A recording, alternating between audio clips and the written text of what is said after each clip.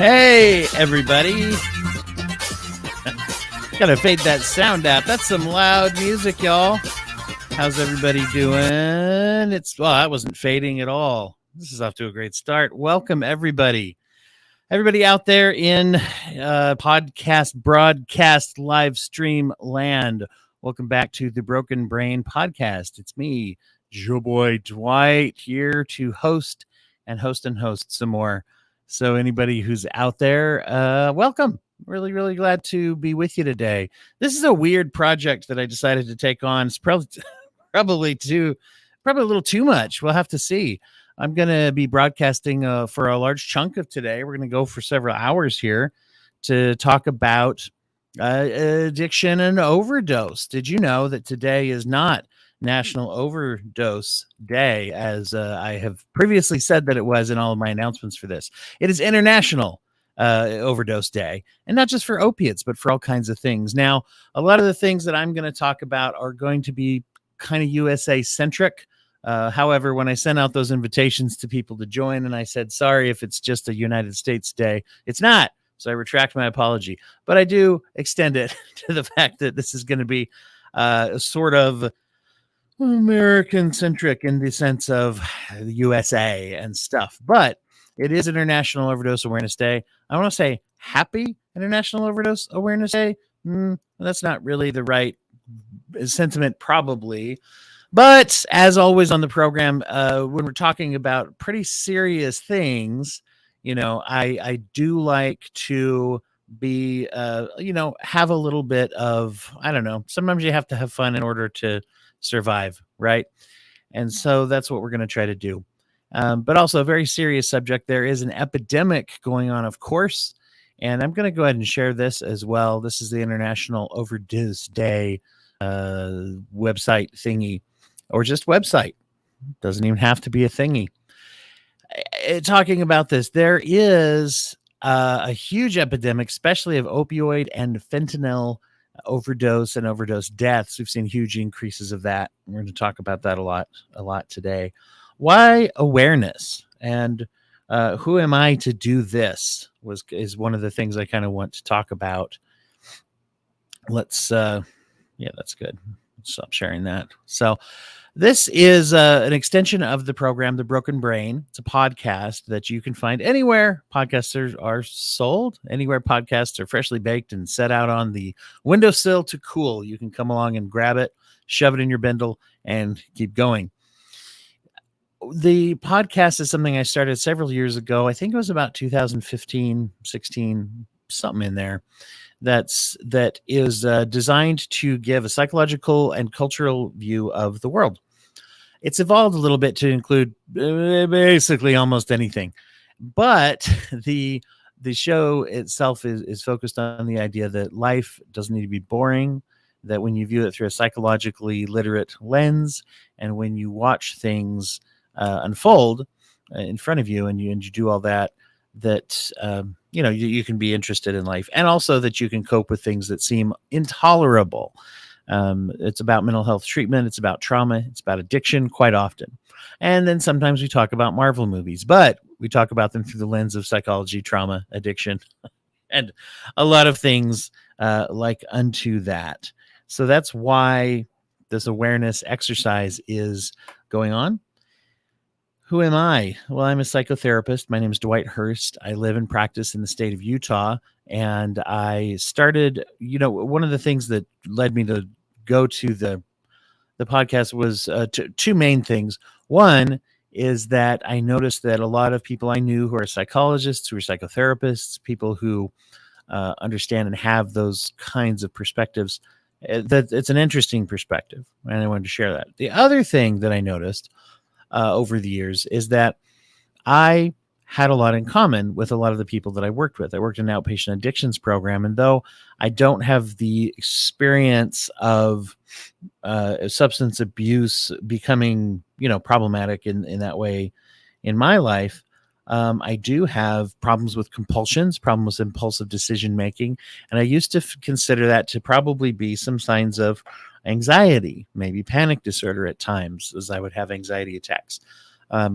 However, I've learned in the past several years that I'm actually a neurodivergent individual with bipolar disorder and with ADHD.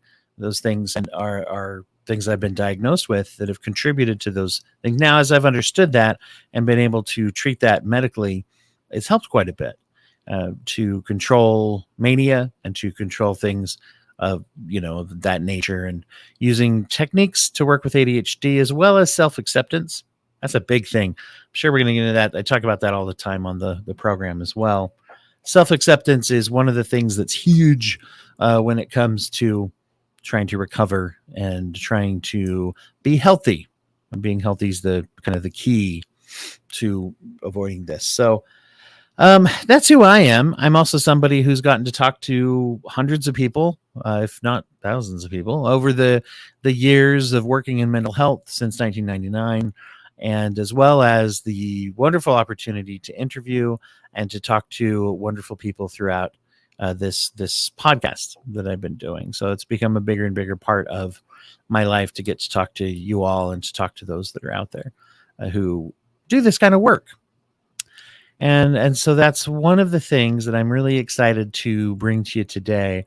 One of the things that I'm hoping to see happen, we'll see. One of the things is to have people join us today.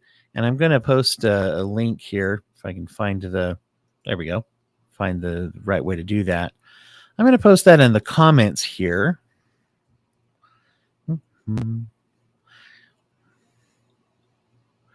And I'm going to go ahead and show that. Now, the comments are only showing up on the YouTube channel and the Facebook channel.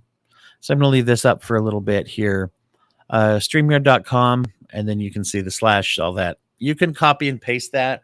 The other place that you can go if you wish to join the program is dwighthurst.com/live. Excuse me. And I will put that up in as well here. Yeah, I'll put that up as well here. It'll block out the other one, so I'll leave that one for just a minute.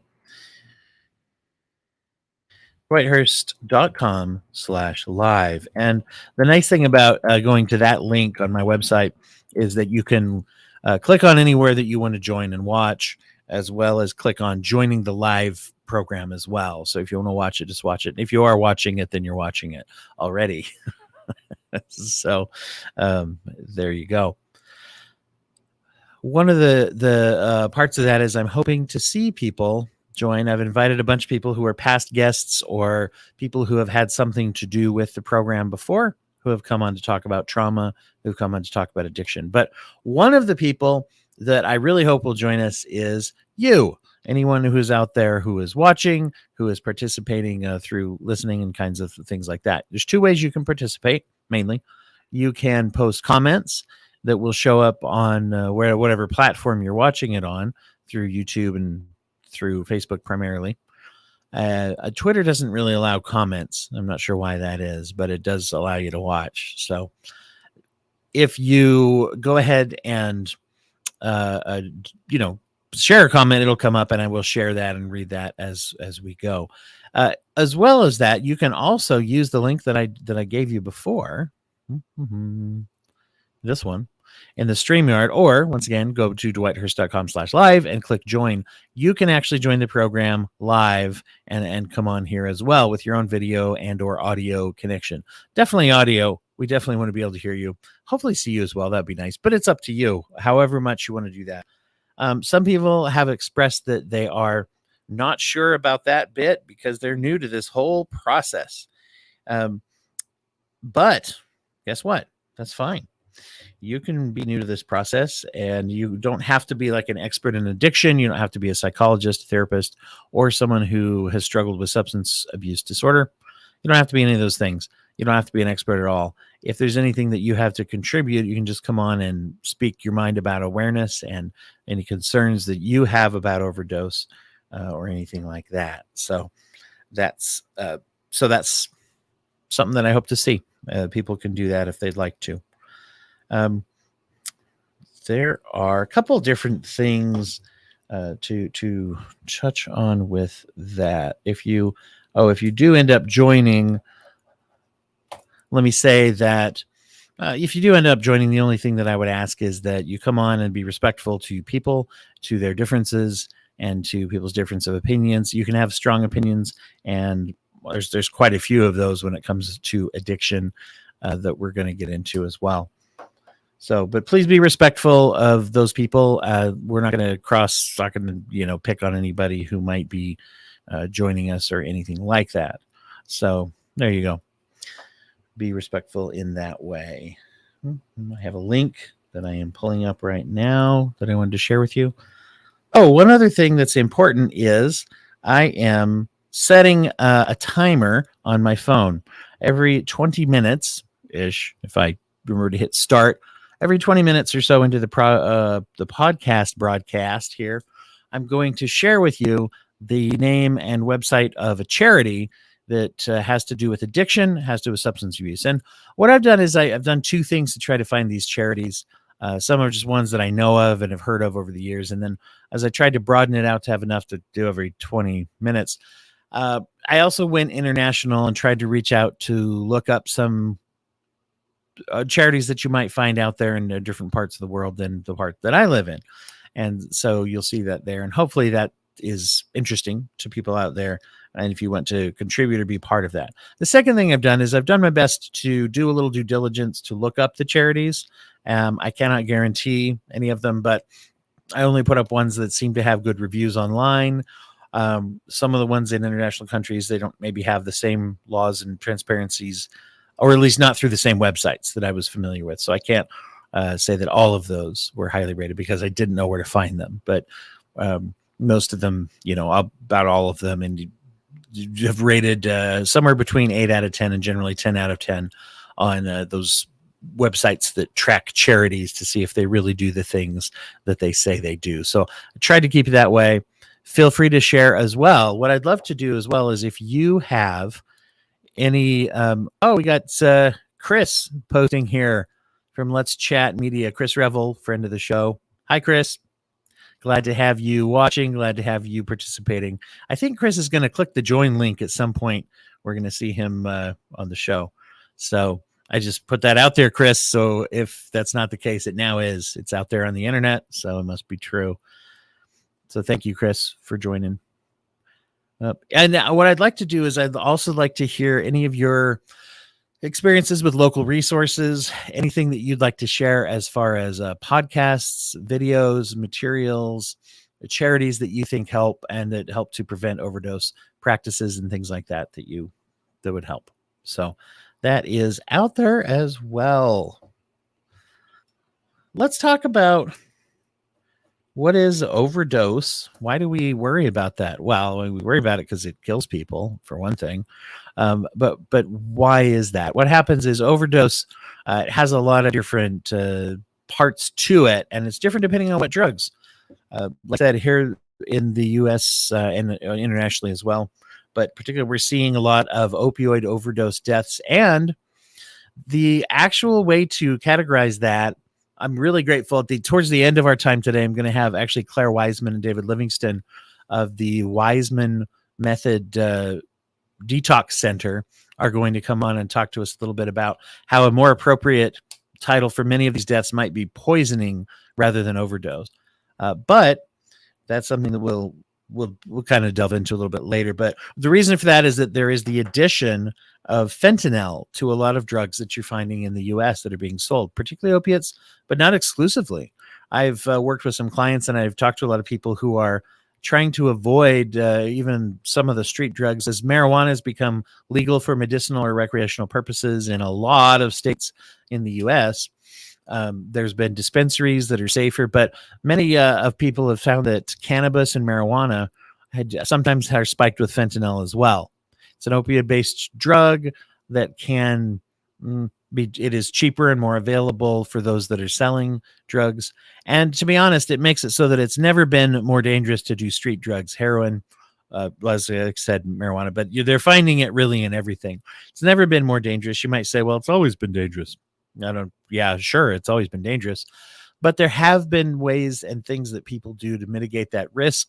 There's a lot of programs that kind of have tried to help some of the main risks for heroin use There's different things you can do there, but fentanyl has made it so that there's a lot of one-use deaths that we're running into nowadays. And when things are spiked with fentanyl, and you may not know, when you do heroin, when you sell heroin, here's a little tip.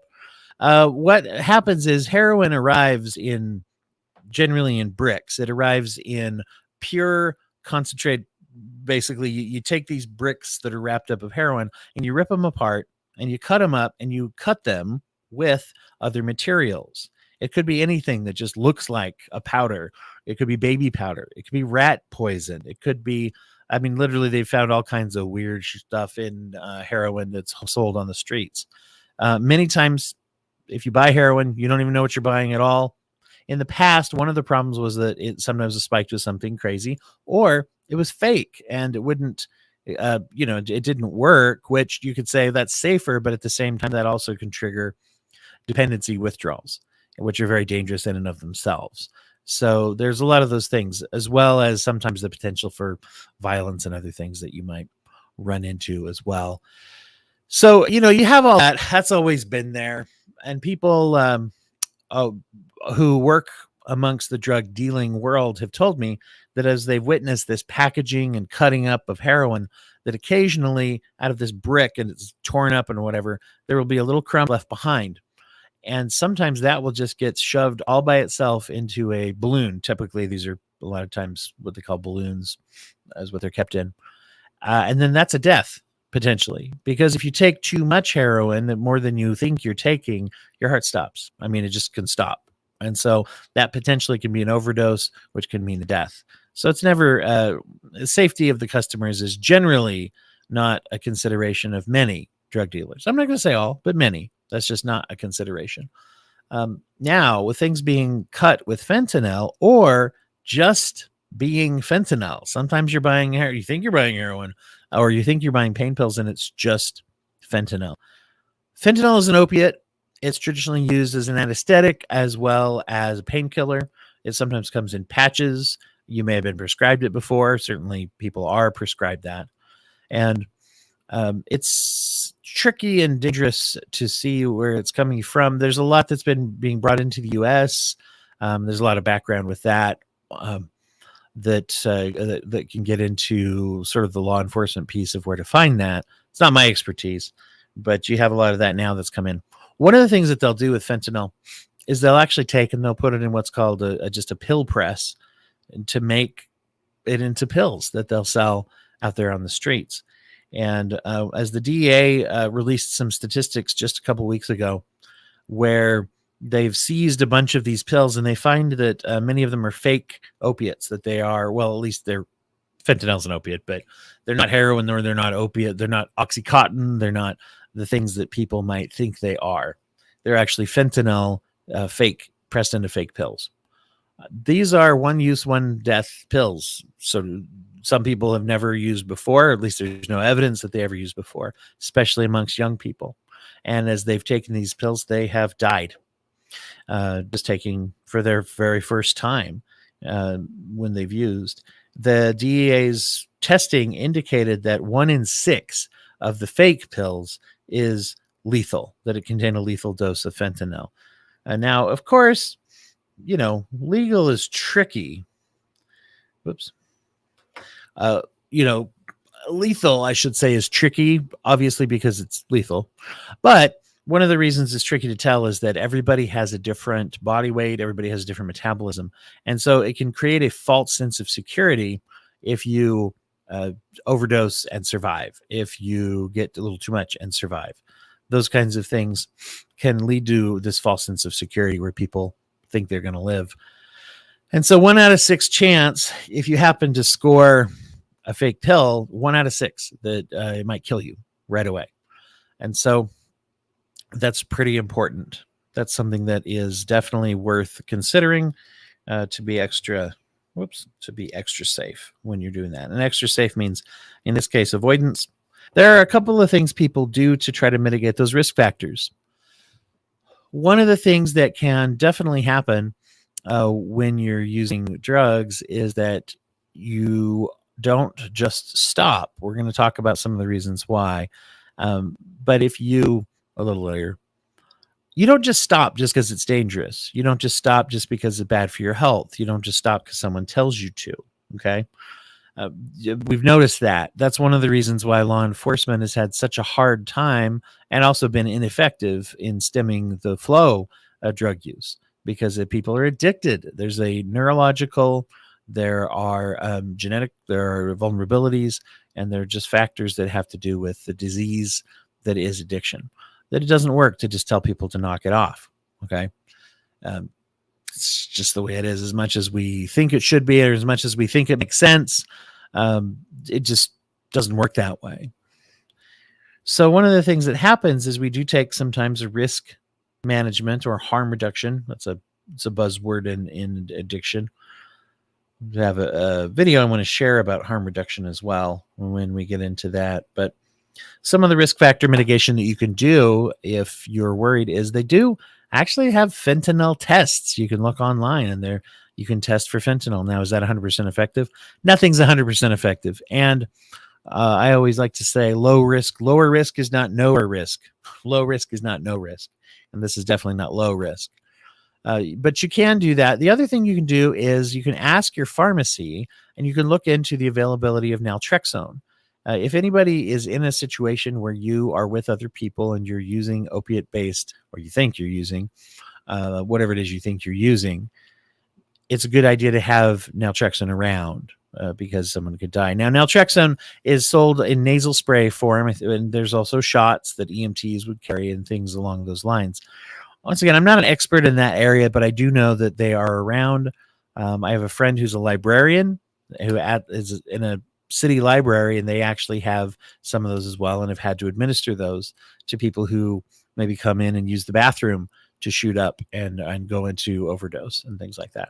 So it's very real. It's good to have. I mean, with the numbers going up the way they are, frankly, it makes sense to have naltrexone in your home, because you don't know. You don't know when you might come across that from a family member, from a friend, from a child, from a spouse, from a parent. It just, you don't know. You may know that they're using, you may not know that they're using, but it makes sense to have access to that medicine in case people get into overdose territory. So how can you tell if you're overdosing? Well, excuse me. It's sometimes hard to tell because everybody is different. I'm going to tell you some of the signs that you might have. And it's actually, this is actually from an article that was put out by the Blue Crest Recovery Center. I'm going to share that link with you as well here up on DOS screen. I'm going to share this one on Facebook as well and YouTube, I think. There we go. It's bluecrest.com/how-do-overdoses-kill. Kill sounds like a weird superhero soon coming to the MCU. But when you get into looking at this, there's a lot of different signs and symptoms that you might find. Opioid overdose, for example, often you'll see people's pupils will get very, very small. That happens with use anyway. But cold and clammy skin. People have cognitive impairment or confusion. They might go into convulsions. They might have real extreme drowsiness. Their breathing will be very, very slow, generally speaking. Those are indicators. Non-responsive, a suppressed gag reflex, somebody vomits. Some people will also vomit and choke if they happen to be in the wrong position to do so. So when you're using this in connection with other drugs as well, or alcohol, and you're knocked out, you're what we call on the nod. Many people, that's just the term for the drowsiness that overcomes when you are abusing heroin or opiates. So those are some things that you'll want to, kind of be aware of. With other types of overdose, there's other symptoms that you may see. With stimulant overdose, you're going to see more people being agitated. I mean, think of stimulants, right? It's an upper. So lots of headaches, increased body temperature, blood pressure, rapid heart rate, chest pains, even hallucinations. Now, one good kind of rule to go by is that if you're experiencing any of these things, you probably, should seek medical attention anyway. And just basically if something has changed for the pain and for, painful or other things that happen. Things change, things enhance, things get worse. And yeah, so you want to be aware of that, any kind of difference. Here's one, by the way. If people take a depressant or downer, sedative hypnotics, depressants, alcohol overdose, things like that, then they do say that you're looking, once again, think of it this way: a downer, things that go down, slower, thinking slowly, disoriented, weak pulse, may almost appear to be in a coma, be non-responsive. Respiratory failure is the most common cause of death, from what I understand, from a depressant abuse. Now, here's a tricky one. Bluish lips or fingertips. Now, this is actually something to be very aware of, that bluish skin, bluish under the fingernails, lips, all that. One of the problems with this as a symptom is that it is racist symptoms. Not, I don't want to say it's a racist symptom, but it's the awareness, their lack of awareness, that sometimes people who are not Caucasian, particularly people who are Black, do not show that, or at least in a different way. It's not visible and recognizable to many, particularly white EMTs. And there is a lack of training amongst EMTs and nurses and doctors about the different hues of skin and how that shows up differently. And so we've had experiences nationally and internationally and in the medical community where African Americans, for example, have died because they were not diagnosed correctly, or that was one of the big signs that people looked for, and not just in overdose, but in other things. There's a huge disparity in the racial access to medicine and all that kind of stuff. That's not the topic for today, but that's something that actually we should tackle more on the podcast. Hopefully we'll be able to tackle some of that eventually as well. So one of the things that you're going to want to watch out for is that as you are experiencing, or if you are experiencing any of these things, one of the most dangerous things you can be is alone, right? And so it's never, is alone ever good? I don't know. But alone is definitely not good while you're using drugs, using illicit drugs or abusing licit drugs. Is licit a word? Go ahead and comment if you feel like licit is a word. That's another thing that we need to solve today. So another way to mitigate risk factor is that if you know of people who are into drug abuse, typically to be with them, to be around them, and to make sure that they're not alone, and actually have these conversations. Many people don't want to have the conversation to say, to say, hey, you ought to be careful. If you're not going to stop, then you ought to be careful. Okay. And so that's something as well that you should be extra aware of as well. I am making just an adjustment right here that I am sharing this link with a few different people as well. The things are going on. Whoops. If I share it with any groups that I follow who don't let me do that, then I apologize, hitting a few of those. But feel free to share this as well. Please do, if you are aware of places where it could be shared. Anyway, so where do we want to go from here? Let's talk a little bit about where this all comes from, because that is very important. Share. Good. I'm going to pull up something here that I think will be interesting to you. Hang on one second. One of the things that's very interesting about drug abuse in general is that whether you've seen this or not, whether you're a student of history of drug use or not, one of the things that happens is when drugs come out, they are considered to be miracles at first. There we go.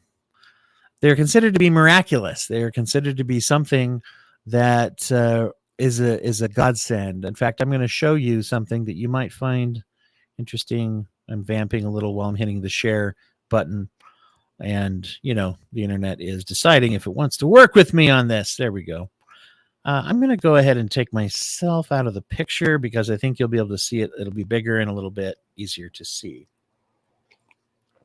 So these are some vintage advertisements for drugs. For heroin, for example, is a big one here. that you're going to see. So right away, we got Mrs. Winslow's soothing syrup, an opiate-based cough syrup, the mother's friend for children teething. So for children teething, by the way, would refer to babies that were given this. So back when heroin and opiates first came out, this was considered to be, oh my gosh, what a miracle. Morphine is another derivative of that as well. So we're going to look at this here. Dr. Pierce's Family Medicines. Can't quite see that, but I believe this one also contained cocaine. These definitely did. Cocaine toothache drops. Hey, check that out. Here's some little kids. Instantaneous cure, 15 cents for sale by all druggists. So right there as well. Once again, a miracle drug, right? This is something that was considered to be awesome. Check this one out. Bayer Pharmaceutical Products. You may have heard of them. Aspirin, heroin. Okay. These are different things that were there as well. Here's one of my favorites. One of my favorites that I want to. And thank you, Annette, by the way. Annette Hill. You just gave us a like over there on the old Facebook. I appreciate that. This is one of my favorites here. After a hectic day. Now, this is not only advertising drugs. This is also one of the wonderful things about vintage ads is how sexist they are. Obviously not really awesome. Broken rest last night, a little spot with Jim at breakfast, grease spilled on the dining room rug, telephone and doorbell jangling every few minutes. But why go on? Well, we all have our off days. Dr. Miles Nerving. Pause on that thought. We are gonna wrap this up on this part. Pause on this. We have just had our charity alert. We're going to, we're going to go to our first charity, to our first charity plug, and we'll come back to the wonderful world of advertisements. Where did I put Sam Shah? There it is. Okay, Sam Shah. It's not a name. That'd be an interesting name. Sam Shah is actually how you probably pronounce it, but a lot of people say Sam Shah. Substance Abuse and Mental Health Services Administration. You familiar with them? You may have heard of them before. If not, they still exist. A lot of things exist, whether we've heard of it or not. Oh, that's deep, right? So I think that's deep. Here we go. So this is their website I'm going to go to right now. One of the things that's very interesting is that Sam Shah, they are government funded, but they're also, you can support in various ways as well, but they're not for profit is the idea when I say charities. Don't at me on the definition of charities. I'm trying here. This is a long ass thing, guys. One of the things that's very interesting is that there is an online treatment locator, and you can enter wherever. Let's enter 90210 because I'm old and everybody remembers that show. And those kids needed some help. So if we were to enter just any zip code, up here it's going to give us some ways to filter that. State, county, distance, 5 miles. You can actually specify substance use, mental health, both, healthcare centers, buprenorphine practitioners, veterans. And down here on the bottom left, you're going to see this legend that talks about the different facilities that you can find. And so on there, this is like kind of being slow on where it's showing us the thing. Oops, here we go. I don't know why I didn't activate it. Usually, generally speaking, here we go. So there is Promesa Behavioral Health. We got to get a little closer. Oh, here we go. 90210 once again, Beverly Hills 90210. Doesn't that one's not wanting to do it. It knows that I'm goofing. Let me enter my zip code. Utah.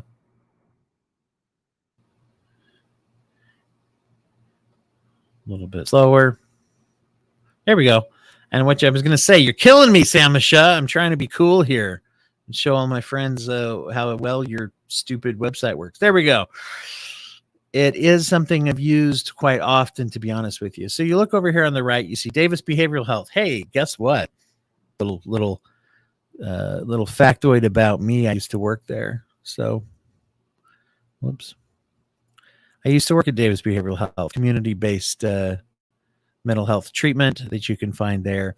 Live Strong House, Discovery House, anyway, there's all these different things. And so you can enter your zip code, your city, all that jazz into the SAMHSA, Substance Abuse and Mental Health Services Administration Find Treatment Locator. So let's share that with you as well here. So that is our first nonprofit that is available. And one of the cool things about that is that is available for everybody, and that you can use that to look up different forms of treatment. The forms of treatment, the treatment centers do have to be real. They do have to be licensed. Other than that, I don't know that it doesn't specify on here whether or not they are, what the cost is, or what kind of insurances they take and such. You'd have to contact them to find out. But it's a huge tool, especially huge tool. That was my nickname in high school. It's a huge tool that's very helpful if you are looking for treatment for yourself or for others. So there we go. So we're going to go ahead and share that, and we're going to get back to our wonderful heroin advertisement here. And once again, a little thank you once again to people out there who are liking us. Jason Hemming, the Vern from the Cinema Recall podcast. Appreciate you clicking like over there as well. So you the man. Okay, heroin advertisements. Sorry, got a bunch of windows open in this deal. All right, so here we go. So getting back to your hectic day that you may have had as a traditional housewife in the 40s, 50s, whenever this was made, Dr. Miles Nerving is going to bring you soothing relief when you're nervous, irritable, excited, sleepless, or restless. Now, how many emotions does that encompass? All of them, maybe? There's a horrible tradition in medical treatment as well that if you are a woman, anything can be considered a symptom. And so a lot of this was used in the bad tradition of treating women for nervous disorder, which basically meant anything that you did at all, pretty much. And so you can see where this was there. And, we can go on from there. I would encourage you, if you're interested in this, asthma cigarettes. Wow, that's interesting. I don't know what those contained. Where is the one? Oh, here we go. Yeah, cough syrup. Each ounce of this cough syrup contains alcohol, cannabis, chloroform, morphia. This is some shit, guys. I mean, think about this just being available. When you just go to the pharmacist, you go to the doctor, and it's like, oh, here you go. One of the things that is interesting with our history of substances in general is that traditionally there is... Oops, thanks. Thanks, Vern. Thank you as well. One of the things that's happened is that these things are available by prescription. You can get them from doctors. For example, during Prohibition, you could get an alcohol prescription. And let's guess what kind of people, what type of people, what socioeconomic status do you figure had the most? So there was a soaring number of alcohol prescriptions amongst the upper class as soon as Prohibition happened. So typically speaking, that's not unusual at all. The evolution of drugs when they are invented, cocaine went through this, heroin went through this, methamphetamines as well, is that one, like I said before, they're heralded as a miracle drug at first. Okay. And because of that, because it's looked at as a miracle drug, it's prescribed and it's used for everything that people can think of, basically. Sigmund Freud himself was an avid advocate and user of cocaine, which was something that was first used in eye surgery and all that kind of jazz. And so then what happens is you have an evolution from there, where it goes from being a miracle drug that is available mostly for the upper class socioeconomically. Then it becomes more available. Then it becomes a little more available to the middle class, upper middle class, and it drifts down in its availability. What happens is that when it is abused in the socioeconomic upper middle to upper class, it is generally behind closed doors considered to be kind of problematic, that there's a little bit of people are using a little too much of this. Thank you, Vern. Appreciate you switching formats. Good luck refilling your coffee. I don't know if I was meant to share that with everyone, but appreciate it. And so what happens next is that it gets down to the point of being middle class to lower middle class problems. And as those problems emerge, what we see is it's talked about as maybe like a Newsweek article or Time Magazine, or, basically local media will do a problem type of article. But this is a problem. People are misusing heroin. People are misusing cocaine. Maybe you shouldn't use it all the time for everything, right? Then it hits the lower socioeconomic class, what is considered to be below the poverty line, or other, basically you get it. Because it hits that, it's when it hits that point, then it becomes a crisis epidemic, is what happens. That's when, with methamphetamines, for example, that was when it was more commonly used and more commonly abused by those in the lower socioeconomic status. That's when all of a sudden you had a lot of images of the crazy meth addict who comes in and robs a pharmacy, the crazy opiate addict who's busted into your house and taking all that. So it's when it hits the lowest economic class of the country, is when it becomes a huge problem. And that's when it's talked about in terms of like, and unfortunately, usually what happens is that puts us into a situation where who takes care of that? Law enforcement, right? We make laws to push people into, sometimes push them into treatment, but oftentimes push them just into incarceration and things like that. So we treat it as it's kind of a problem, then it's a huge problem, and we punish people for it. And that is the same kind of problem. And so you think about how many deaths, right? You think about how many tragedies befall people in that interim time, right? You might think that evolution impacts and only hurts people on the lowest class, but it hurts people all the way down, obviously. And in some ways, particularly up at the higher socioeconomic level, there's a lot of suffering that goes, once again, behind closed doors and just isn't addressed for a long, long time. You have people who are suffering, who are dying, and just, that's one of the tragedies there when we're not talking about it, and when we're not talking about it enough.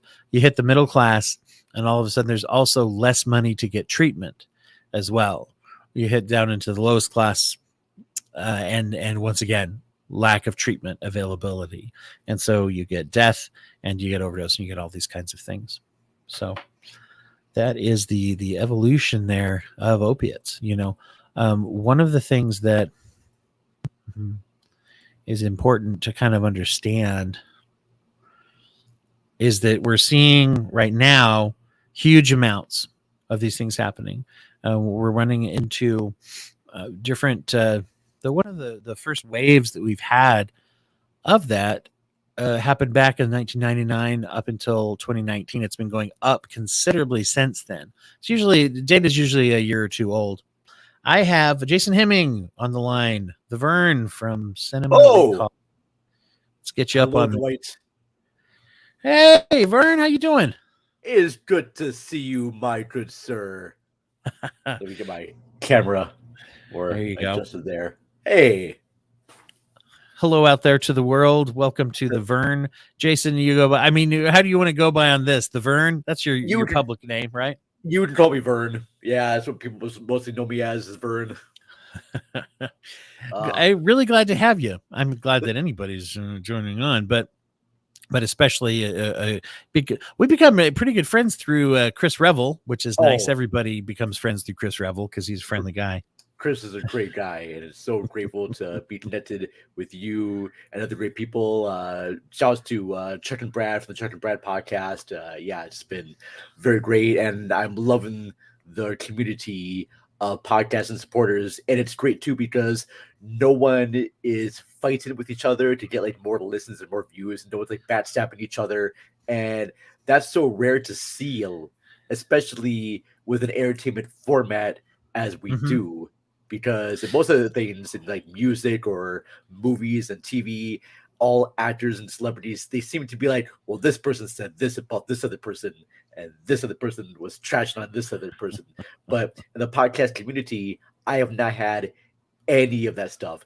And we can have different opinions on topics and themes. Like, because I host a movie podcast, and when you host a movie podcast, you can have different opinions on topics, but no one ever talks down to each other. No one calls out other people or disrespects them. And I appreciate that very much. Hope you can hear me okay. I just put my mic in, so I'm not quite sure if it's coming through all right. Oh yeah, no, I can hear you. Okay. You. But yeah, and I'm loving what you're doing. I'm loving what you're doing here. This has been a very important thing. Well, thank you. I want to. I'm just reiterating the link on here. Anybody can join us while we're talking as well. And no, thank you. It's been something. It's honestly, it's been something that's a little bit intimidating to take on, but it was just, and I don't know why I did it to myself, but it's like, hey, let's do several hours of a broadcast about this. I just feel that it's really important. I've been talking about it on my show and some others about the dynamic. Do you see? Let me ask you, do you have, what are some of your thoughts, feelings, things that you'd share about overdose, about drug use, addiction? Well, okay, because I've had a close friend of mine die recently, and he he was a guy. He was in a band of mine, few bands. His name is Chum, and just a great guy.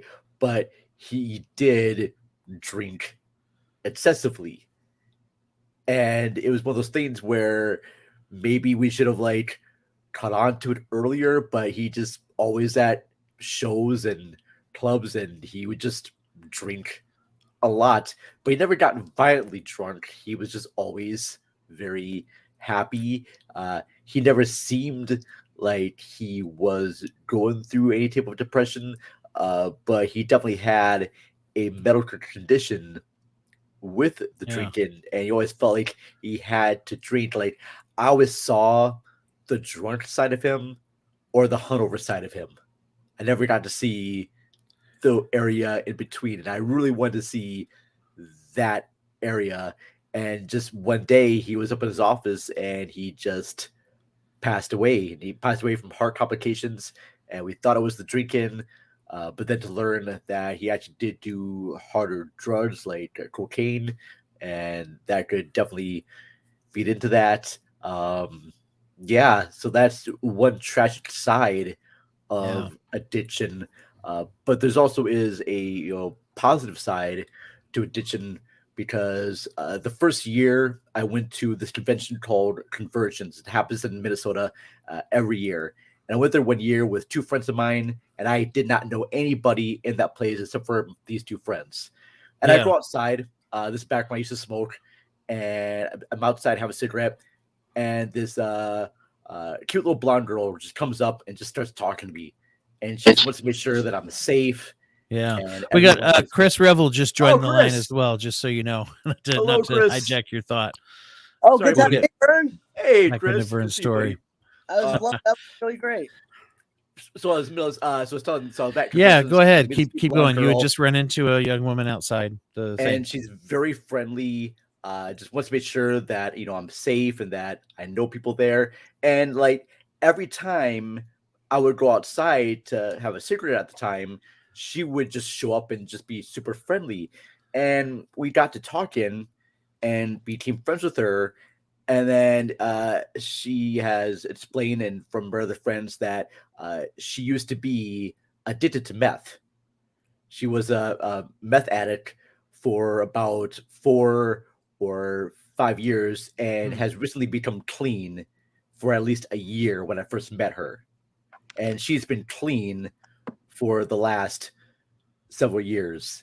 And just hearing about her struggles with it and everything has just been an amazing thing. And she's actually had the support of her sister and her other friends. She had to move away from all the toxic people in her life to get away from that, and she met new friends, and I think that's the deal there, just to find that support system for people. That's a huge thing. I mean, people really struggle with is replacing that social group. That's very important for staying clean as well. But and having to get away from that. I knew somebody, years ago, and it was I think largely methamphetamines, if I remember, but drug use, who was having such a hard time getting themselves to stay away from that group. It was very, very difficult. And they actually went around and started. This is very, very innovative. They moved cities, but not terribly far. But they basically went around and got into fights with the people who were their drug suppliers or drug using friends. So much so they said that basically they wanted to make it so that if this person ever sees me, they're going to kick my ass. So I'm afraid to see them now. So I'm not going back. And I thought, wow, I mean, you talk about working hard for recovery. Yeah. It's like that. What's that sketch on Saturday Night Live? The guy that Nick read, the Rock was playing the guy who wanted to stop someone from smoking so much that he would beat them up. Yeah. Yeah. So, I mean, interesting. Interesting to look at that kind of thing. And Chris, you've worked a lot with addiction in your career. Yeah, I put in over a decade working in the recovery working within the recovery community, various roles, and for a period of time, I was a drug counselor as well. Hmm. Yeah, and you worked with quite an at-risk community. Yeah, it was. Yes, actually, over the years, it was various roles within that entire into that field. So yeah, yes, I have. What were some of your observations? I mean, obviously today being International Overdose Awareness Day, we're talking a lot about overdose, but just in general, with what have you seen? What are some of your insights into this dynamic? Care career with the last few years, I was working more with people coming out of the hospital and working with people in recovery. So I can honestly say that people in recovery are the most amazing, wonderful, hilarious people you've ever met. And it's just the most inspiring thing. Like the amount of honesty, one of the things I'd always say when I'd run groups, when I'd be running ILP groups and stuff with is when you kind of get into recovery, you kind of remove all the BS in life, where instead of you meet someone, you're like, oh, hey, nice to meet you. How's the weather? Recovery is like, hey, do you believe in God? You just, yeah. Let's just go for it. And I think it's just so inspiring to see. I've worked with the people that's gone, there's rare cases, but I've met people who've gone into rehab 50 times, and it took, I've been there. I've handed out Narcan, and that person is still here to this day. I've administered Narcan to someone before within seconds of almost losing their life. I've done it all. So I was just talking a little bit earlier about that with the Narcan availability. Now you can get it at a lot of locations, pharmacies, things like that. Yeah. And I had mentioned I have a friend who's a librarian who they keep Narcan, nasal, whatever, in the library, because they have had people that go into distress coming in there. What would you say of that observational experience? What's that like when people come out of that? When I worked, the people I work with, it was, obviously, relapses are part of recovery. It was always really great meeting people who are very raw and open and kind of exploring. They're like, all right, clearly I have some, the way I would always say is rehab or whatever gets you clean. And then when they came to work with me, it's now we get to find out why you use those drugs. It's a mixture of there's just a mixture of a genetic component, as some people can use a lot of drugs and be fine, and some people cannot. Yeah. Yeah. It's interesting. And I love how your staff uses humor with addicts, Chris. I think that's absolutely imperative and important to not talk down to anyone, because even though I mentioned my friend, and there's also another friend of mine who used to drink excessively. She doesn't anymore, and I only talk to her about the things that she feels comfortable talking about. If she doesn't want to talk about why she used to drink, I don't want to push that on her. Internal work. Yeah.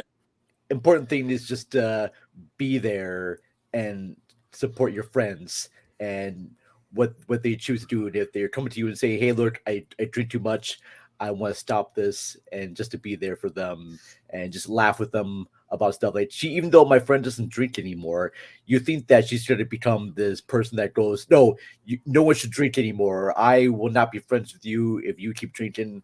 No, it's not that.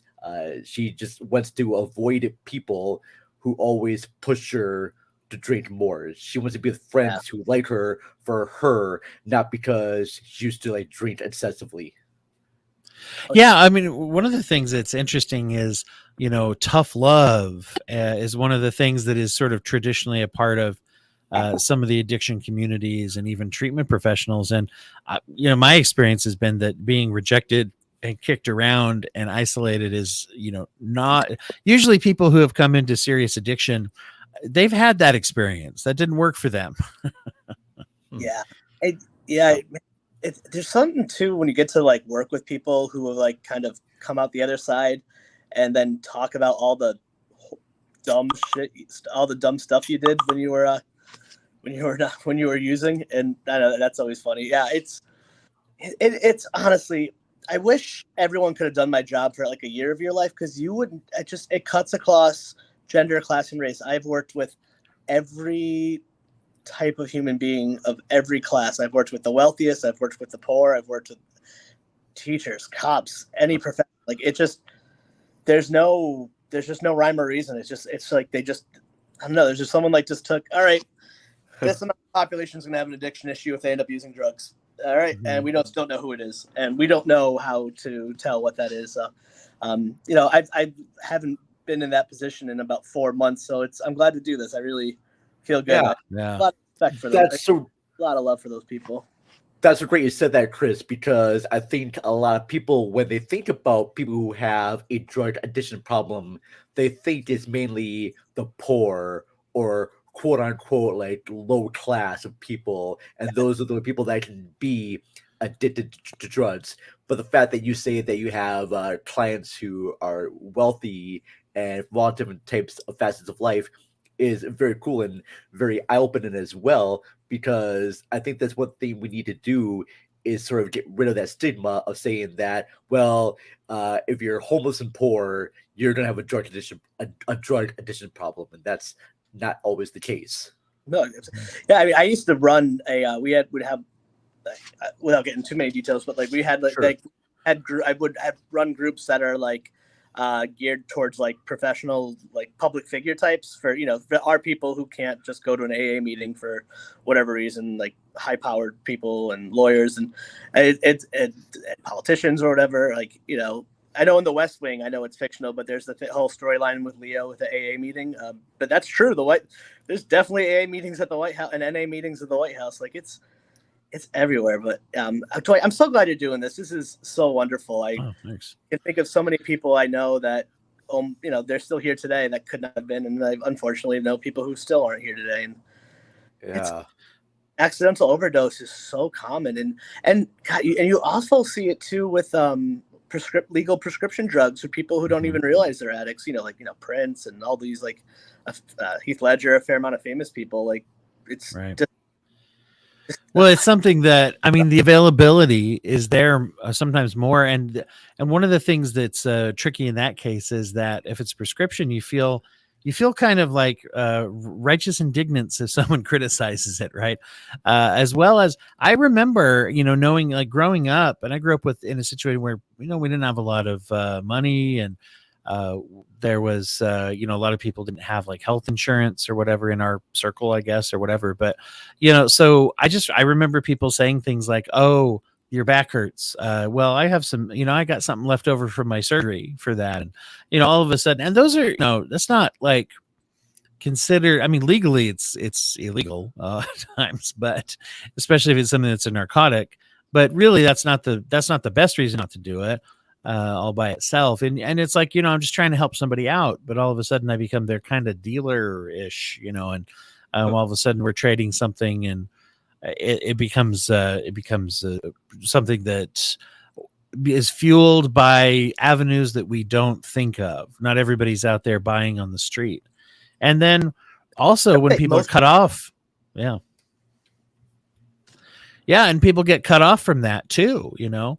And one of the things we don't think about that too is that when it's like, okay, well, you're done now, or all of a sudden doctors become very critical. I don't know how many people I've met who told me that they were given the opiate-based medication, narcotics by their doctors, and they just keep getting it, throwing it at the problem. And then when they come in and I self-identify to the doctor, I think I have a problem.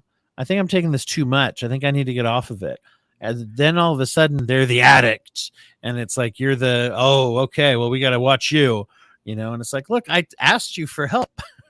Yeah, that I mean, And I heroin's hate a lot to, oxy, I and hate that's to the break. thing. It is, yeah. easier to get. I found it great too, Dwight. What you're describing is reminding me of a movie, and I hate. Well, I'm gonna bring up a movie during this conversation, but No, this is if good. I wanted to share cultural aspects, and so in fact, if you weren't going to share one, I was going to ask you to anyway before, you know, okay, before I well, would thank let you. you leave. So So what yeah. you're describing about this doctor prescribing opiates to patients when they come in for a problem is reminding me of the movie Requiem for a Dream, when Ellen Burstyn's character comes to the doctor saying she wants to lose weight, and he just gives her pills, and Mhm. she just becomes addicted to the pills and thinking Right. it's the pills that are helping her lose weight when actually it's destroying her mind. And Yeah. I do love that movie because it does focus on addiction, and it's not just drug addiction, it's addiction to their dreams. Hope television becomes an addiction for characters. Mm. And for anyone that hasn't seen the movie, yes, it is disturbing. It is I a was gonna say it's an horror upbeat ride, story too. No, very it's a, scary to watch, uh, but it's such a eye-opening way of seeing drug addiction, because it does show the glamour side of drugs. Because the movie begins, you are seeing these characters enjoying the drugs, and as a viewer, you're kind of watching it, going, "Hey, that doesn't seem too bad. Everything's gonna go right." But then slowly it dissolves into a hellscape. But you totally understand why the characters use, and it's Mhm. because they want to hold on to that dream of theirs for some reason. And they also found a community that also has that dream, but they kind of do it in a destructive way. And we were talking earlier before you joined, Chris. Me and Dwight were mentioning about the podcast community and how we're all helping each other Yeah. and really like supportive of each other, and we're all trying to build in towards um, our dreams of doing this sort of like full time, and everyone just loving each other. And I think that's great. It's important to find your friends communities to make sure that they are leading you into positive outcomes. I mean, if you're hanging out with friends all the time and you're waking up each day feeling hungover or feeling sick, then those may not be the right friends for you. But how did you get involved with those friends? Was it something in your home life? Something with other people? I don't know. I am not a mental health expert. That's why there's no doctor in front of Vern. So I apologize. These are just common sense suggestions, but I'm just, yeah, I'm here to learn, Dwight and Chris. I really am. I'm just a Absolutely. Great. participant. No, I'm gonna tell you what. I'm gonna hit this real quick because I just had my charity alarm go off.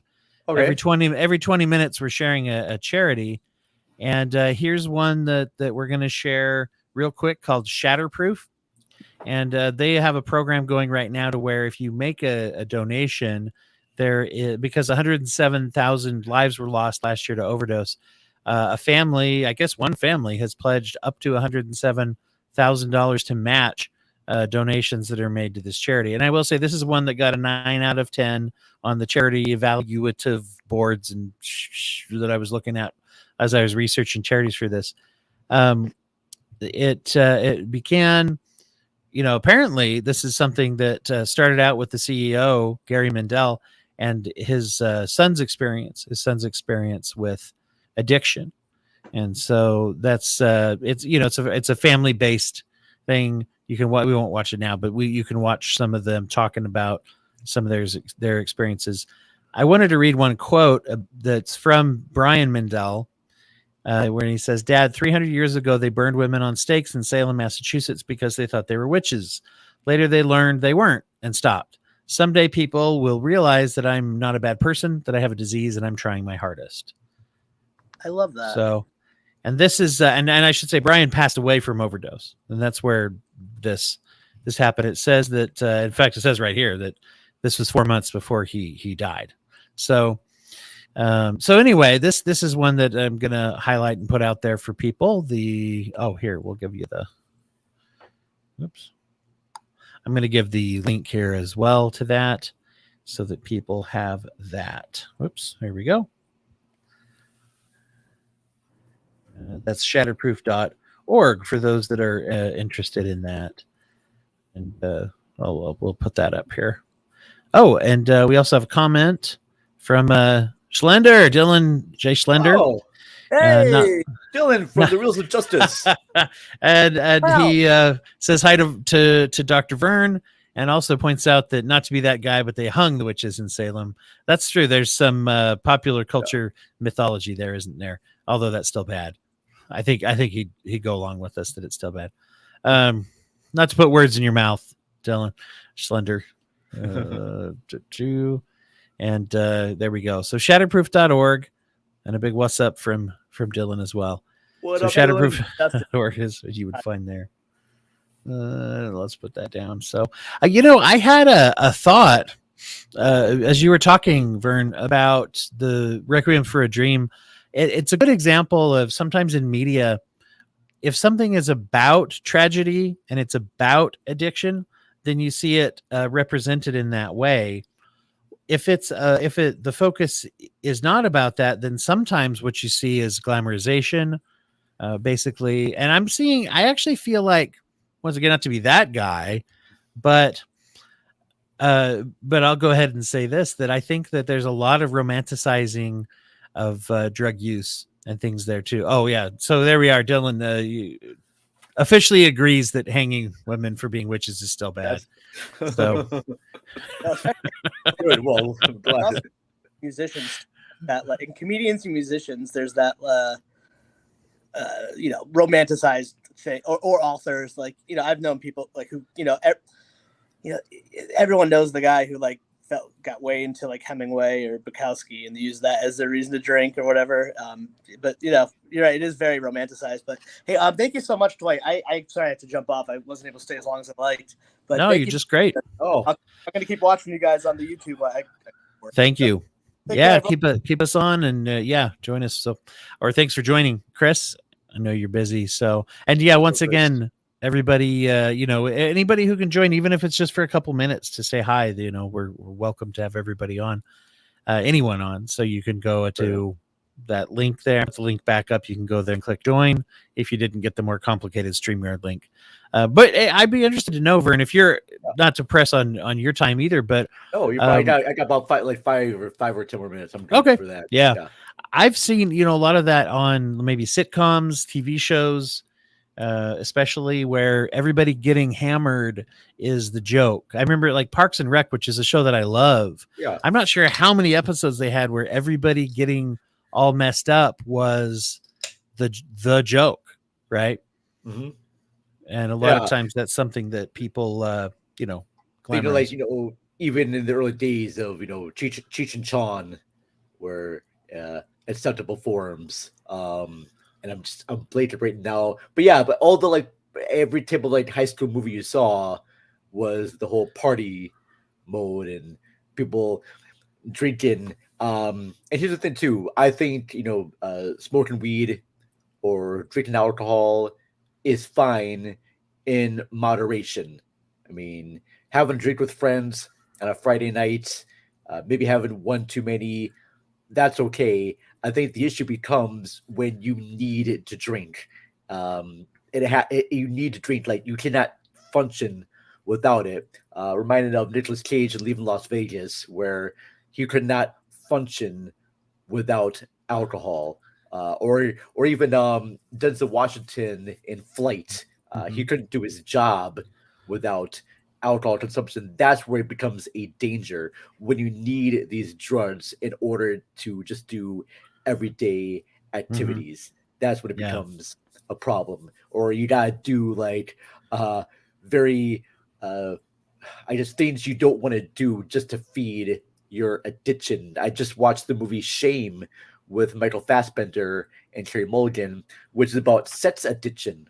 And here's a guy who's addicted to sex so much that he'll just ignore everything else in his life, and he will do other things that he just doesn't really want to do, but he's just trying to Yeah. feed that addiction. And addiction just come from all sorts of places. I mean, I'm pretty sure there's like even a video game addiction. Got people who play video games Sure. too much that they ignore other things there. It's fine to like this before, have a drink, smoke weed once in a while.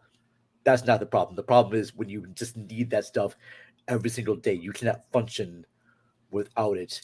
And Yeah. I truly believe without a strong support system with your friends or your family, just someone there to help lead you into other places is what you need more. So that's why Yeah. if I'm having a hard time, Dwight, I know that I could come to you, or I could come to Chris, or even Dwight, or other people too in this podcast community and be like, hey guys, I'm having some issues going on right now. Give me some suggestions. Like recently, my laptop broke, and I reached out to people in the community, and they just gave me suggestions. So I'm so grateful, and I have a feeling that not a lot of people have that. So, yeah, support system is Yeah. everyone. You got Yes, Chris just chimed in on comments, says thank you. support system is everything, Vern, or Yep, everyone. yep. Yeah, wonderful. That's a wonderful point, because it really is one of the things that I've got a video I'm going to pipe into this or show later that talks a lot about that, how the social community and the connection that people have is one of the best predictors of relapse prevention, and one of the best proactive preventions as well. Uh, So you're absolutely right. and even those shows and movies that do show people getting drunk and whatnot, and I think they're probably using comedy to maybe do a message about it. I don't think they are trying to glamorize drug use and saying that, hey everybody, let's all get drunk and high all the time, let's just keep on doing drugs, come on now folks, be part of the cool kids, let's just get drunk and hammered and high. A Yeah. lot of those movies, they do show the consequences of getting that wasted. And That's a good point. That's a good point. Does it show it in a way? It's always a fine line, because it's like, is it something that shows a big bunch of fun and then one little, like, that was embarrassing? Or is it the kind of thing that shows a lot happen and it's like, well, that would actually had some real consequences? And that it just depends on the type of show it is. And I realize that people acting weird and funny is obviously funny. I can't undo that. But but the thing is, when we're making light of problematic use, we are making fun of an illness, So well I think you're right, though. I think a lot of times there's an intentionality there to try to make a point that's helpful, at least often. I think the movie Trainspotting is a perfect example of drug use that shows many different great sides, but ends on a very positive note of becoming clean.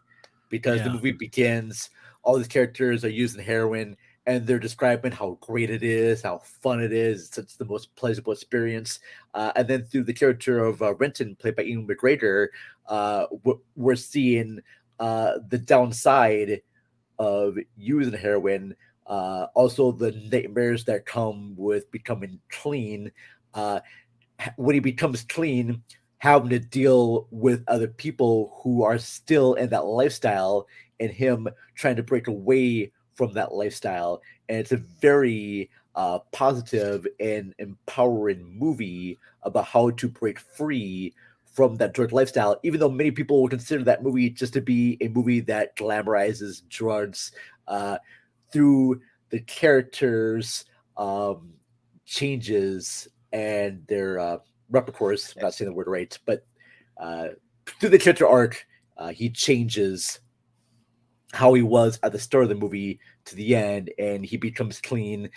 And ignore part two because part two just feels like it just kind of goes back on itself a little bit. It ends perfectly with him walking away from his friends, and to have him trying to come back was like, no, you missed the whole point of the movie. The whole idea of the movie is he needed to get away from those people. I'm sure he had Yeah. fond memories of his time with his friends, as a lot of probably ads have had. Yes, fun times, great memories, and that's where they should be. They should just be memories, because you know what the future outcome is going to be if you keep going on that path.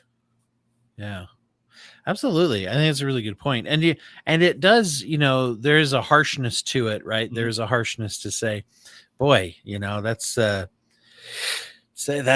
not, you don't look at that and say that's a lifestyle I really want to emulate and I really want to engage in necessarily. So it depends though, because there is sometimes that badass vibe and that associative vibe. And I think, let's combine these points, if you're exposed to media that talks about addiction and however they portray it, a lot of it falls back to, do you have a sense of self? Do you have a healthy attachments to a community and to people? Yeah. And the intersection of those two things is very, very very powerful. Yeah. There's a movie. Did you ever hear, I don't know if you ever saw Smashed? It was a film that it was at Sundance, I think 2013, 2012, something like that. Aaron Paul from Breaking Bad was in it. I'm trying to remember who else who played the female lead. Like I said, a long time ago. But Is that Mary Louise? Is it Mary Elizabeth Winstead? No. it is. You know what? I think you're right. I'm looking it up here, and yes, it is. Way to go! It is. Oh Yeah. gosh. And look at that. Vern pulls it out. But I have never seen this movie.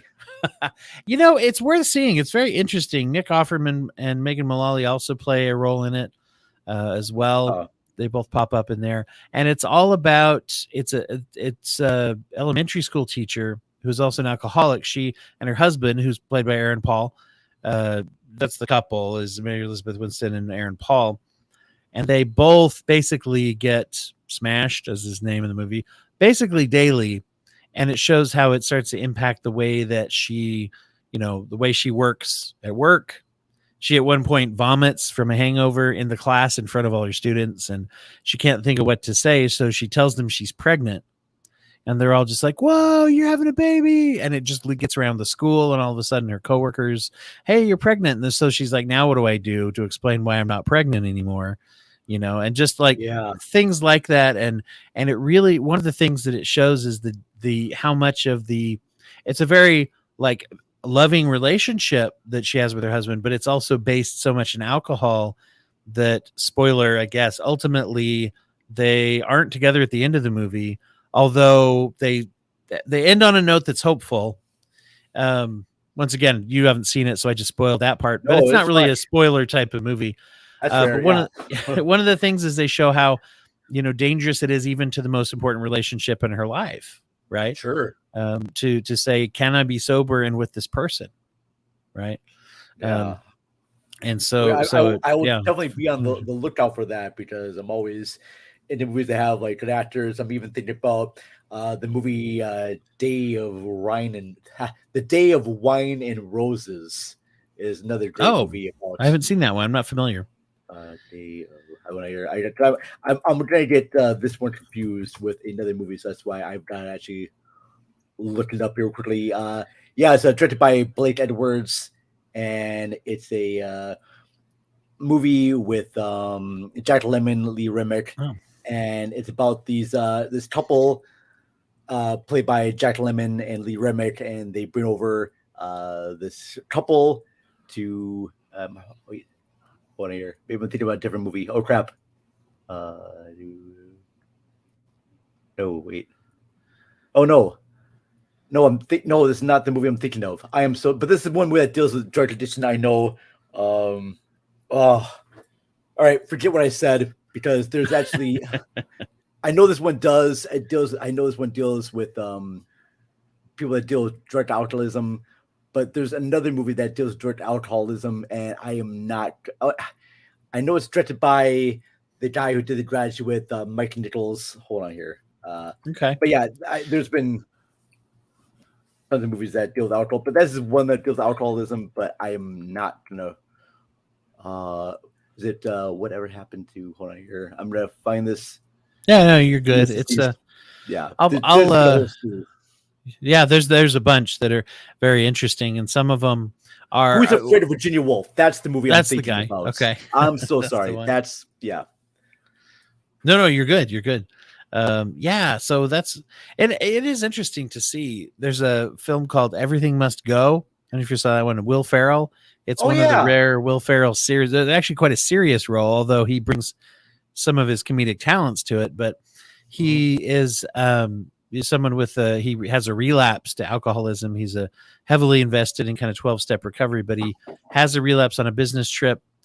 I don't think you ever find out completely what it is, but something embarrassing that might have even cost him his job. Or, he shows up at home and he finds all his possessions on the lawn and the door is locked and his wife is not available to him at that point. And he ends up finding out that you can, basically you can't keep stuff out on your lawn. There's some ordinance against it locally, but if it's a yard sale, it can be out for like 3 days or something. And so he pulls up a chair and he stays out on the lawn for like 3 days with a sign that says everything must go, but he's not really interested in selling it at first. And then anyway, there's this evolution though of him dealing with this relapse at the same time that he's unburdening himself of his possessions.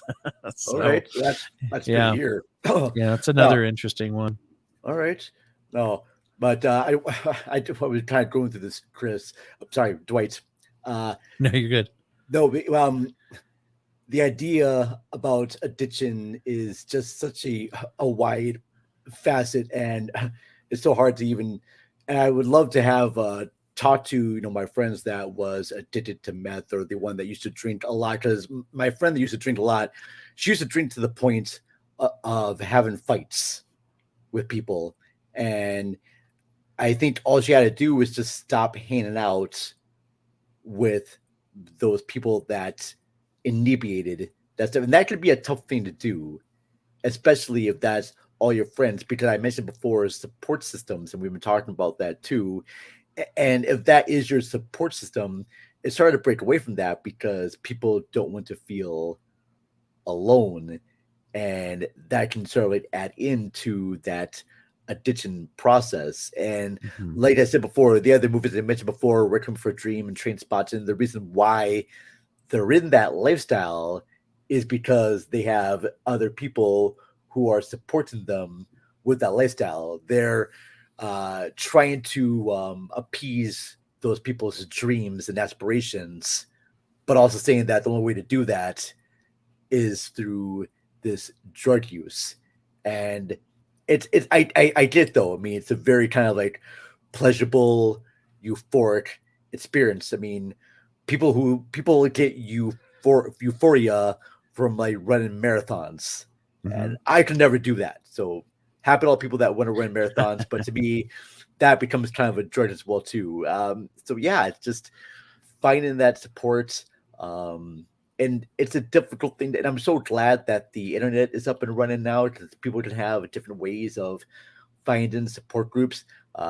Find something that you love to do. If you're into like music or arts or writing, there are different groups. There's like a writing group, and there's obviously movie groups because I'm involved with that stuff, but there's music groups. I'm very happy that the people who were addicted to drugs, the fact that they found support in the music community, because I'm in a few bands, and finding that support from that lifestyle as well has been very empowering for people to get off drugs and alcohol, at least a large amount. So I was asking you too, in your profession, what have other people what have people told you about ways that they have, quit their habits? Is it because of groups? Is it hobbies they have? I mean, I think it's kind of both of that. It's funny because I work with a lot of people who 12-step experiences haven't worked for, so they invest a little heavier into therapy. And then I work with many people who have had a lot of success with 12-step groups. But it's kind of like you say, the group and community is important for everybody who successfully is staying sober. part of it, and part of it is I'm a big fan of what I call it the addition method rather than the subtraction method. Because Okay. I think if your focus is stopping use, then basically you are, going to be less successful than if you add healthy things into your life that sort of crowd out the addiction. And that goes to what you're saying, which is the kind of the healthy, pleasurable activities, and not only just like for fun, but also where a passion can be invested, right? Sure. If you have a passionate attachment to a community or a passionate attachment to a hobby or an interest, or even, charitable work, service work, those kinds of things, they play a huge role in people changing how they're doing. But, and, interestingly enough, I find that it's helpful to actually focus less on the alcohol and drugs when you're staying sober, as little as you can, really. Yeah, you're talking about, you might be going to groups and talking about the problem, or you might be thinking about it somewhat and talking about it in therapy. But the focus on, I can't drink, don't use, is like not as helpful as if it's like, okay, I need to address my resentments. I need to try to be healthier. I need to add exercise. I need to, that kinds of things, or I need to deal with my anger and my guilt better. I need to accept myself for who I am. Processing through those things is really most important, right? Sure. Most important to stay sober. Well, I used to smoke excessively Yeah. back in the past. And I always thought that when I go out to like bars or plays with friends, the only way I can be social with anyone is to smoke. And that's the only way I can talk to people is if I'm outside having a cigarette. And yeah. Well, and it creates that, right? I mean, it fills some need. I've noticed that with coworkers when it's like, oh, I can get up and go out and, socialize, or even just to go outside for a few minutes during the workday. When if as a non-smoker, I remember I worked at this college, this technical college where I was a counselor, and I started taking a smoke break where I'd get up and walk around and go outside for a minute. And, it's interesting because I felt like, oh, am I okay doing this? Am I being sneaky? Whereas if I'd gone out and lit a cigarette, I probably would feel a little bit more socially like it was okay. Isn't that interesting? And, and there have been situations where, I'm out on a weekend. Yes, sometimes I just, after I have a drink or so, yes, I'm going to have a cigar, or I'm going to have a cigarette. And like I said, that goes back to my thing of moderation. I think that's great. But like I said before, some people just, need that to get them going. And I mean, that's totally fine. But it kind of goes into the whole addiction thing where like, I need to have that cigarette in order to be talking to people. I need that, or I need to have it, or people sometimes feel they need to get drunk in order to communicate with people, or I need to be this type of way. I need to be something other than myself because I'm afraid of people seeing maybe the real me. And a lot of times and this is a very scary thing, and sometimes I just have to be like, hi, I'm Vern, I'm awkward, I'm just going to say hi and just to gauge their reactions. And isn't that, there's bad good things about that. Did you find that that replacement was necessary to stop, really, and to stay away from smoking? Is it you have to have some social contact then? Yeah, you kind of do. It is kind of difficult at some times because you are not in this state, your real self, and that's going to be scary and awkward because I stuttered my words a lot and I don't always put words and phrases together in the right context sometimes. So yeah, it can be very scary for a lot of people, and I totally did that. I'm going to play a show tonight at a bar, and there's going to be a whole bunch of people there that I'm not going to know. My friends are going to be there, and I'm just going to be my same self as before, and I'm just going to go out there, and that's what you need to do. Just find a great group of people and friends and just hang on to those people and talk to them, be awkward, be weird with them. It's okay. No, exactly. And I think finding you'd said finding your group before, I think, Yeah. and finding people you can be yourself with, and that self-acceptance is huge. Mhm. Like, thanks to Dylan is a comment. I really like the idea of adding to your life. Thank you for that. Mhm. He also points out Maynard sends his best. That's Oh, from Maynard. check From out what the combination of Reels of Justice yes, had on your show, the Broken Brain podcast. The cats from the Reels of Justice talked about mental health in movies. That was such a great listen.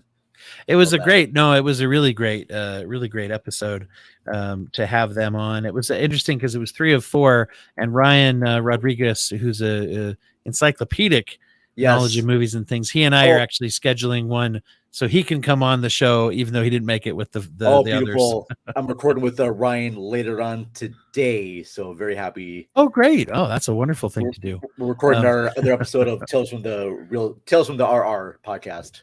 Oh, okay, gotcha. Yeah, Reels of Justice. It's a fun. You and I have both been guests on there before too, Yes. where they have a mock courtroom setting where you come on and defend a movie against or prosecute against the charge of being a bad movie. And yeah, I think you and I have had some success there. If I Yes. not to spoil our episodes. Yeah. but- No. We can praise our stuff there. It's cool. No, Well, wait, baby. What? Tell everybody what your podcast is before I know you got to go in a minute. Oh yeah. Well, my podcast is Cinema Recall Podcast. I host it with my good friend Ashley Urach, and we talk about many different facets of movies, and we bring on a different guest.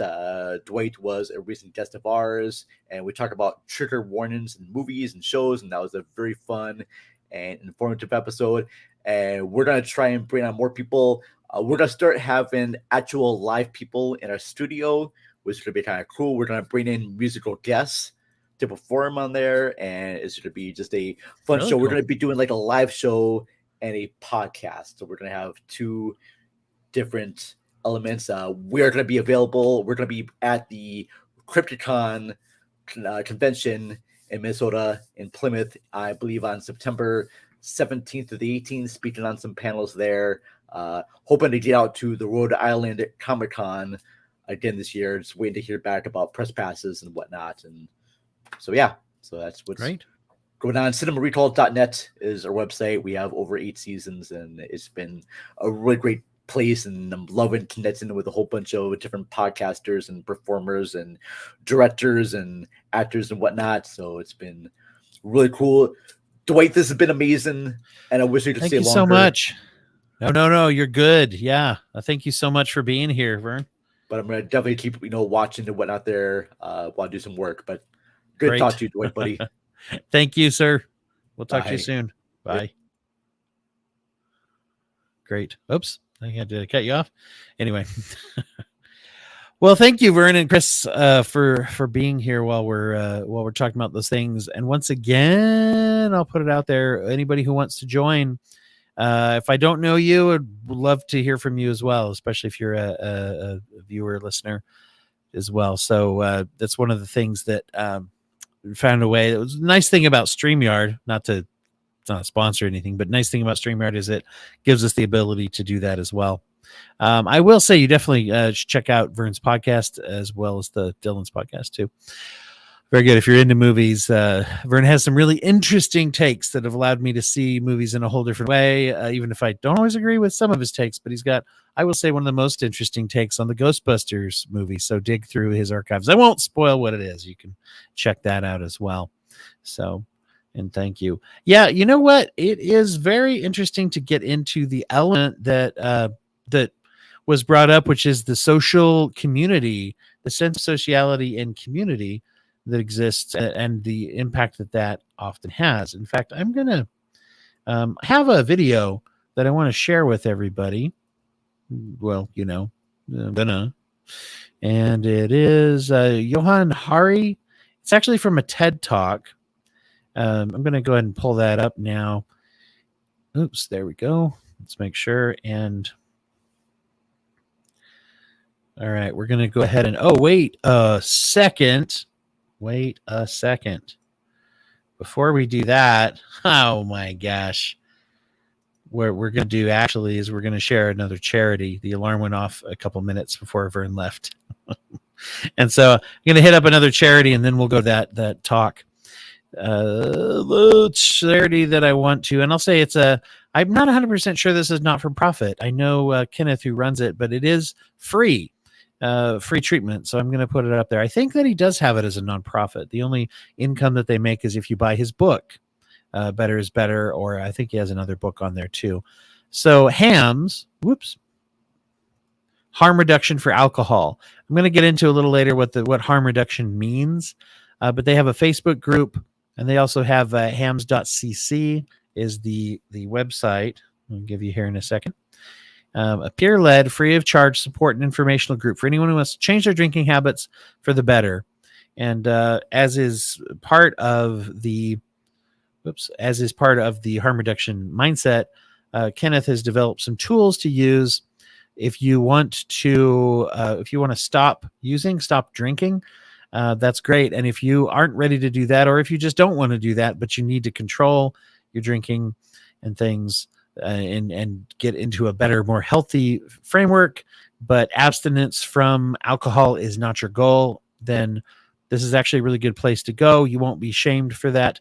And there is a lot of discussion. I will say in the Facebook group, which I'm a member of as well, there's a lot of open discussion there about different strategies that people have to control their drinking and to control their drug use. And they talk openly about some of the experiences, positive and otherwise, that they've had with 12-step communities as well.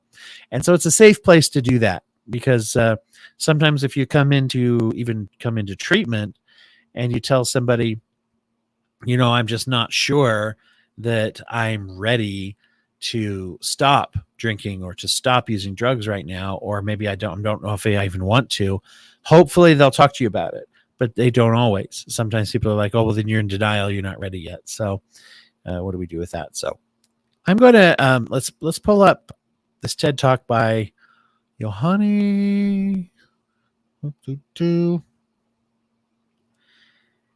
Yeah, so this is a TED Talk by Johann Hari, and he's going to talk about some of the issues with addiction and research and things like that. I may pause and pop in, or I may let it run for a bit. I'm gonna maximize it. I thought I'm gonna go ahead and maximize it so you can see it, rather than everybody notice that trend in like TikToks and Reels where somebody just posts someone else's content and half the screen is them being like, So I'm not gonna do that. If you love that, then whatever. All right, here we go.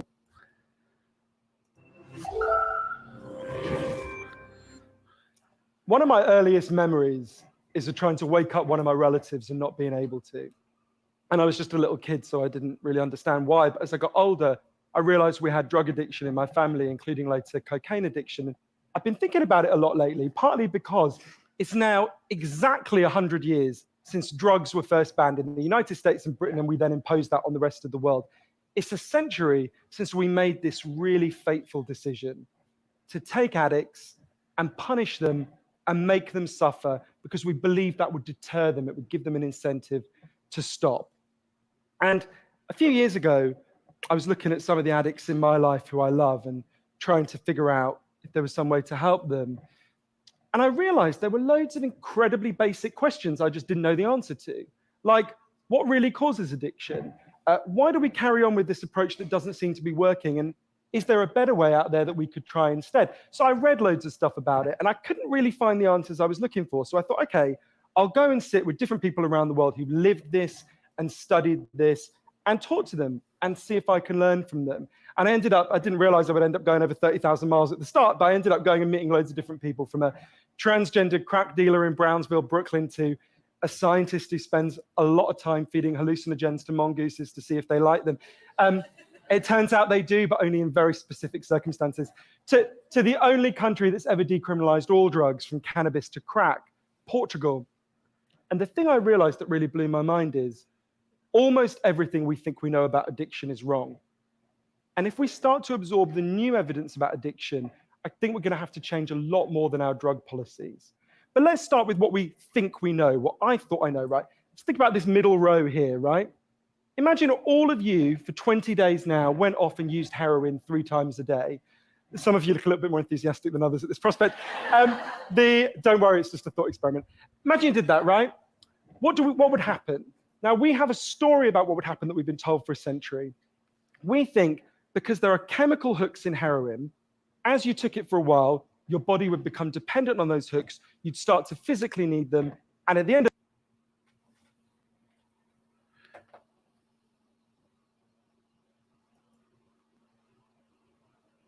We got a little pause there in the thing. Not sure if that's going to unpause, some kind of freezing up dealy. We'll see what happens there. It's actually a good moment for a pause, however. Let me go ahead and add a little bit. One of the points that he's making is that not everybody has the same route of addiction or the same process of addiction, right? And so there's something very interesting in that. And I will say that some of the ways, this is Johan Hari, by the way, I put up his website because he does share his thoughts and his writings, for a living. So since I'm able to use some of his free material here, I thought I'd plug him. I don't know anything about his other work. He's a journalist and he does seem to study things. Now, one thing he's going to say here, if he comes back from free internet freezing, is that if you did heroin all this much, if you drank all this much, the audience probably wouldn't become homeless, probably wouldn't become.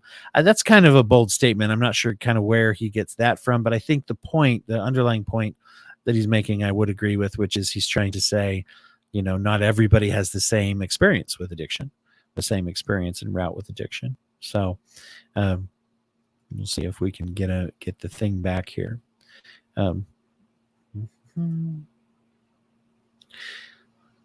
So we'll mess with that a little bit, and I may just have to relate to you what he says. Imagine all of you for 20 experiment.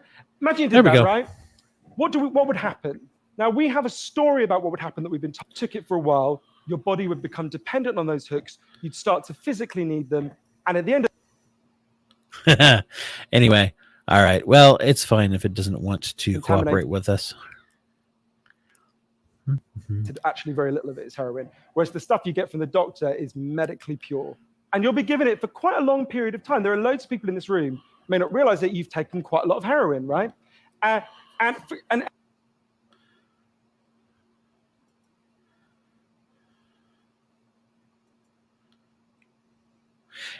There we go. Whatever. So the point that he brings up in this, and he gets into some of the research that's been done, particularly with rats, which is very interesting. Which is a very interesting process. So he gets into some of the research that's been done with rats, and this is true. This is yes, thank you, Vern, for the point. The internet had too much to drink. Yeah, the internet is beginning to go into the nod or going into the drunken stupor. So I appreciate the support there. The thing that they've done to rats, and by the way, if you ever want to judge humanity by the way we've treated rats, it's not good. It doesn't look so good for us as humans. But the rats sometimes in these experiments are fed water. Some rats are fed normal water. Some rats are fed water that is laced with drugs, and oftentimes they have both of these waters available to them. And what happens is they drink the drug-laced water so much that they will die. Okay, that what happens is that they'll neglect all of the other needs that they have to the point where they will die. Okay, and so let's bring that up. There we go. And so what happens, though, is that they also create this kind of like wonderful city or playground for rats where you're going to have a lot of rats that are have a lot of opportunities for social things. Rats are very social creatures. And so they put this thing together. It's this little like fun zone / city for rats to be socially healthy and mentally healthy, and they give them all the things of a community. Although they know there's plenty of food, there's plenty of companionship and things like that they're able to have. And they find that when they make the drug-induced water available, they make them available for rats. They don't drink as much when they're in that community, which is a really interesting thing to see. Yes, Dylan, thank you. No love for rats. Take them all for science. Let's get that debate going. If anybody's a rat lover out there, then come on, we'll go at it. We'll get you and Dylan on here.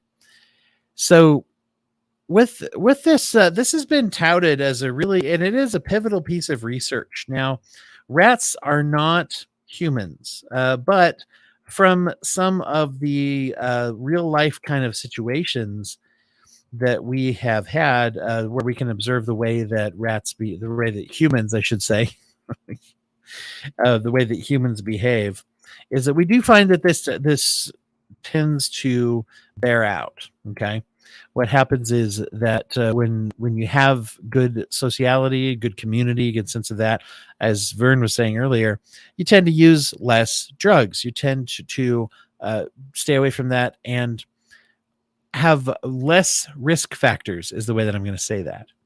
There is a danger in that research as well, because when we do research and then we apply it to humans directly out of the gate from animal tests, there's a lot of complexity to human beings that cannot be mirrored in that. And you absolutely cannot do the same experiment on humans. At least you shouldn't.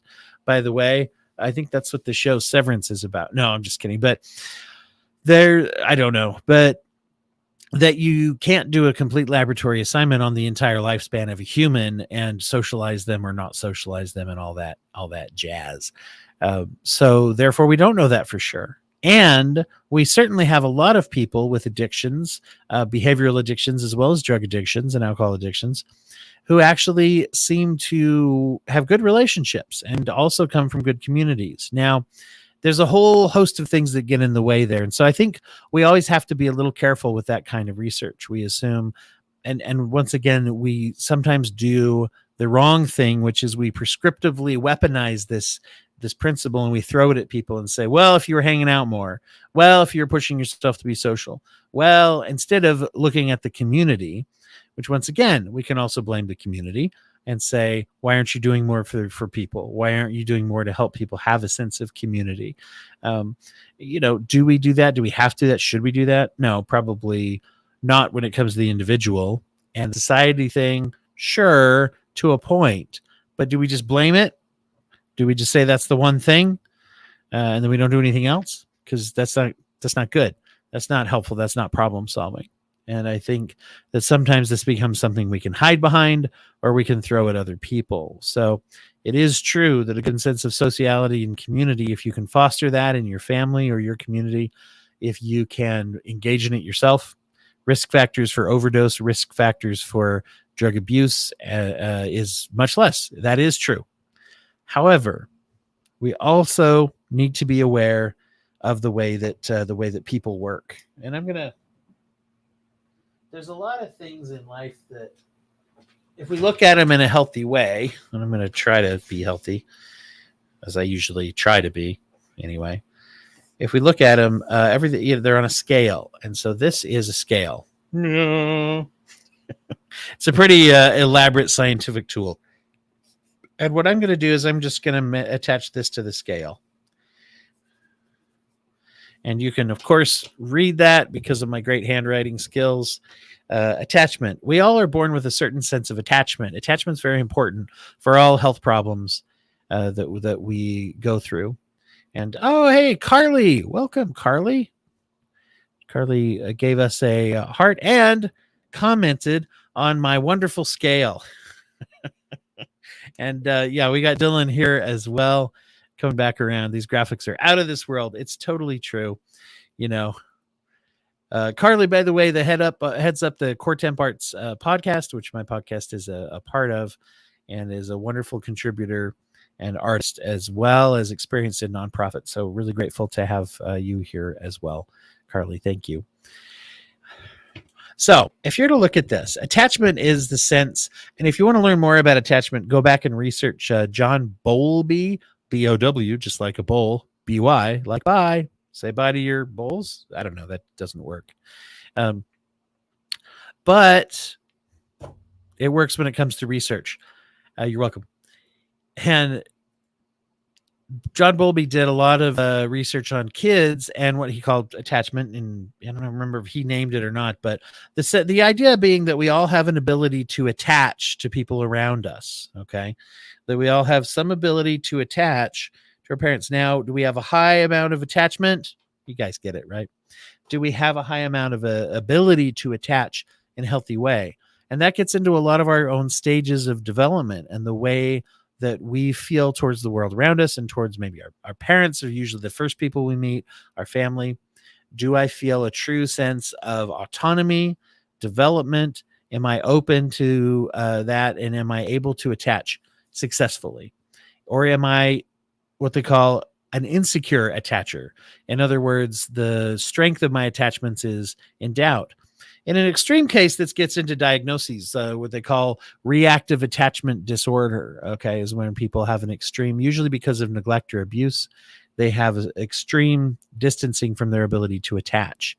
Now, am I at higher risk if I don't attach? Well, let's combine this with that research and that observational experience that we have about community and attachment to a community being a huge reduction in our risk factors for addiction, right?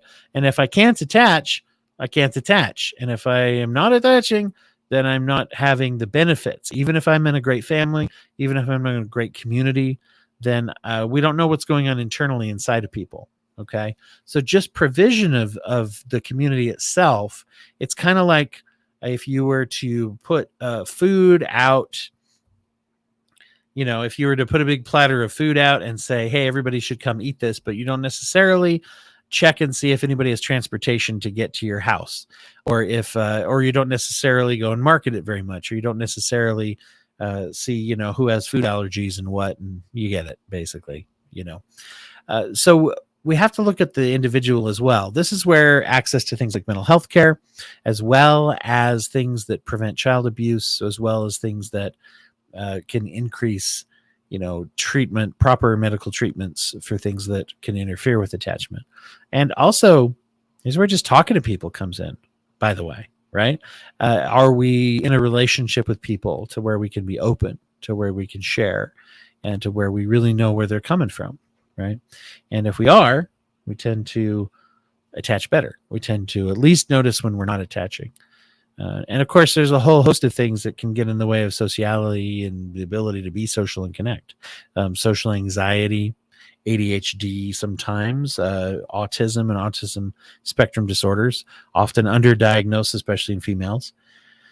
And those type of things can get in the way. My own diagnosis with ADHD and with bipolar disorder is like one that's very easy to alienate people. And especially if I've made bad choices because of it, or if I am freaking out a lot because of it, I can alienate people, and then they're not as much part of my life, right? And do they understand, and do I understand why that is, that those things happen?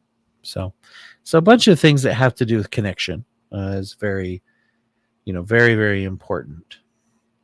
We are, coming up on it. I'm going to do it because we're just a minute away from our next charity check. Checking our charities. We're going to go ahead and do that now. Whoop. Thank you, Vern. I got a jet, learned a lot from the event. Thank you for having me on, Dwight. I really appreciate it, Vern. Appreciate you being here. It's a great thing to have you on. Great thing to have everybody on who's joining. Where are we? Charity list. Great. I'm bringing up a charity right now. I'm going to tell you what it is. It's called the Rosencrantz Foundation. They're a very interesting charity that we're going to have. You might be interested to learn about. They help to fund not only research, but also treatment. They have things that I guess you could call them treatment scholarships in a way. Once again, this one scored a 10 out of 10 on the thing that I looked up about it. So let me bring that up so you can see it a little bit better. rosencrantz.org/foundation. And they work, like I said, very frequently with addiction. Obviously, that's their thing, is addiction. I'm vamping while I'm bringing up their website while I'm typing. There we go. So apologies for the vamp there, for the vamping. So what they do is they help people to do better treatment. They fund research into treatment. They try to fund treatment as well, making funds available for direct care, and for people who cannot necessarily afford it. So when you give donations here, what you're doing is you're donating towards families, individuals, children, and things that people and things that can help. So here's a couple. They can do charity care. They have special programs for veterans, first responders, and different special projects. So that's another nonprofit organization that you can help out with. It is a good one, as far as I can tell. I've never, dealt with them myself, but so there you go. And let me remember to hit the timer. We should have another one of those in 20 minutes as well. Okay. So where do we want to go into next? Let's look at one of the things that's very interesting about the history of problems with addiction is that there is an organ at failure. Okay. There's an organ at failure in every medical problem. That's actually the medical model, is you look for what organ is at failure. If someone has a broken bone is an organ. So we find that, we stabilize it, patch it up, whatever, cast it, I think, with a cast, different things you can do for that. If someone had a heart attack, well, the organ at failure is the heart. And there's studies about how the heart works. Very mechanical. It's like pumping blood and oxygenating blood is my understanding through all the chambers and such. So that's very good. That's important. You want that to be working. One of the things that's a problem with addiction, one of the many things that is very tricky about the treatment, is that for a long time it was almost impossible to figure out what is the organ at failure. It took a while to figure out that the organ at failure, the organ that's being damaged, is the brain, that we're having a lot of problems with the brain. And when we have a lot of problems with the brain, one of the things that's very tricky about that is that the brain is hard to study. It isn't just, it is mechanical. It does have things that happen in it that make thoughts happen, but there's many of them are unobservable, and many of them are difficult to observe. Many of them are just theoretical because they're at such a small, scale, and they're just billions and billions of things going on. So that can be very tricky. And so when medical science was unable to study the brain in such a way that they could identify the organ at failure and stabilize it, well, one of the things that happened is it just became kind of like, meh, what do we do with this? And historically the medical community has not known what to do with it up until the last, say 10, 15, 20 years. There's been huge advances in that. And so therefore, what do we do with odd behaviors when we don't know what to do with the people who are doing the odd behaviors? Well, we police them, don't we? It became the realm of law enforcement and crisis intervention. People who come and say, hey, there's something going on. Now, if you're in real distress, physiological distress, you're going to overdose, things like that. Of course, medicine would be involved, but then oftentimes you would be charged with a crime. I had a coworker, he's passed away, but he was in the Vietnam War and became addicted to substances. He later on was able to overcome the addictive parts and those kinds of symptoms. After he overcame that, he became a substance abuse counselor. He became a mental health professional counselor as well. Anyway, but one of the things that he told me once is that when he came back from Vietnam, and in Vietnam, there's a tremendous amount of heroin use, a lot that was there. And he had already had some experiences with drugs. He got to Vietnam and had a tremendous amount of experiences, came back to the United States, knew there was a problem, went to his commanding officer, said, I need help, and was jailed, essentially. Spent time in the criminal justice system because of it, and said, yep, let's help you into a pair of handcuffs and get you. Now, I will say since then, my understanding and my experience with the military treatment is that it's a little more progressive than that now, thank goodness. But that was the treatment that he received, was go to jail, right?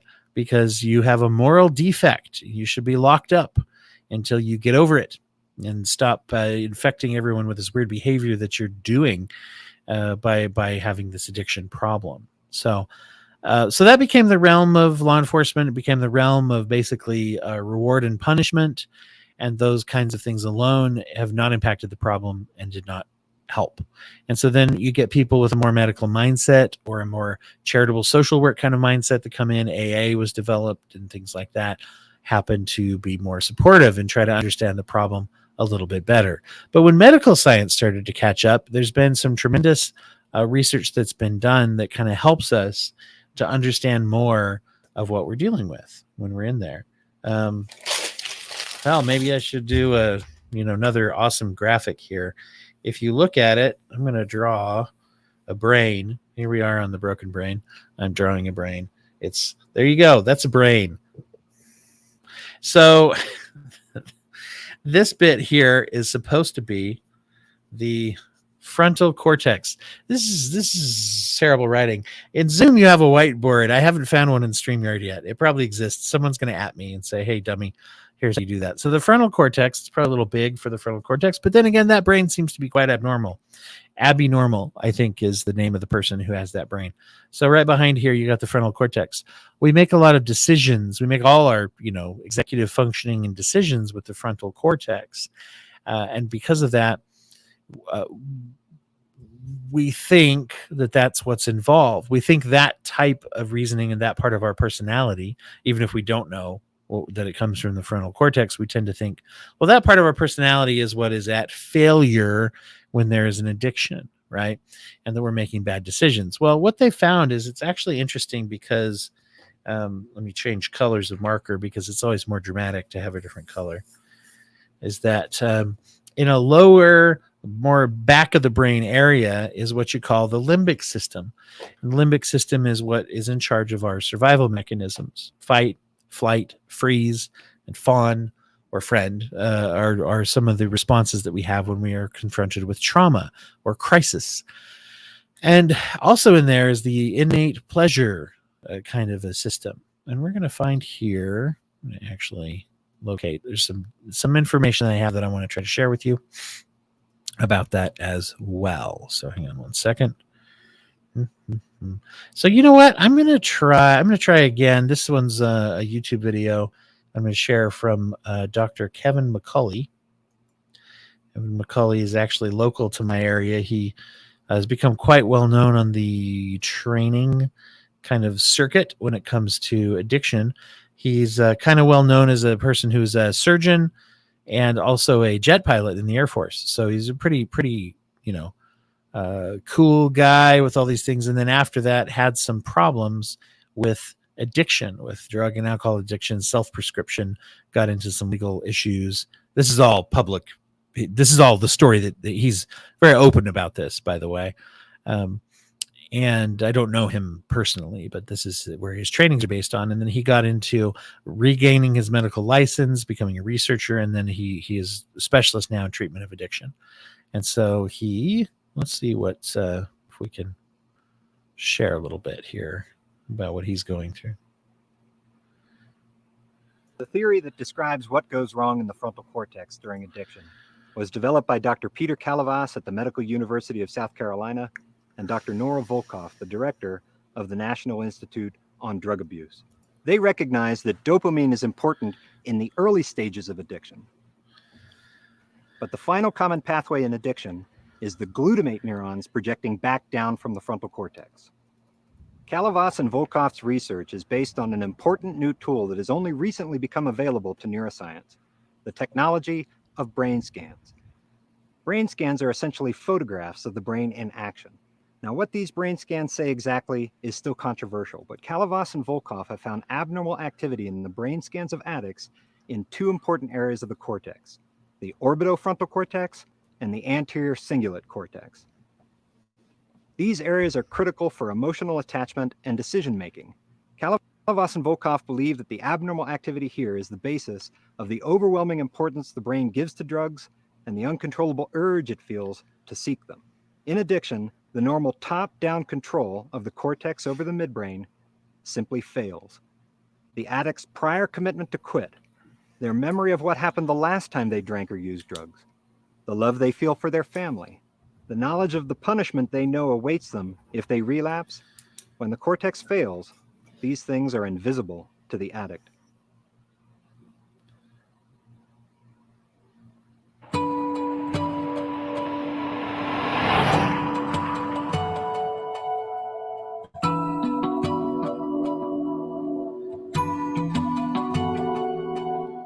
Kalavas and Volkov call this brain state hypofrontality. What was once a healthy, functional decision-making frontal cortex is reduced to a shadow of its former self. Overactivity in some areas of the brain, and other areas, desolation. This is what lies behind the denial, the personality changes, the breathtakingly impaired decision-making in combination with the tragic loss of insight that characterize end-stage addiction. Addiction begins as a disorder of genes and pleasure, but it ends as a disorder of choice. Hypofrontality gives the addicted brain a powerful tool to protect the connection of the drug to survival, and that tool is called craving. Craving is a difficult concept. We all use the word craving. When people say they crave chocolate, what they mean is they really want chocolate a lot. It's important to understand that's not what the addict means when they say they crave. Craving is an intense, emotional, obsessional experience. The addict wants to think about other things. Their brain is constantly bringing them back to the drug. They are up in the middle of the night. They can't sleep. Their pulse is at 120. They're thinking over and over again, just one more time. That's craving. And make no mistake, that is genuine suffering. And I think it's the presence of craving that defeats that choice argument. You remember the choice argument. Addiction's not a disease because the addict can quit anytime he wants. Go ahead, put alcohol in front of the alcoholic, and when he reaches for it, you point a gun at his head, and he will choose not to drink. And that's true. With a gun to his head, the addict can, in that moment, choose not to drink. But even though the addict isn't drinking or using, he's still craving. He doesn't have the choice not to crave. Once that connection of the drug to survival has been carved into the brain, you don't actually have to have drug use anymore for the disease process of addiction to be active. I'm going to make a comment real quick while this is going on that Dr. McCauley is a user of the word addict. I'm going to get into that in a little bit of that title and why that can be problematic and why it isn't problematic sometimes. Anyway, it is sometimes. So we're going to talk a little bit about that. Hopefully you're not turned off by that term. Some people embrace the term very, very heavily, and some people not as much. So go ahead and kind of keep going there on that. But just wanted to point that out because he says it a lot. The choice argument fails because it measures addiction by the addict's behavior. In doing so, it misses the most important feature of addiction to the addict, the craving. Yeah, the other thing the choice argument doesn't quite get is that if you put alcohol in front of an alcoholic and a gun to his head, he doesn't think, oh, I better not drink or I'll get shot in the head. No, what he thinks sounds more like this. I wonder if he'll really shoot me. I wonder if he's even got bullets in that gun. Maybe his finger will slip off the trigger. I wonder if I can get that alcohol into my brain before the bullet comes crashing through my skull. That's craving. And that experience is as miserable as it is involuntary. I like that he's unshaven when he's the guy drinking and not when he's the guy with the gun. Anyway, so pleasureunwoven.com is the website there for learning, or kevinmccauley.com. I'm gonna put that up there because as I can use some of his free materials, then I thought I should mention him.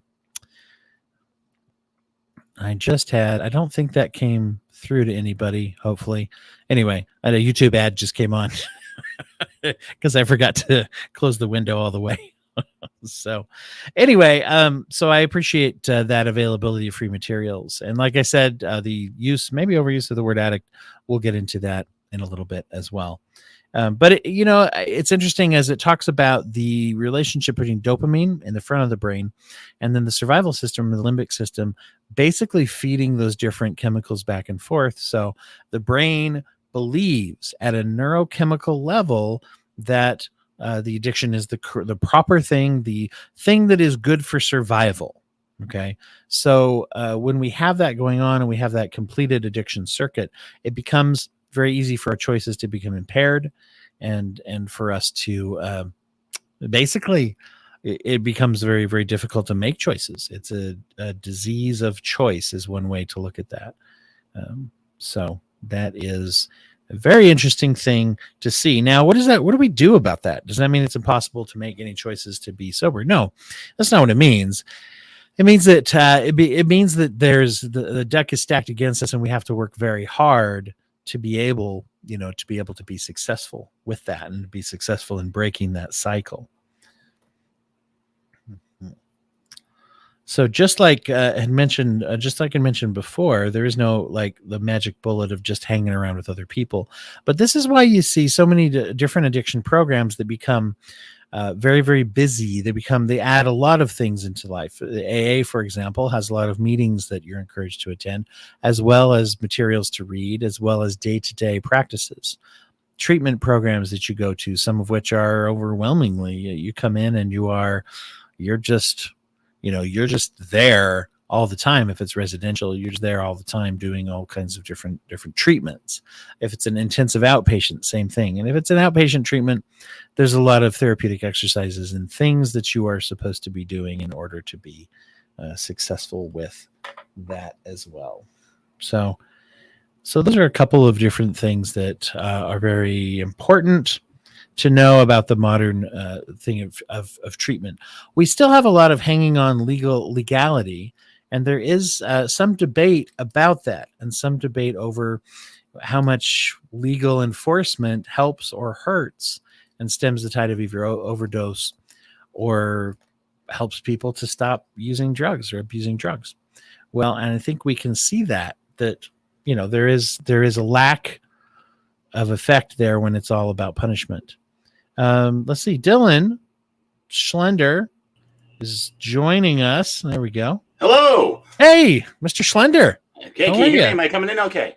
Yes, you are. I can hear you nice and clear. Oh, fantastic. I want you to finish the point you were on, because then there is something I want to talk to you about vis-a-vis the whole origins of the opioid epidemic. Oh, yeah, sure thing. Yeah. Sure thing. I was just, the point that I was just on was that law enforcement all by itself, and I have met many, many cops, and when cops, in my experience, when cops are saying, hey, enforcement isn't working by itself, that it's not, because they're taking it seriously. And so they're now even embracing programs that help to do what they call either prison diversion or jail diversion programs, like drug court and, different things that actually are designed to, they still have a force aspect to them, but they're designed to push people more towards rehabilitation, particularly if they determine that the only reason they're in the criminal justice system is because of addiction. So in some cases, people are given an opportunity to reduce or even dismiss or expunge their charges earlier, if they do treatment. So there's still a force aspect. Bad idea.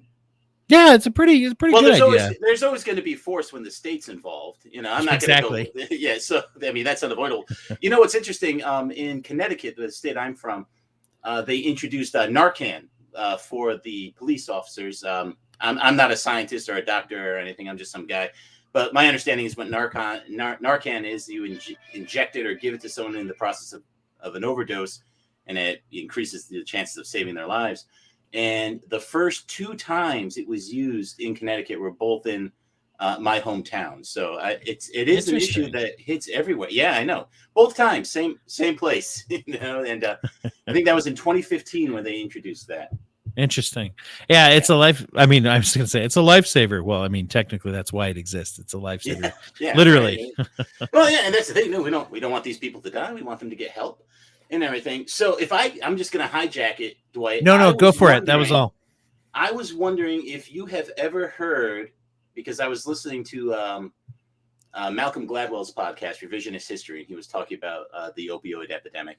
And he mentioned something that I thought was very interesting, that back in the early 90s, there was something called the triplicate program, which is doctors to prescribe class 2 substances like we're talking about.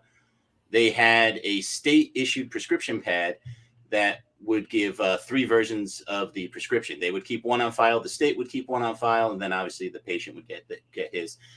And I was looking I was doing some research into this, and evidently it was a very effective program. If you look at drug deaths in non-triplicate states versus triplicate states, it's appreciably lower. And what kills me, I guess, is that they had been doing this since like the late 80s, early 90s, and it's something that they got rid of, possibly in response to pressure from drug companies. There might be a conspiratorial angle to it. I don't want to get in there. But anyway, so you as a professional in the space, I was just wondering if that was something you had heard of or had any experience with, because it seems like a viable solution, or at least one of the tools that we could be using in our arsenal if states were to go back to a triplicate program. That's really interesting. I'm not familiar with those. And so tell me again how that would work then, the preventative nature of it, right? So my understanding is that since the state would have a record of the prescription, right, they would know which doctor is overprescribing, or is like why is this guy always sending out X amount of pills every week? You know, it would put in a system where maybe you could start seeing some patterns and red flags emerge. That was my understanding of it. Gotcha. And so it was under more eyes were upon it, sort of thing. Yeah, exactly. Yeah. And so now then you even just, you know, again, we were talking about, you know, the state equals force. If the doctors have to interact with the state, they're like, you know what? I don't want to get shut down. Maybe I'm not recommending opioids for the 17th time this week, you know? So then I guess the argument against it would be that chilling effect of like, well, now what if you're not prescribing medicines that they really need, you know? But I'm looking at a graph here. I don't know how I can share. Can I send you a link? Yeah, send me a link. Okay, here we go. I'm sending it in the StreamYard. Okay.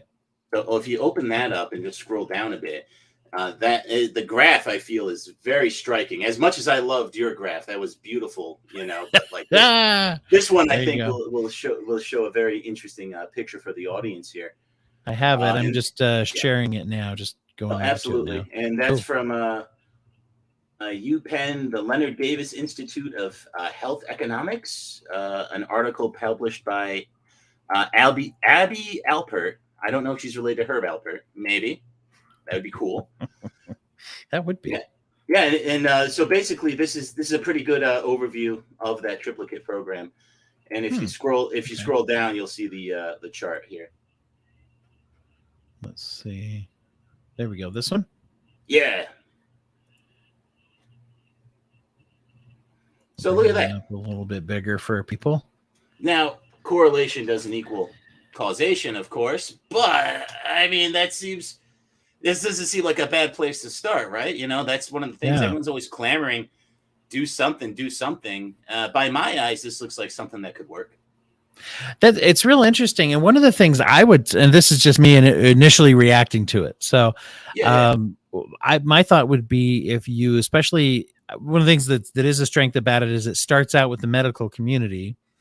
And then, and it also places some accountability on them for what they're doing, prescriber wise. We talked a little earlier about people sort of getting slammed for coming forward and saying, I have a problem that was facilitated by my prescription history.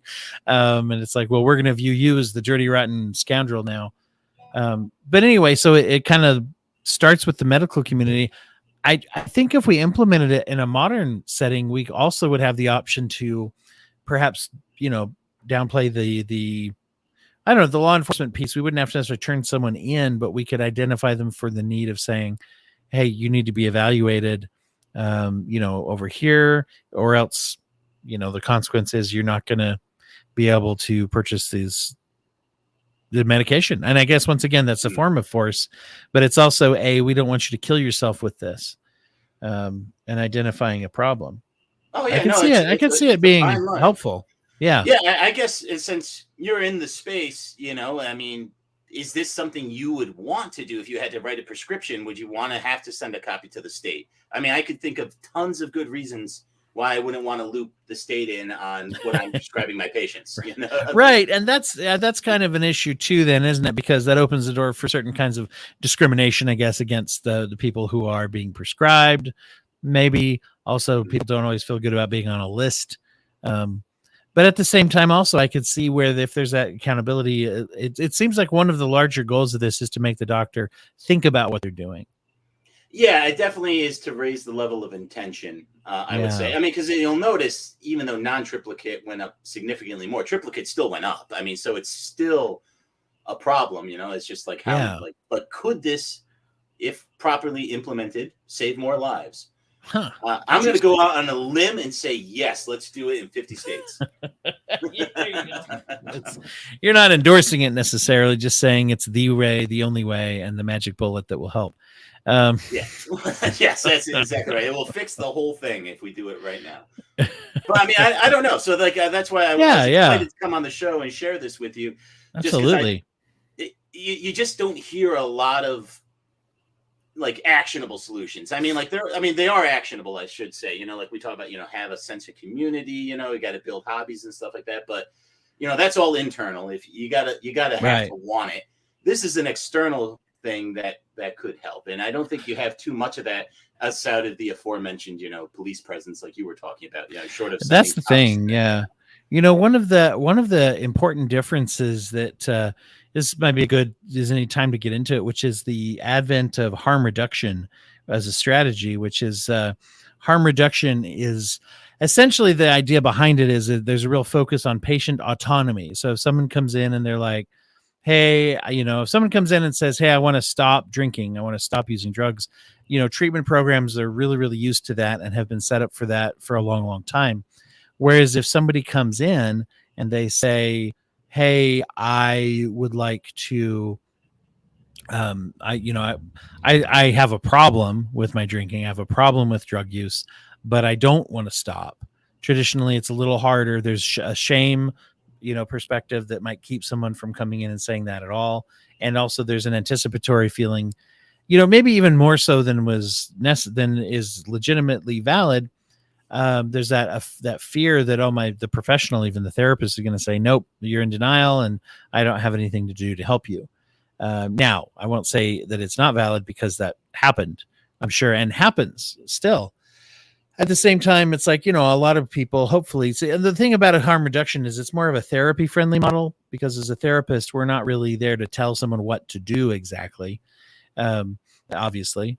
So anyway, but so I was thinking about that because some of the actionable programs that I've seen do come from that mentality. So like a clean needle program, for example, or a safe space to, if you're going to use heroin, to use it in a place where there might be Narcan available, or there's people that, would be there to observe and help and things like that, or different things like that to say, and as a matter of fact, even some might consider it harm reduction to even have Suboxone or methadone available for people, so different things like that, where there's different programs. And interestingly enough, people do have a reaction to those, where they're saying, do we know what the success rate is on those kind of programs? I mean, because if we're saying we want to reduce the harm, come here to do your drugs, the drugs are still harm, right? Right. So I get that it's harm reduction. You don't want them using, if you're going to shoot up heroin, you might as well use a clean needle. But what's the success rate on those kind of things? Do we actually see appreciable benefits of like, hey, this guy used 3 needles, but now he got a job, Yeah. How do we measure success? Is it just the fact that they're still alive, So, well, I mean, that is one measure, right? That is one measure. You see some of these safe areas in these clean needle programs, people don't die, right? I mean, that's a big one. However, I mean, you're right. It is hard to measure. One of the interesting things, though, is that when they do interview people who are in these programs, one of the biggest advantages I think of is the honesty that people have in these programs. But they do find that most people, once they're engaged with treatment, and it's not meant to be like a sneak around option, but what it is when people are engaged with professionals in treatment, they are more likely to cease, desist, lessen, and most individuals that they interviewed see themselves as someone who will stop using at some point, right? They're not against talking about that. But they don't like to be treated like one size fits all is kind of the thing. So, I mean, and I don't, there is some research to indicate that people who go into a harm reduction program do tend to use less. And like you said, either would they get a job or something like that. So, but yeah, first of all, the first point is saying like, less harm starts out with survival, and then it kind of goes from there to the goal would be, and also all of these programs, I think people think that the programs are encouraging the drug use, but one of the things is there's always availability of more and more counseling, and there's always education in these programs as well. I shouldn't say always, because I can't really speak for all the programs, but they were all the ones that I've been officially aware of, and the ones that people look at and say, oh, that's just some liberal bullshit or something. My experience has been that they are also very interested in helping people get healthy and clean as well. It's just all right. helping So, them. Dwight, you're a smart guy. If you're designing the program from the top down, I cut you a check. It has the infinity sign on it. I said, whatever it takes, nice. Go out there and do it. Like, what does your program look like, you think? I like it. That's a tough question, I think, really. That's why you invited me on the show. Exactly. Yeah. This is why the provocative things are coming on. And that gets into a lot of different things. For me, I like individualization. So for me, a big thing a program would have, you have some programs that absolutely like embrace like the 12 steps, and that's built into their program, right?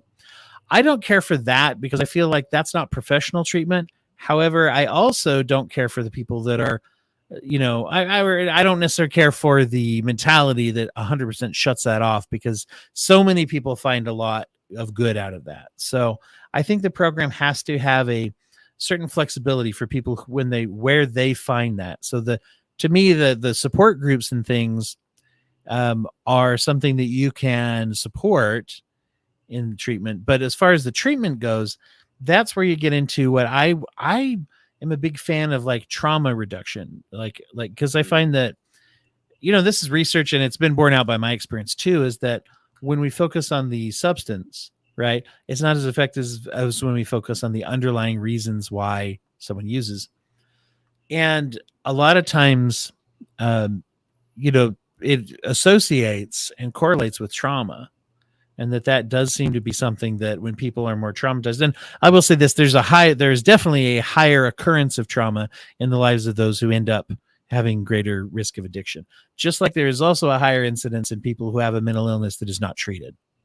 Yeah, well-adjusted people don't go, well, I'm going to try heroin today. Let's do it. Right. Yeah, so kind of stabilizing some of those issues. For example, I've worked with a lot of young people whose parents are like, I don't know about ADHD meds. I'm not sure if I want them to be on it. To me, the only question there is like, do I need it to function or not?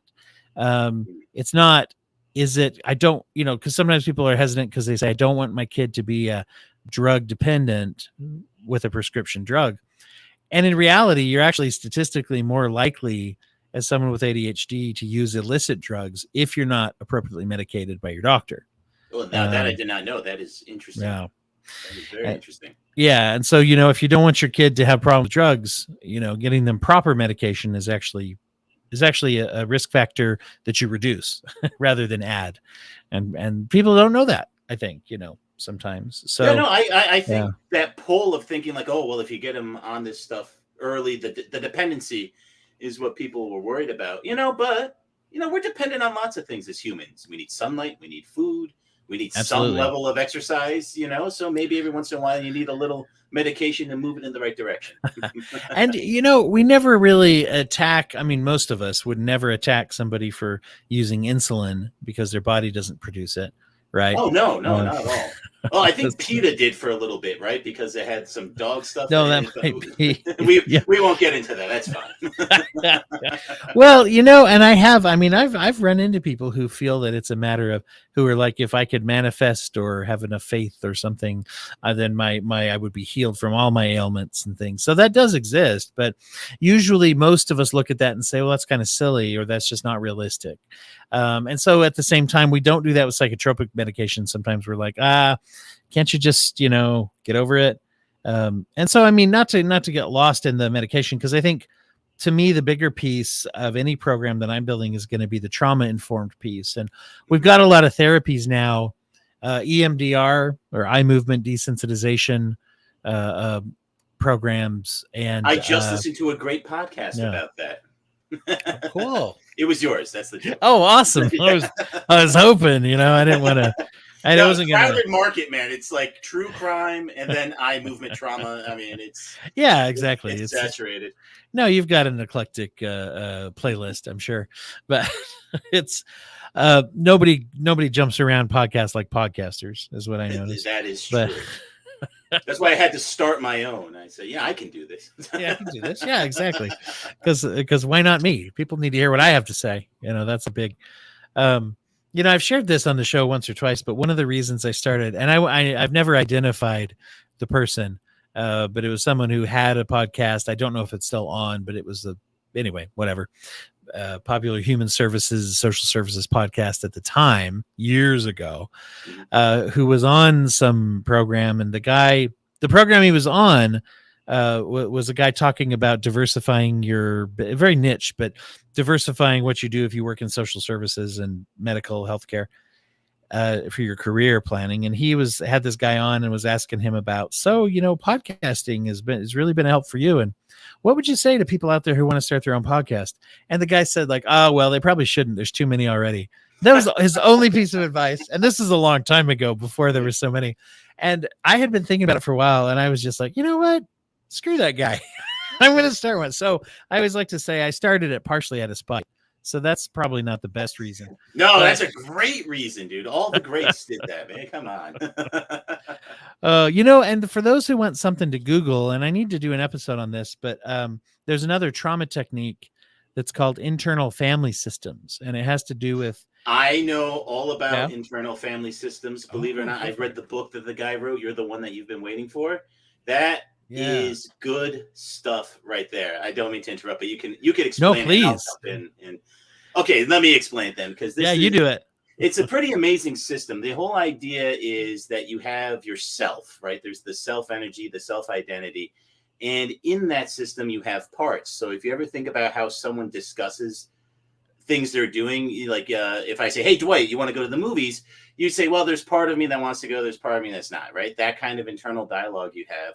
What this system is saying is, no, that's a real dialogue that you're having, and that these parts emerge for different reasons. They emerge due to trauma, like you were saying. So you'll have a feeling, and that will trigger a part, right? That will trigger your anxiety, or that will trigger maybe a bad habit, right? Like if you're getting a lot of pressure at work and you go eat the chocolate bar, right? That's a firefighter part that's trying to make you not feel that pain. And the way the system works is you go inside with your self energy, you talk to those parts, you find those exiles, that's where the pain is coming from, and you work with them and you heal it. And it's an amazing thing. And now I know what everyone's thinking. It sounds like quackery. When I first got introduced to it, I was like, this is crazy. This isn't how real life works. But if you are dedicated to doing the work, it is amazing and life-changing. I know someone who did some. I won't say who. Is it me? Because I have.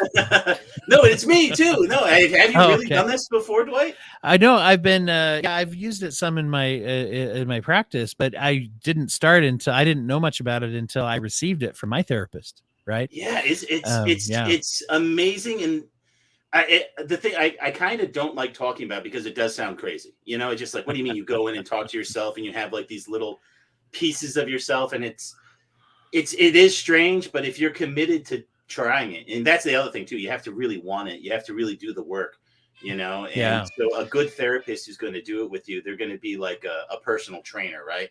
Like a personal trainer doesn't get under the bar and squat 400 pounds for you.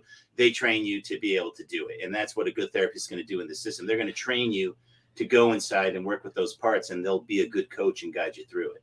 Absolutely. Do you mind, can we take just a real quick, and then I want to come back to internal family systems.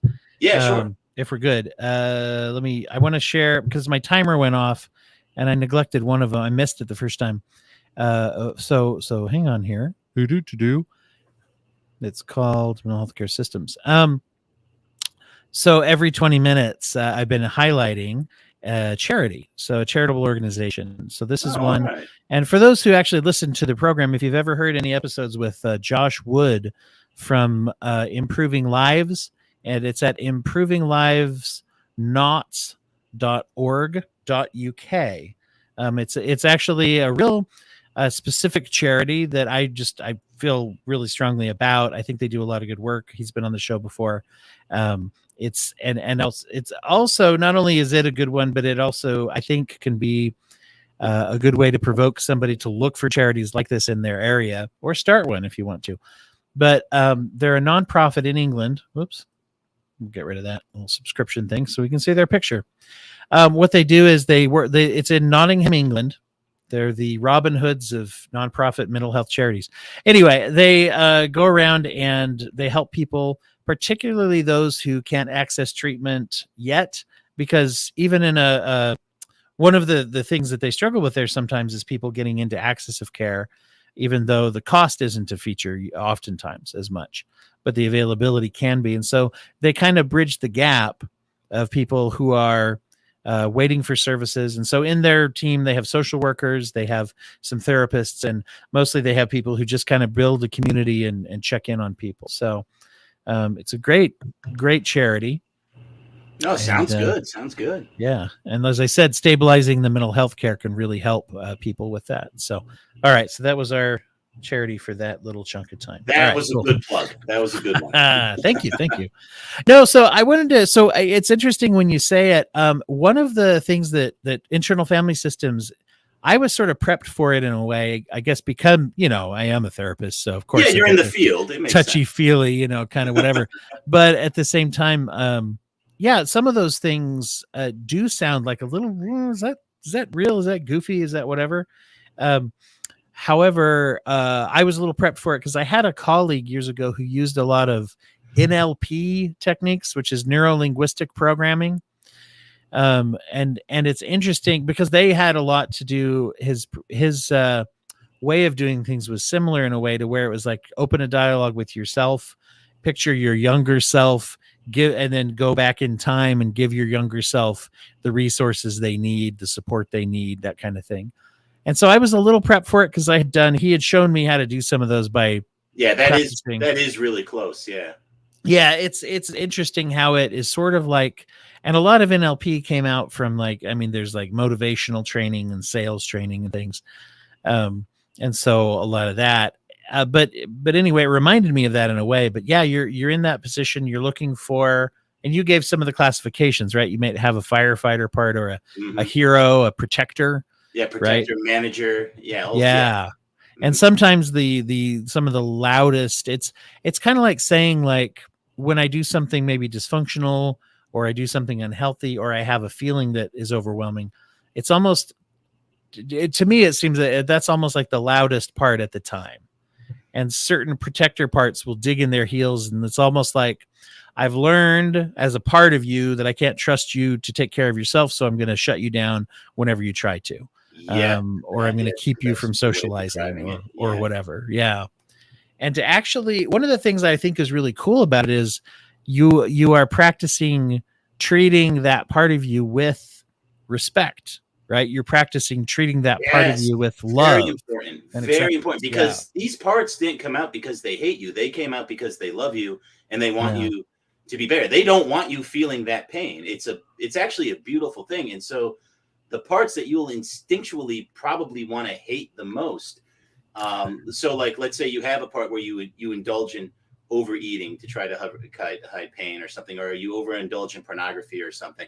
It's like, I hate that part, but that part is doing tremendous work, but that's the only thing it knows how to do. And so when you go in and you work with them, you have to honor them.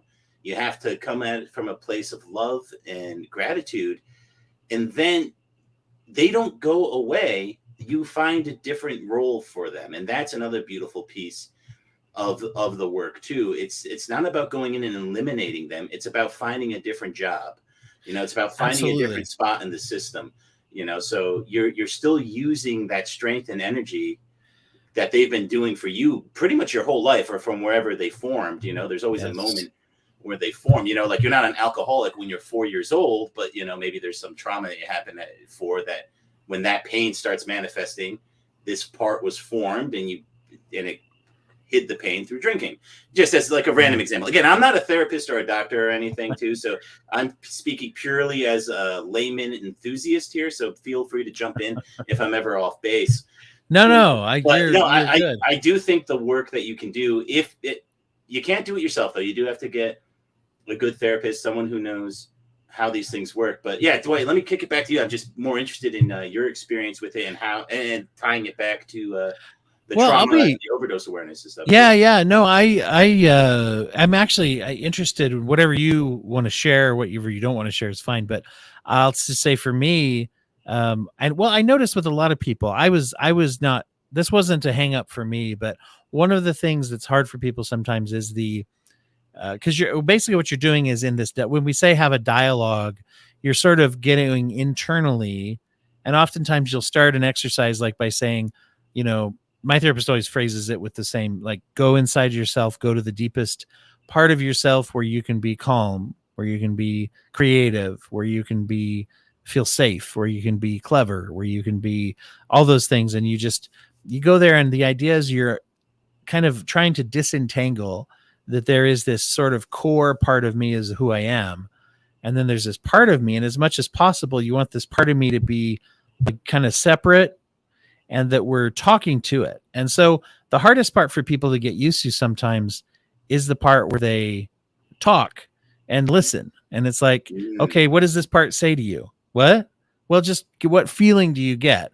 Well, and what we tend to do is retreat into our cognitive mind and say, well, I think this part of me was traumatized because no. Okay, but let's see, what do you actually feel like this part of you is communicating? Yeah, the parts can't lie to you. Yeah. They can't lie to you. Once you actually get in and you get connected, you're absolutely right, though. The first few sessions are the hardest because, you have this part of yourself that doesn't want to change. First of all, the system inside you loves the status quo. Well, it's not that it loves it, but it doesn't want to change anything either. The status quo is there for a reason. It's very intractable. And so those first few sessions is you do say that, well, I think this. And it's like, no, that is a part. That is a part deflecting the work by saying, I think. You need to really get inside. So what my therapist would say was, like, is there a part you want to work with? Is there an issue you want to work with? Where do you feel the part inside of you? And usually it's like, like, do you feel it? Like, is it in your, like, towards your chest? And it just gives you a place to focus. It's not that there's a little man running around in my chest, right? I think the idea is just to make you more present and aware and going inside and working with it. Yeah. No, but everything you were saying is absolutely right. It's like just feeling that going in and letting your true self, your self energy take over to work with those parts. It's not easy, that's for sure. I don't. No, it's tiring too, yeah, and you'll both feel change. Yeah, and you'll feel tired afterwards. We've got another a person joining. Robbie Sherman's joining us as well while we're talking. Hey, all right, come on in. So, hi, Robbie. Howdy. How the hell are you? Doing all right. Thanks for joining. I'm happy to be here. Thank you. I just wanted to pop in real quick. I can't stay too long, but I sure appreciate you having me. Yeah, I know. I appreciate you too. You had mentioned, and Robbie's one who I've had some people join on the show that we've known each other for a while back, and I don't know you as well. So I'm grateful, really grateful for you reaching out to jump online and stuff today. Yeah. It's by sheer fate that I remembered all this, and I'm happy to do it. No offense. I just have too much stuff on my plate at all times. Absolutely. Oh my word. No, I'm glad I remembered to do it. No. So I know the knock. We were all here for like an hour. It's like, is Dwight even going to show up? Is Dwight even going to show up? Jeez, he posted this link, and then, oh yeah, sorry guys. It's a good way to engender listener relationships. But we were just Robbie, we were actually just, and you can share whatever you'd like to share about about overdose and things. But we were just talking about different forms of therapy and how important trauma treatment is for getting sober and for preventing overdose. And so that's kind of what we've been talking about just barely. I go ahead. Yeah, I must admit I live in southern Indiana, and I've seen my share of people who are kind of broken down from the opioid issue over the past few years. I've seen some areas of town become quite sketchy and uncomfortable, and it's a very real thing. And I really didn't have some of the context for the history of it was before I watched that Dope Sick TV show with Michael Keaton. Have you seen that? Yeah, I haven't been able to look into all the facts behind that thing, but I'm assuming most of it's pretty on the level. Michael Keaton seems like a person that really vets things before he goes into them. Well, at least I'd hope so.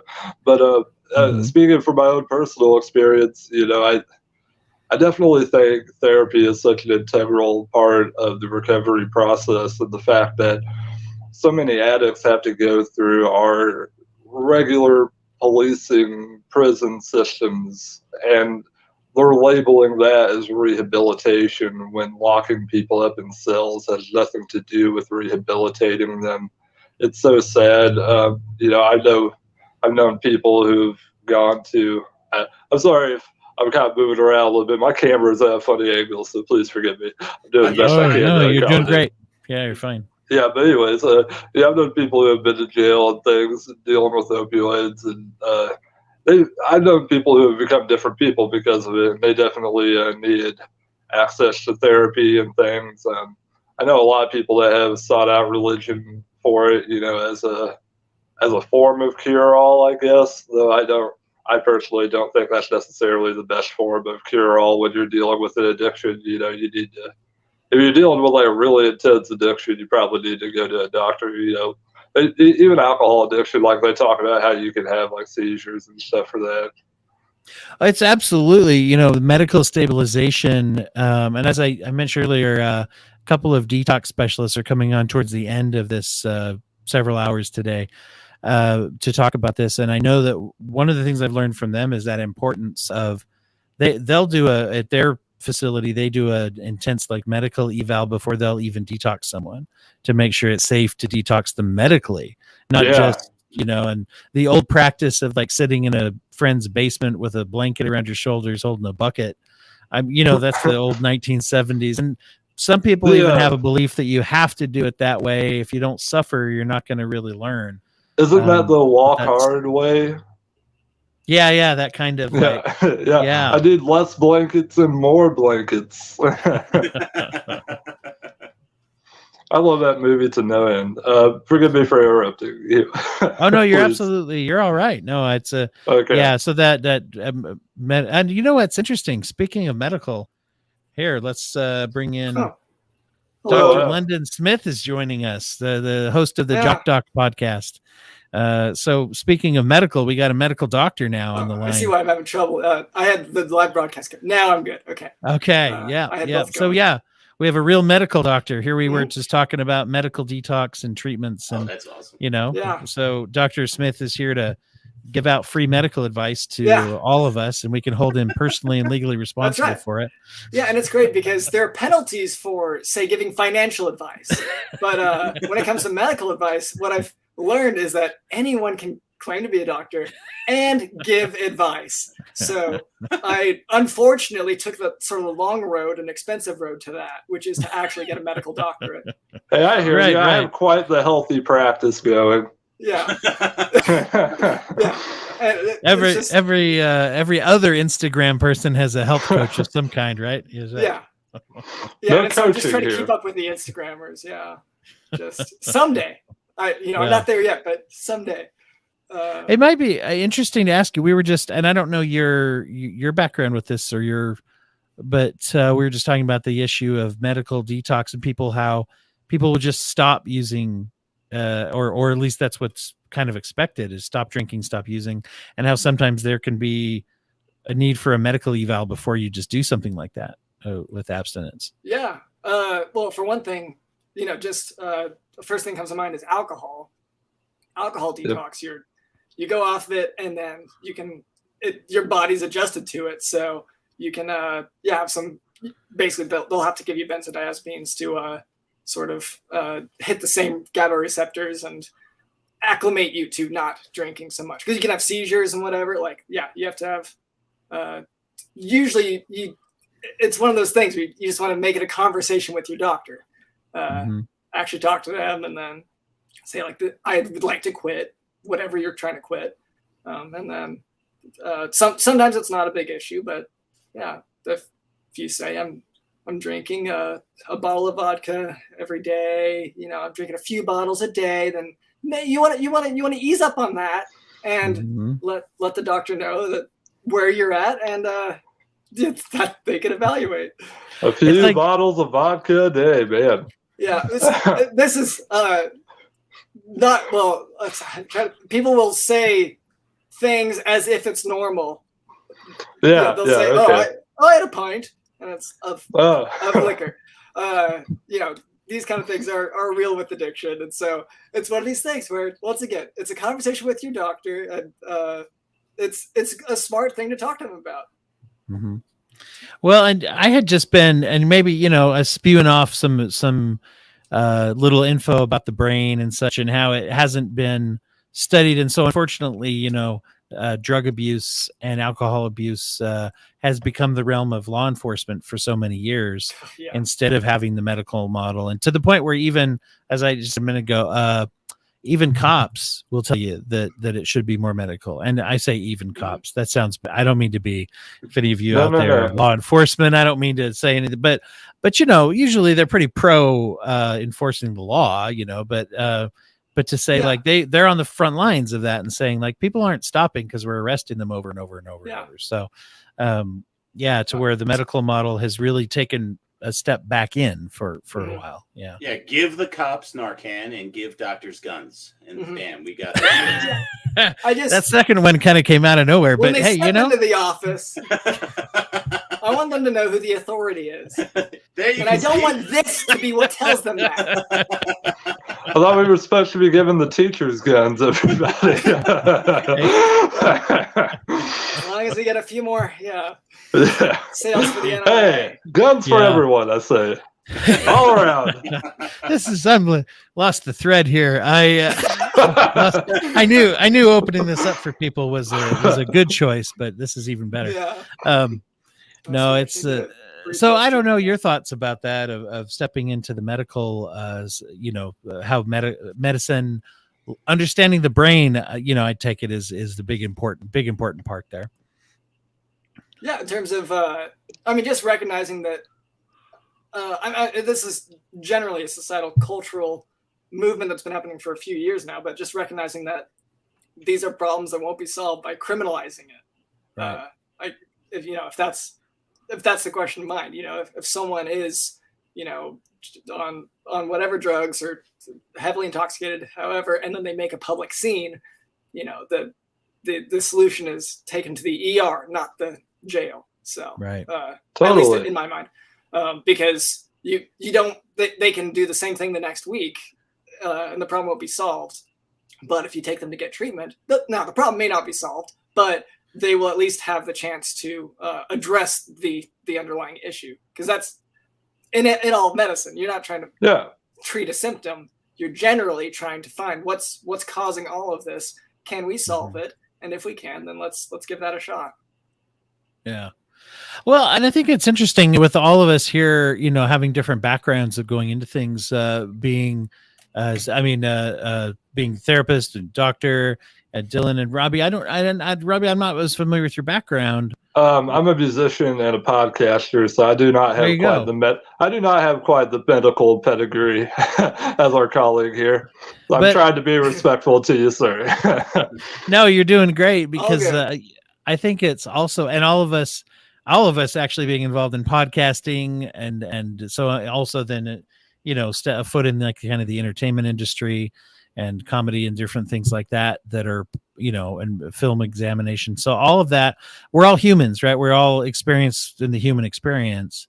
And I will say in the art and entertainment industry and the music industry has been hit pretty hard with the epidemic with overdoses as well, because creative people, and I don't know that there's research, maybe somebody knows better than me, but it just first anecdotally seems like creative individuals are a little more at risk for impulsive or addictive behaviors at times. There's a whole HBO show about this called Euphoria. Mm-hmm. And it's such a I didn't realize how heavy like the opioid thing was hitting people younger than me until Euphoria became a big thing and I looked into it.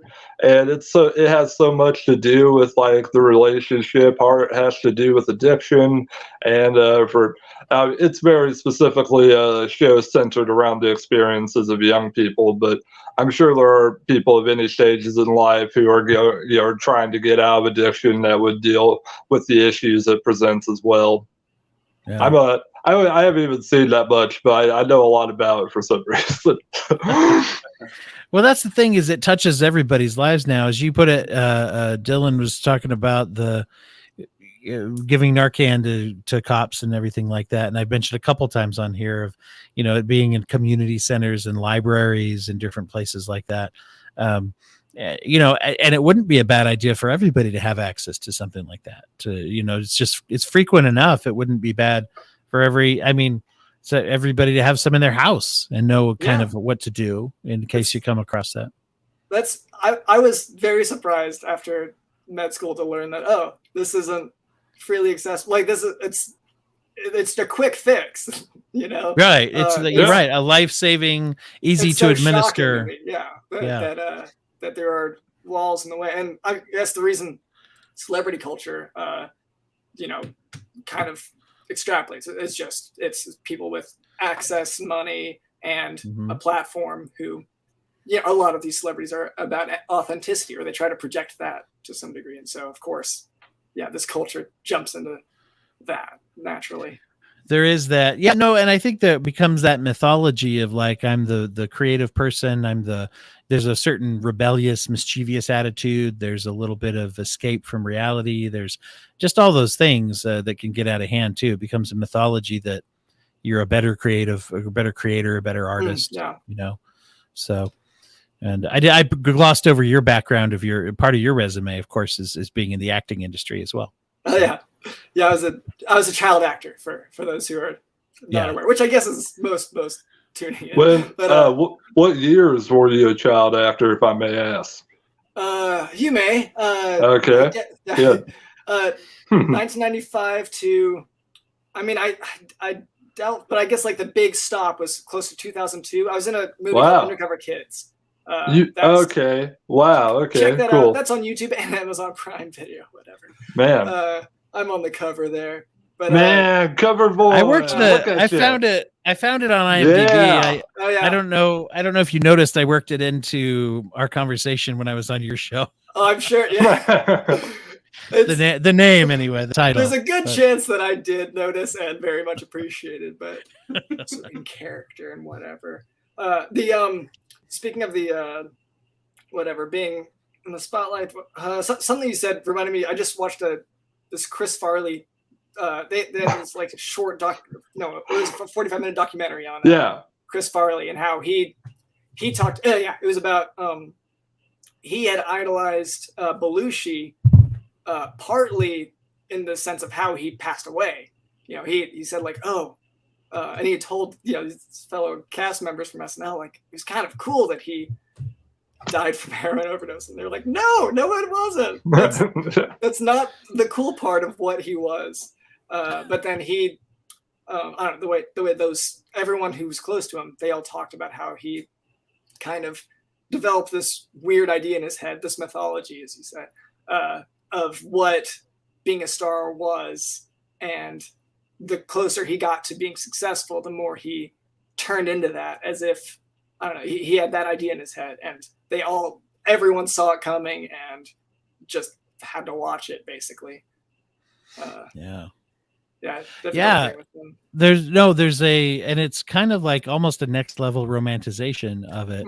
And I think that passes down to where, it's always a fine line too, between glamorizing and raising awareness, as you're talking about, like Euphoria or somewhere where it's like, and it is becoming something that is more popular with younger and younger kids. And of course, with this being the focus on overdose, with the fentanyl crisis that we're having, particularly in the States, where kids quoted a statistic earlier today that there's fentanyl laced or even fentanyl pills that are being created, that are being given out. And now they said that if amongst the fake pills or the ones that are highly fentanyl or 100% fentanyl, 1 out of 6 contains a lethal dose for most people. right? There was an Wow. article. Yeah. Yeah. There was an article the other day in the Courier Journal about a kid who died from one of these fentanyl pills. Mm-hmm. And they're being also manufactured, I guess, in different colors. I just read that the other day that there's Well, like of a lot of course. different. Well, that to at look least they're more- stimulating the brain in that way. Yeah, Right, I like you it. know, it's- You know, we're so Colors used to marketing. depressants, but at least we have the colors. yeah, yeah, and so they're obviously and drugs. I mean, you know, addiction. It's always good business sense to get with an addict. If you're peddling an addictive substance to get Mhm. people addicted, right? Mhm. Yeah. Yeah, because I mean, you don't want to, because otherwise you're gonna have to resort to Skittles, M&Ms. Right. Well, isn't it? Yeah. Isn't it weird to think about how that's the same? I mean, the same appeal, right? Is what's trying to be generated, you know? Yeah, Yeah. And so Just- it is scary to see just that. Yeah. fun. You know. Hey, here's interesting to get people's reaction to this. Thank you, Melinda, for sharing this. If I said your name right, Melinda Higgins says statistically, 8 out of every 10 people who struggle with opioid use of heroin initially began their struggle with prescription opioids. Those prescribed medications given access due to experiencing an event resulting in pain and distress. So I'll throw that out there and see what kind of people's thoughts are. I mean, I didn't know that particular statistic off the top of my head, but I have seen that be the case a lot of times. No, it kind of goes back to what you were saying about trauma and dealing with trauma, you know, whether it be physical or emotional. And actually, now that we have a real doctor on the show, Yeah. can you pull up that triplicate thing again? Let's ask the doctor about the triplicate Oh, yeah. prescriptions and see get an actual medical doctor's take here. Yeah, let me find that link. Did you? I don't know if you heard Should be in that. I might be able to put it in the other chat in the chat again. Let me see if I see Yeah, I got it. I got it here. So let me just. What's great is the first thought I've had so far is like, oh yeah, John Oliver did a really good piece on this, and that's a decent amount of how I know some of the history. Oh, nice. Gentlemen, it was a pleasure being here, but I'm afraid I just have to go. I have been up all night working. I did like Robbie, several thank you. hours of recording before I came on. Thank you so much for having me. Oh, so All right, take grateful care, brother. to have you. Yeah, take care. It was a pleasure meeting you all. Good to kind of meet you. Yeah, you Yeah, too. good to kind of meet you. All right, so Doc, I'm the gonna- idea is that for these kind of like opioid prescriptions, right, that the doctor would have a special prescription pad issued by the state. They would fill out the prescription. They hang on to a copy. The state gets a copy. The patient gets a copy. And it's to reduce the amount of opioids prescribed. And as you can see from the graph, it looks like having these triplicate prescription systems in place kept deaths down, whereas you see them accelerate where they weren't there. So as a doctor, you're giving out prescriptions. Do you think something like this makes sense? Would you mind sending a copy to the state, or would that make you itchy? I mean, I would love to get your opinion on it. Yeah, for just the what do you call it?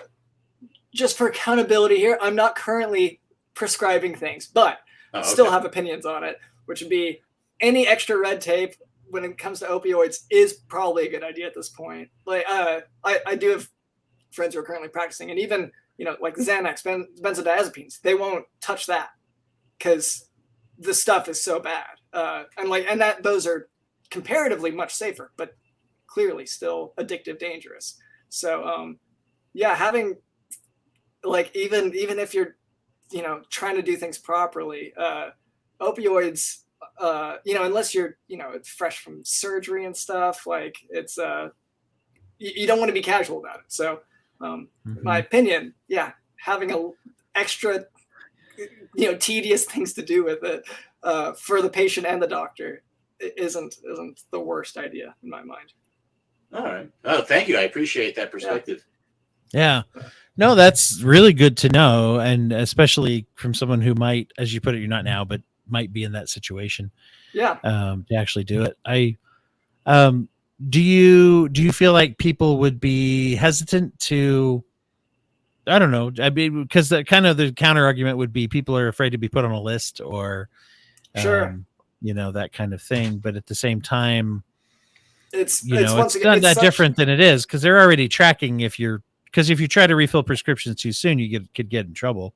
Yeah, but I mean, all of it's pretty well tracked. I mean, not well tracked enough, but I mean, to some extent, we are fighting back from the time whenever the drug companies were lying to the doctors, saying these are not addictive, and so we got a population addicted, and now it's walking back. It's trying to walk back an addiction, and so being it requires fairly aggressive means, which, and even as aggressive as we're being, and as people may not want to be tracked and whatever, we're still losing the battle, right? So and it's death we're talking about a lot of time, or misery. I mean, sometimes we negate the reality of misery being, even if most people don't die and they're miserable, that's still not great.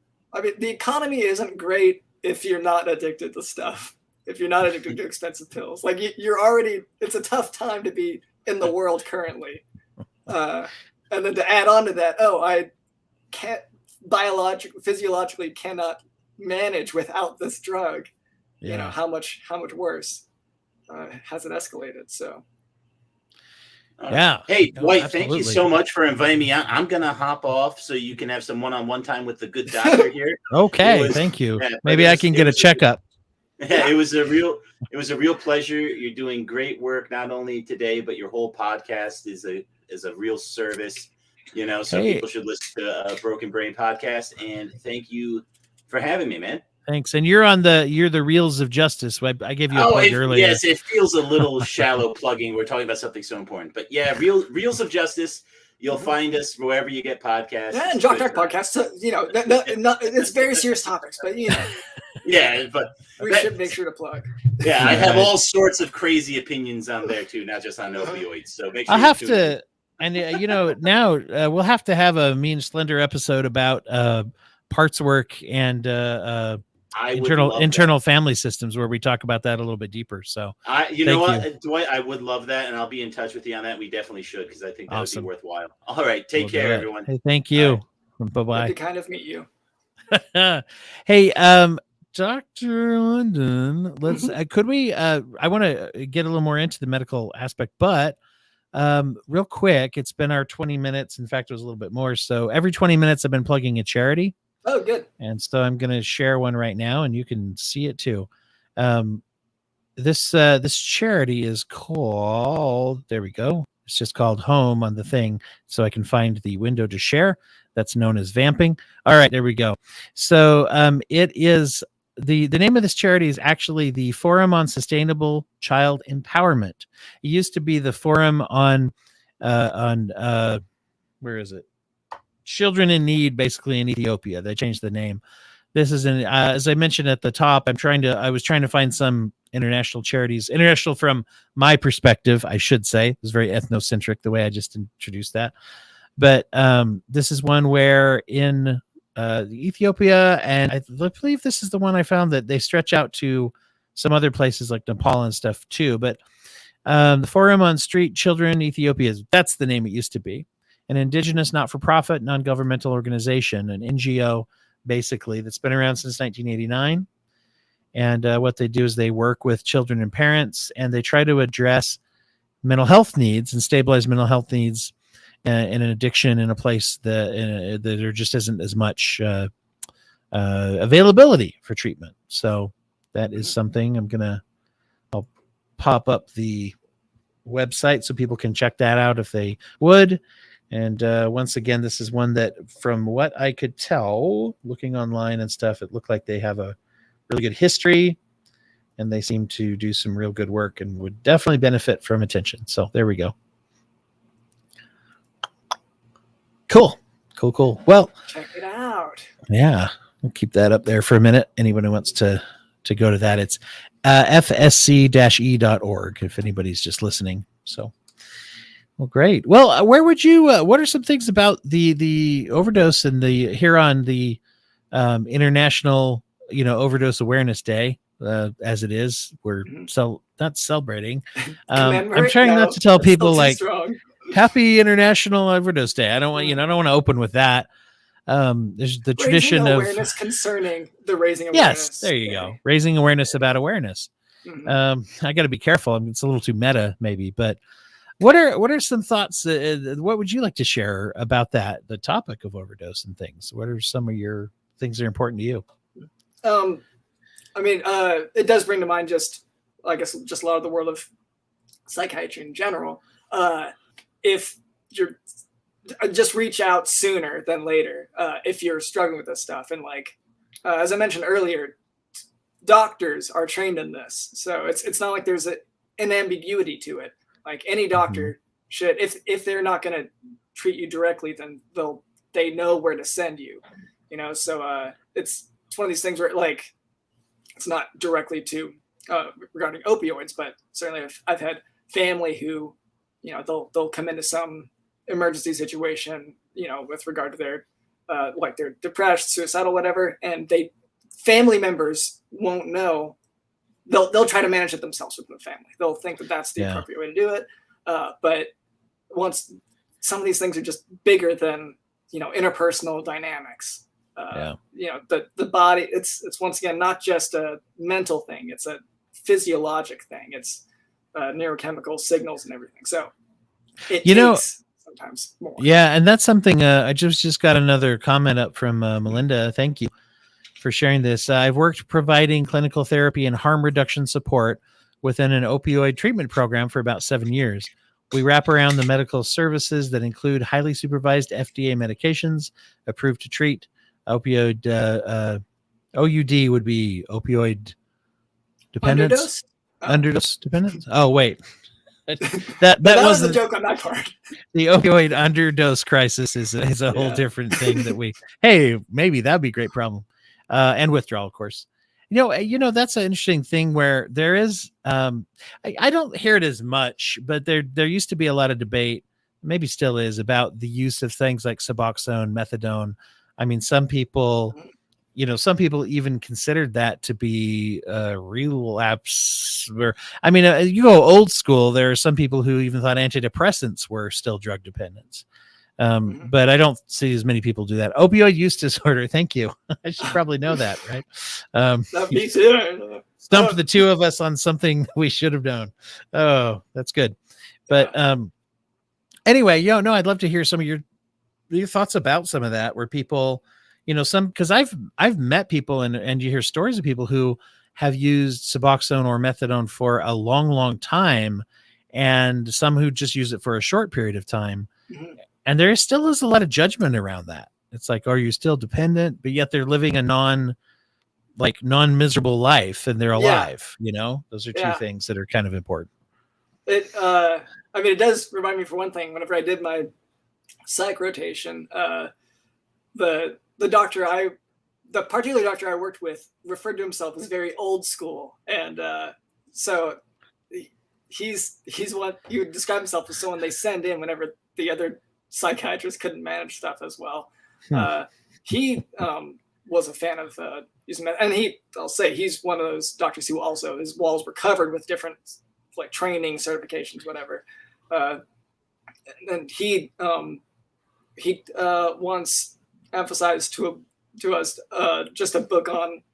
He was just showing us what was effective and charts of different opioids, and he was saying like methadone is actually effective for you can use it for pain relief. Like you can actually use it. It just won't give you the high, so you aren't thinking, oh, this is very relieving. But in terms of judging whether it's an addiction that's I guess a bad addiction, I can't really speak to that well.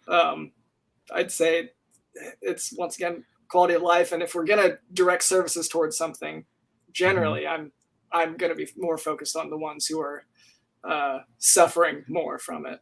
Right. It's interesting too. I had a couple when I worked in an outpatient substance abuse program.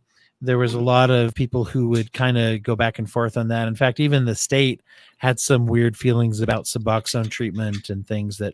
And one of the interesting things I found was that with Suboxone in particular, which I have, I guess, more experience working with people who are on Suboxone rather than methadone, but they clients would tell me that they tried to abuse it. If they were, I mean, I was one person they could be honest with. They wouldn't tell their PO this. They might not tell their doctor this, maybe, but they'd say, "Yeah, you know, I took a little too much one day just to try it. I mean, of course, and not, of course, not everyone does this. I don't mean to say, but you know, to test the boundaries." And they're like, "It doesn't get me high," and so that helped me to check that one off the list that I didn't have to worry about it. And so that was good to know. The other thing that was interesting is I had a meeting once, a training where a Suboxone representative came. You know, I used to work in a place where we had a lot of drug reps that would come and cater lunches to talk to the doctors, because we had a lot of prescribers. And they were, especially for us, because we didn't have to go as non-prescribers. We didn't have to go to the meeting, and we got to eat the leftover sandwiches or whatever, you know, salads or whatever they leave in the break room, all the leftover food. So, but this guy just came and just talked to us. He didn't bring anything. He actually seemed to be sharing information solely. But he mentioned that they've done some studies where people will take the Suboxone and they reduce their dose over time, and that there's a certain amount under which it is probably no longer treating any withdrawals. It is probably no longer, in other words, they could just go off it and they'd be fine. Yeah. But that there is an increase of anxiety around not going off, right? And that some doctors will keep the prescription going a little longer, even at a very low dose, rather than trigger that anxiety and say, hey, you know, work with your therapist, work with your anxiety, and it's not hurting you to take this small amount, but it's not actually preventing, you know, it by itself is probably not preventing relapse, except for it might be alleviating your anxieties. And I thought that was really interesting. Yeah, it is. So honestly, it does also bring to mind for me that working with that psychiatrist, a lot of what I learned in my brief time there was all of, you know, we have to, of course, learn all the, at least most of the psych medications, whatever, but ultimately there's a whole like underlayer of knowledge and nuances with these medications that, you know, it's almost seems like subtle flavors, like a foodie, you know, like you're trying to pick out all the little nuances of how this affects someone's mood, or, you know, especially if they've got multiple, for those who are struggle with addiction, but also have, you know, personality disorders, or, you know, struggle with bipolar or something like that. You know, there can be stacks on stacks of these things, and you know, anxiety disorders, as you were saying. Yeah. So looks like, Melinda made another comment too, where the outcome from meta-analysis has led to the World Health Organization, or WHO for short. That's my editorializing, because I like to say WHO. Same group. And question. To clarify that abstinence-based treatment alone should not be presented as meeting a minimal standard of care for treating opioid use disorder. And if anyone saw my eyes fled over to read opiate use disorder in the line of comments, I wanted to make sure I said it right. Oh man, this is live, guys. This is live, people. Come on. So yeah, that's an interesting statement when we're talking about that. Do you have feelings about like harm reduction versus abstinence based, or abstinence only, I should say? I think that's an important part, is abstinence only based treatment. The restrictive nature of that title. Yeah. Having to draw a slight correlation, I grew up in Texas, where a lot of abstinence-based approaches are practiced, and I have not seen it. It worked really well. Effective. I don't see it as being that effective. You know, like plenty. For instance, a lot of people drink alcohol. That's a very normal thing in society, but that's still very much an addiction.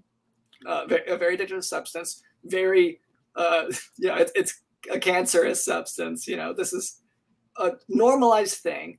And at one point, I don't know which organization did, but not that long ago, I think within the last decade, they were like, women shouldn't drink because there's a chance they'll get pregnant, and that will negatively affect the baby.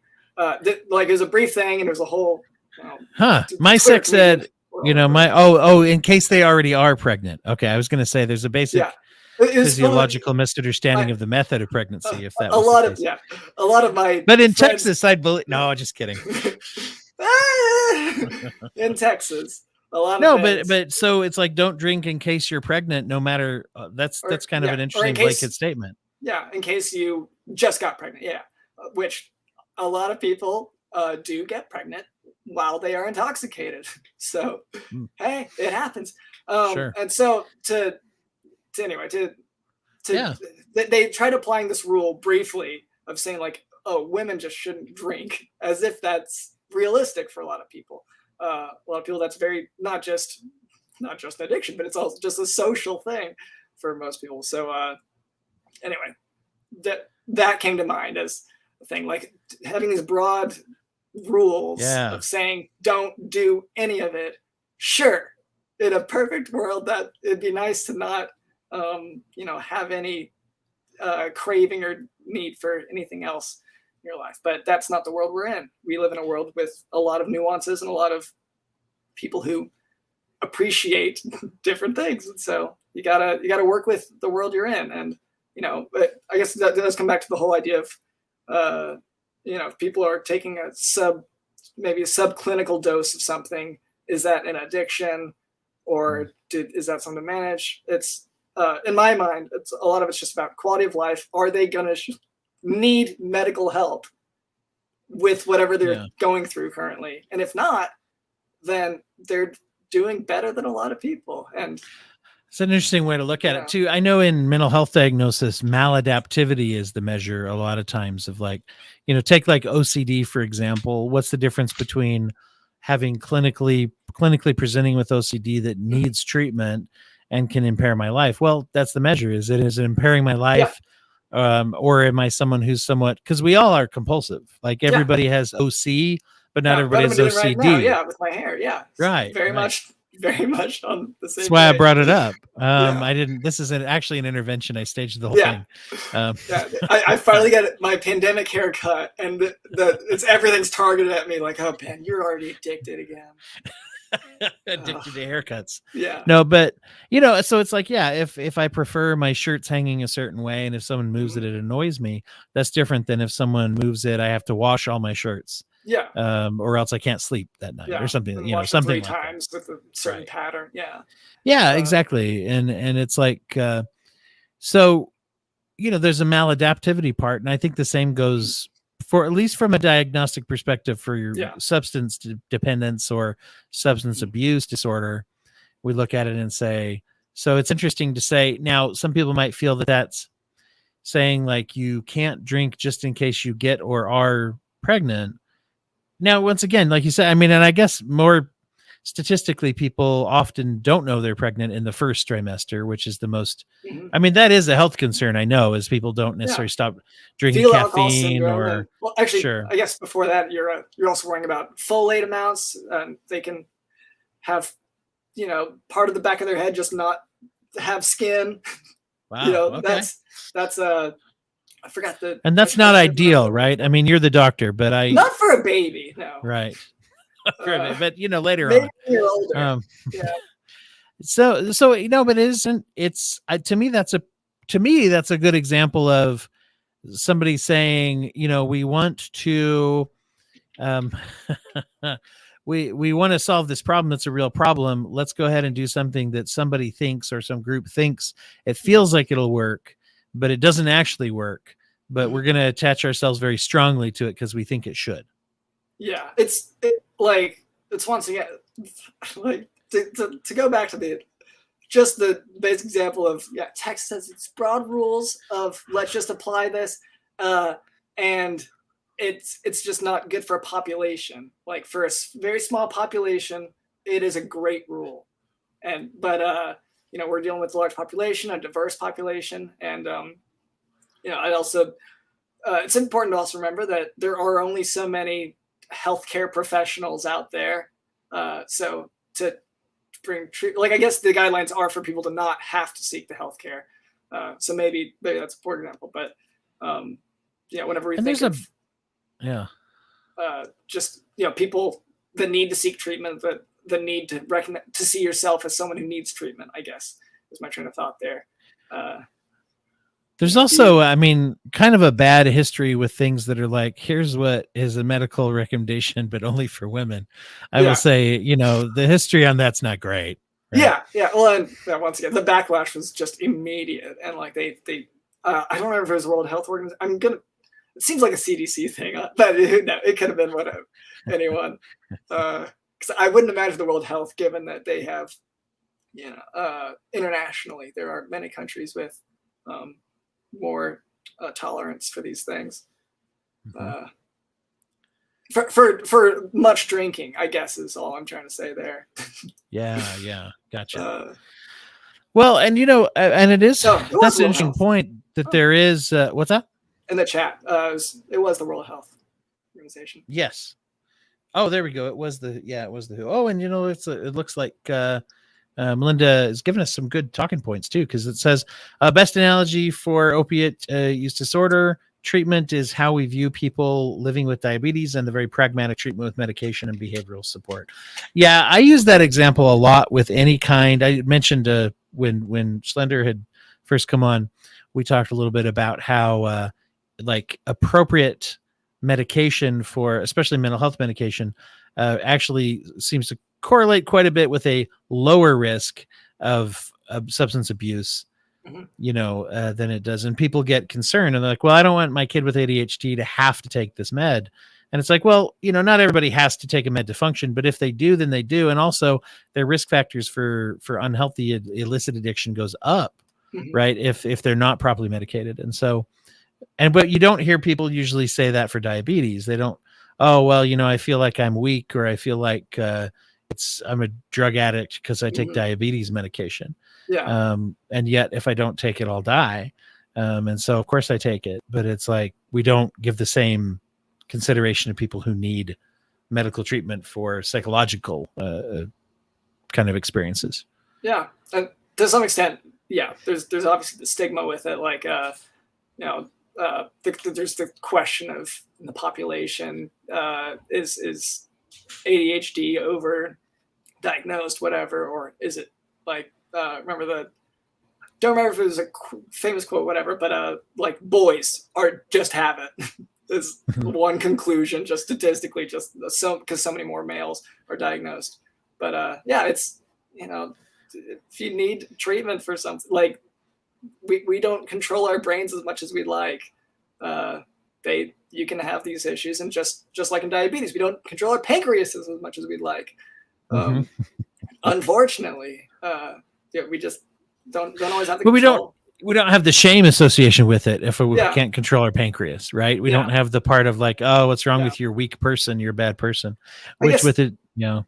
Well, with the diabetes, I guess it is easier to say like, well, you will go blind if you don't take your meds, which isn't it's not the case with ADHD, but like of course with anything with mental health versus the other types, you know, you can see physical consequence, but that being said, like death is still there.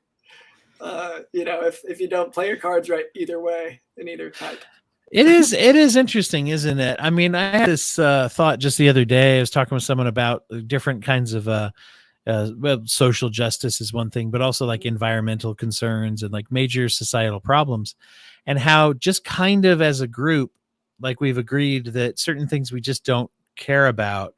And, you know, it's like there's not as much awareness of the opioid epidemic, that it's getting better. People are talking more about it. Not the epidemic, but the awareness is getting a little bit better. But no, but one of the things I think is interesting is like if someone says, oh, well, you know, plastic, everybody's like, oh, geez, here we go. You know, we roll our eyes or something. We've been conditioned to do that. And it's like, because I gotta make it to work on time, and I gotta go do this on time, and I gotta go to the grocery store. And it's like, I just don't have time to think about it as I'm throwing things in my cart. And at the same time, it's like, yeah, it could destroy the world, but, you know, we don't talk about it. We just don't. Yeah. It's like, it's annoying to talk about. And some of the things are scary. Maybe that's why, but also it's just kind of like, we're just kind of conditioned. We don't talk about overdose because it's not going to happen to me. Yeah. I mean, another very easy correlation there is there's currently a pandemic going on as well, that we've conditioned ourselves to some extent to play like it's not as big a deal. Hundreds of people are still dying from it every day, and that's just Yeah. the deaths. And we of course have long COVID, which is scarier the more you read up on that. Right. It's not like it's not like it's either gone away or we understand it better necessarily. No. I mean, we understand it better than The maybe extent before, to which we but- understand it better, it's not looking good. Right. It's Like, it's not like we got this improving. handled. Yeah, Right. We're thinking, this is long COVID, which I wasn't as concerned about, in the beginning, because you're thinking just how fast people are dying from this COVID, and then of course now we see, it can be pretty bad, like, and long term, even if you don't have symptoms at 1st, you can have long term issues. Anyway, Yeah. But so opioid, similar thing. It's there, and you're like, well, it hasn't stopped being a big problem. But I do understand the whole tune out for a little bit. But no, we need to remember this is all important to know, and because people around you are potentially dealing with it. Yeah. Yeah. What do you have thoughts about? Slender asked an interesting question, which is if you were going to start a treatment program, what would you put in it? And do you have thoughts about that? I mean, most effective ways for people to be handling it? Regarding opioid? Yeah. Or just any kind of addiction. Honestly, this is it's just not so much my field. So I'd say set up with someone who knows better. Honestly, like there are people who are trained in this, and I'm not. I was trying to pass the buck of the uncomfortable feeling of that question. But no, I am fully willing to admit, don't go to me. Well, and isn't that, I mean, I mean, that's the thing too, is actually going to someone, like the actual reaching out. Sometimes, once again, along with kind of ignoring something and pretending it's not going to be a problem, is we do that with ourselves too, right? I mean, that conditioning goes beyond to say, like, I'm going to ignore my problem and not reach out, I'll admit also readily that, like, money is an issue in this because, at least in this country, people have to potentially count their pennies to know if they're going to be able to do a particular program. And sometimes I worked in Houston, where they it was kind of dependent on who you're with, what services were available, because they have it's somewhat close to Mexico, so get a lot of immigrants in there, and so it's managing all this mental health without a lot of funding for it, especially in a state like Texas where they aren't big on helping those people. So it's definitely understandable if that's happening, but even just finding out your options, that's even that step is worth taking. If you're in a position where you're not comfortable or assured, just checking it out. Because there are options out there. Well, it's really true. I think that, and that's a couple of things that I've known people who have mortgaged their house, even sold their house or moved to fund treatment for a loved one or for themselves. When it comes down to it, for like rehab, it can be very expensive, especially like a live-in rehab, or where you're staying there for any amount of time.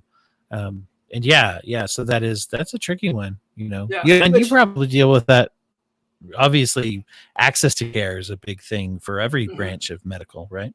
Yeah. Oh, it's pretty bad. Like all the doctors that I worked with where it came up, they were like, "Oh, of course we should have universal health care." Like that's there's so many underlying issues that could be solved just with access. But now it's, what comes to mind is we had a patient, I was working with a hospitalist in Houston, and we had a patient come in who, she was there just for like some physical ailment. I don't remember what it was. I don't know. Kidney's broken. I don't know. And my first day, I came in to do rounds with these patients, and I asked her about how's she doing, and ran through my little list, and she said she wanted to kill herself, and the reason wasn't like she felt like she was a generally depressed person. It was because her husband had Parkinson's dementia, and in the night he would scream about like I don't know, like I think it was like police coming in and beating him up and stuff. Because Parkinson's dementia, a lot of hallucinations with that. So he's getting these visual hallucinations at night. He's screaming. She can't sleep, but they don't have money, and they're immigrants, so they're just having to basically live in this little hospital room while she's getting her treatment. And so wow. That day was pretty distinctive for me in terms of like because we aren't just speaking from the healthcare perspective, we don't let that patient go home if they express suicidal ideation. So that the next step was they were like, well, so that patient can go home, and I was like, no, sorry, they need to deal with this. And which I was very apologetic because they were very ready for the patient, but they were like, no, good job, obviously, but sure, anyway. but no, that is the thing, they're ready to get out and stuff, because I mean, a lot of suicidality comes from just that discomfort and misery, and who knows, even talking about it probably helped. But yeah, no, absolutely, I can understand where we've had the same. But then the doctor, of course, at that point was like really just loudly wishing for universal health care because the patient wasn't even the one with, like, she was suicidal because this other patient who was, well, not even a patient, didn't have treatment, didn't have access. I top my head, and since then do not know what treatment we actually have for Parkinson's dementia with all hallucinations, but something is most likely out there. There's some type of therapy available, or at least to help her with it. So anyway, just and those with lower access to care, and particularly, unfortunately, those that are not white, do have traditionally, like there's research on, like, are not as likely to get a recommendation for something that if the doctor knows it's expensive, so I don't want to bring it up, kind of thing. And I understand some of that. I mean, not the racist part is a little harder to deal with, wrap your mind around, I guess. But although I understand that it exists, but from a personal perspective, the part where it's like prohibitively expensive, sometimes it's hard not to proactively take that into consideration with recommendations. If I have someone who really needs, like, to start coming in more often for therapy, it's hard to look at them and say, I know you can't afford it, but you need more treatment. Yeah. It can be hard. And it's, I can say, so med school, the testing is all it's primarily based on what the patient actually needs, but there are plenty of things where it's a calculation you're making. Basically, you're like, okay, well, if they can't have this, then we have to think, okay, are there free hospitals in the area? I guess clinical rotations is where that came into play a lot more. Is they'd say, well, there's one free hospital in this area, and whatever you need, even if it's not the main thing that hospital does, we have to send you there. And it's going to be hours of waiting, but that is the option that you have since you don't have insurance or whatever. That was a fairly regular conversation to be having in the ER. Just like have to send them. And doesn't that become like that? Also becomes, I think it's an interesting part of the medical social work model, or the medical care for the hospital. I've had friends that are medical social workers, and that's a whole part of their thing, is saying lining up aftercare and making recommendations. I'm going to go ahead and just because we're close on it, I'm going to share another charity. I don't have a website for it, but as we're talking, I remembered that I didn't get a link for this one, but you can Google Detox Volunteers of America. So if we're talking about, the Volunteers of America and gosh, I haven't evaluated all of what they do in each of their programs, but they do a supervised detox program to try to keep people healthy and safe, that has no cost. That is something that is there. Now, I don't know if they have access to a lot of the doctors and medications and things. I don't know that, but I do know that they're free. And in some ways it's almost like one of the benefits of AA. You don't have a professional there, which is sometimes probably good, and sometimes, has pros and cons.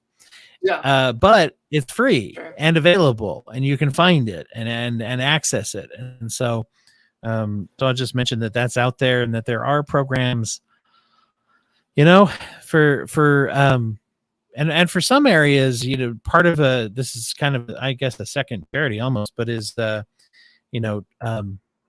areas they have what's called 211, which is a number that you can just dial for community resource information. A lot of places have something like that, and of course, the websites and things are better than just calling nowadays too. But for those that don't have that access, so anyway, I just throw that out there too, because, like you said, it's almost like you have to become, especially in nations like ours, the one where we live, that it's all a business. It's capitalism applied to medicine, right? That you do have to get good at looking for stuff, so that you can get treatment at all. Everyone gets a little smarter because everyone's better at researching because they can't afford to do anything else. It is interesting. People who are proponents of universal healthcare, a lot of them are medical professionals.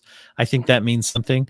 Also, the other thing that I noticed a while back was when people who I knew and would hear say, "Oh, that's terrible. It's a terrible program." All of them, Canada's program, long waiting list, England's program, long waiting, whatever, and they would critique. I noticed that the people who didn't critique it were mostly English and Canadian people.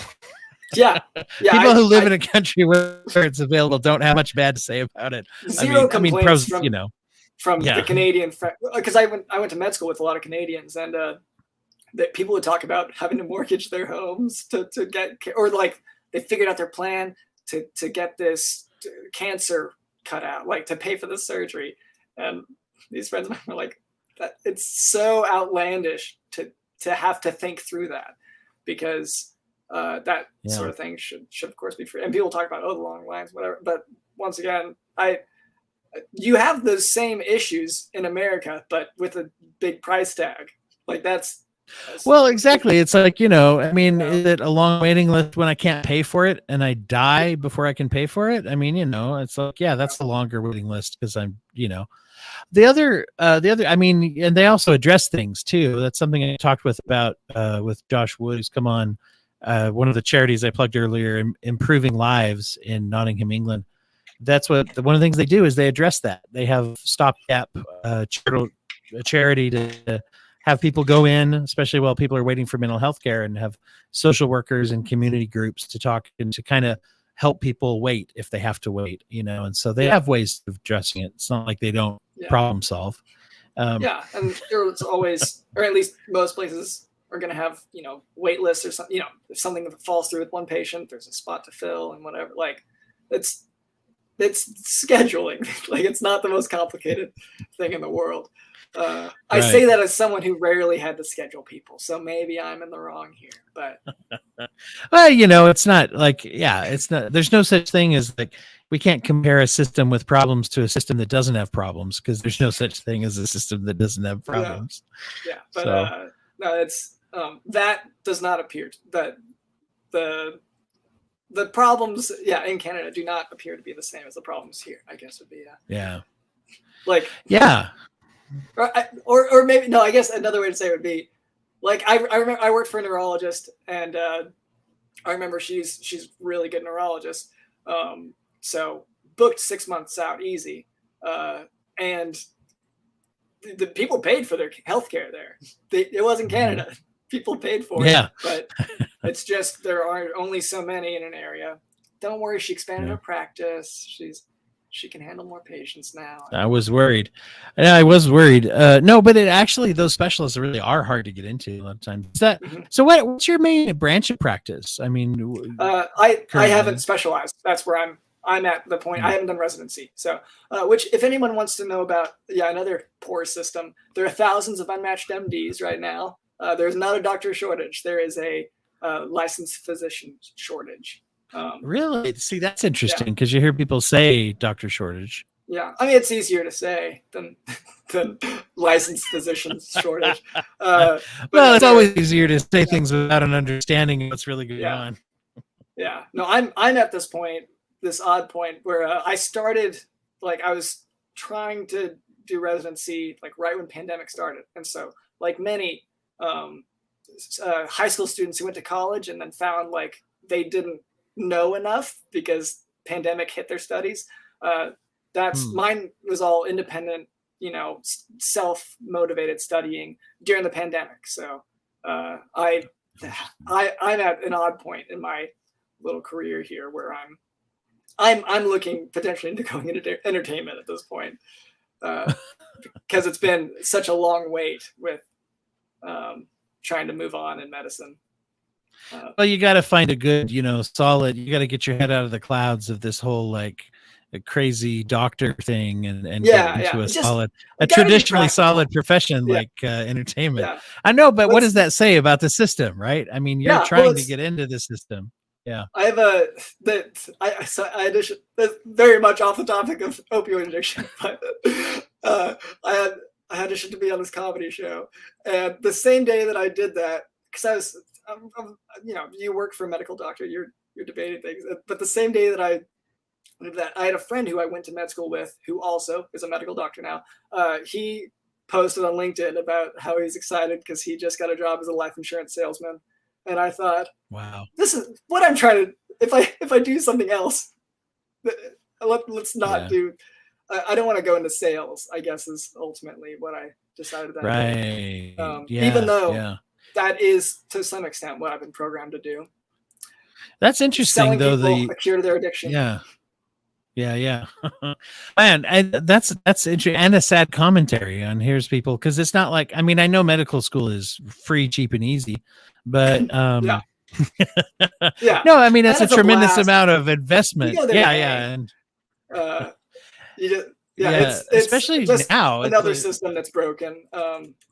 Residency as well, that's largely federally funded, and I think it was under Biden, it got its first little money boost since 1997. Wow. Yeah, that's a long time how ago. bad. And it's one of these things where, doctors are generally successful enough, and licensed physicians are generally successful enough that they aren't complaining a lot, and the poor unmatched MDs out here are don't have the magnified voices, and there aren't quite enough, I think, to raise a ruckus. So that's a whole different awareness thing we should do a thing about. But no, that's really interesting, and it reminds me of this idea people have of like, oh, nobody wants to work. It's like, well, there's some barriers that maybe need to be addressed. No, that's really interesting. The other very interesting thing is just nobody wants an unlicensed MD to work for them unless it's for a nurse qualifying job, basically. And also makes sense. Just for any misconceptions out there, I'm not trained to be a nurse. Couldn't do it. Right. No, that's that's a misunderstanding, right? People look at it as a hierarchy necessarily, and it's actually a different specialty. Yeah, completely. Yeah. I would not know how to do that job. Medical assistant, that I know, but we got another, just looks like Melinda had made back a comment. to the topic. Yes. The ASAM, American Society of Addiction Medicine, that's an interesting organization. I should make a note to mention that later when I'm, eventually, I'm sure I'm going to run a little as far as some topics, although we're doing well.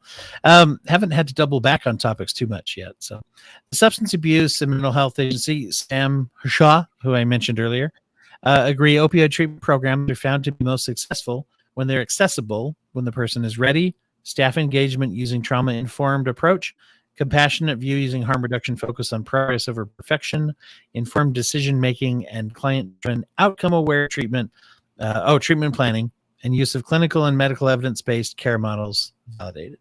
I think I read that about as badly as I could. Sorry about that. I feel like I started and stopped in all the wrong places, but I can. But to paraphrase briefly, they're saying, they use evidence-based medicine, which is the type of medicine we're supposed to be using anyway, and they inform their patients, and as I said, it's a focus on progress over perfection. You give your patients all the information. It sounds like just good clinical work. Yeah, that it's interesting though, right? Yeah, because there's cultural expectations that you look in there. Well, I'll tell you my experience. The alternative. Oh, and there's this website, and actually, this is the first. I think it was the first charity I mentioned earlier, and it's good to plug it again, which is the treatment finder mechanism on the Sam Hasha website, or substance abuse, mental health and substance abuse website, to where you can go and you can look up treatment centers for mental health or substance abuse or both.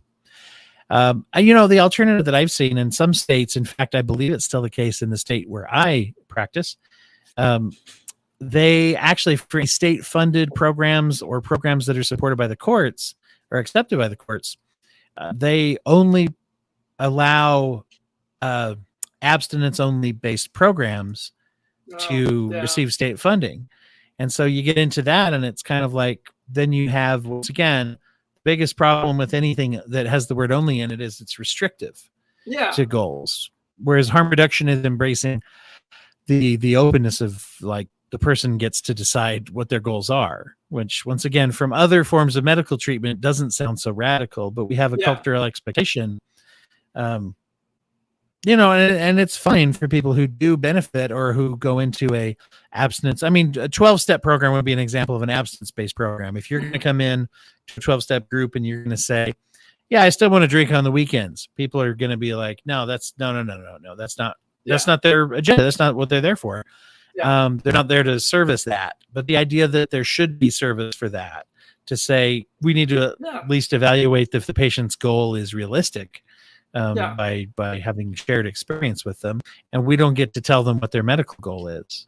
You know? That's an important thing to realize. That they may not want to completely quit, and if you can get them to a point though where they aren't heavily dependent on the substance or on whatever services, if you can get them to a point where they're self-sustaining, that they're able to function in society, then that's like that is might be the most realistic goal, and that's not a bad thing for people to just be able to kind of live life. Yes. Well, and it's all about an increase of health is the goal for any kind of treatment. And I'm one of those too. I always try. I don't differentiate between mental health and physical health treatment. People do all the time talk about that. But it occurred to me one day where I was like, the brain is located in the body, I think. I'm not a doctor, once again. I don't have that. Yeah, it's got to be something. Yeah. But it's in the body, and so therefore it's physical health. It's physiological in nature, not mental versus physical. And it's like, I think when we use that terminology, sometimes that's why I like to say psychological health. Like I'd say cardiac health or something like that. At least to me, when we say is it mental or physical, we're saying are you just crazy nuts, or do you have a real problem? And it's like that's not helpful. I'll say definitely that plenty of the doctors who this is all probably mentioned a lot, but the mental health also just drags into the physical. If we were going to it's not a huge leap to say, like I said earlier, if you're drinking a lot, you've got this alcohol addiction that directly causes cancer. Like it, wherever it goes, it's working on the blood vessels and everything. Like it's causing cancer. So it's to play with the idea that it's not. No, it's very much a part of it, and it's just not as, I guess, it's not as easy to treat. It's more nuanced to treat because it's dealing with a person's personality rather than popping a pill. And you look at absolutely. Well, and looking at losing a job, suicide, risk of suicide, things like that are absolutely, those are absolutely physical health problems as well. And so, absolutely. So it's, and a lot of the practices will go to it. And then it's just like the misery. Once again, I always point that I'm a broken record with this, which is, many people, the majority of people who are suicidal don't kill themselves, but if they don't get some kind of treatment, they can be miserable, for their lives, sort of quality thing. of life. That's, and fortunately in medicine today, that is emphasized throughout, our training is, quality of life is a part of your diagnostic picture and your treatments. If they're just miserable, if a person is feeling awful, then that's that's something to address. Why are you feeling this way? And, if it's something that can be helped, then that's something to address. That's part of the full health picture. Yeah, absolutely. Huh. That's very cool stuff. I mean, to be aware of when it works. Yeah. To be aware of on the Awareness Day. Yes. Yes. I think that since I did say something fancy there, I'm going to take off on that note. Yeah, no, that's good. Real quick, I can anybody who's taken this time to join, tell people, where they hear you, especially with it being your, one of your big things and fun. I provide free healthcare in a sense. I give a free health education on the Jock Doc podcast. Now, that's about 5 minutes of a given episode of the podcast. The rest of the hour or so is character-based improv comedy. So I basically read again, and it's in the title of the episode, what I'm teaching about that day. I read it like an ad copy, and I try to write it in such a way that someone who doesn't know will at least have some idea of what I'm talking about. Like someone who's not in medicine might be able to pick up on it. Though we're currently in endocrinology, so it's harder. But anyway, but it's character-based improv comedy. Dwight's been on it. I've done a great job, but twice, right? Yeah. So twice. If nothing else, check his episodes out. You're gonna love that. Yeah. He had X-Men type character first time on. So that's right. I was a Professor Xavier knockoff. Right. Yeah. So it's a lot of fun, and that is one way that I avoid the morbidity of misery. The name of it, I don't think you said the name. The Jock Doc podcast. That's jockdocpodcast.com if you need to find a link for it easily, but it should be in whatever podcasting you use. And we are on TikTok and on Instagram, whatever, as well. All right. Hey, thank you, Lyndon. I really appreciate you coming on. Yeah, thanks. It was good to talk medicine. Have a great day. Much lately. See ya. Yeah, exactly. See ya. Great.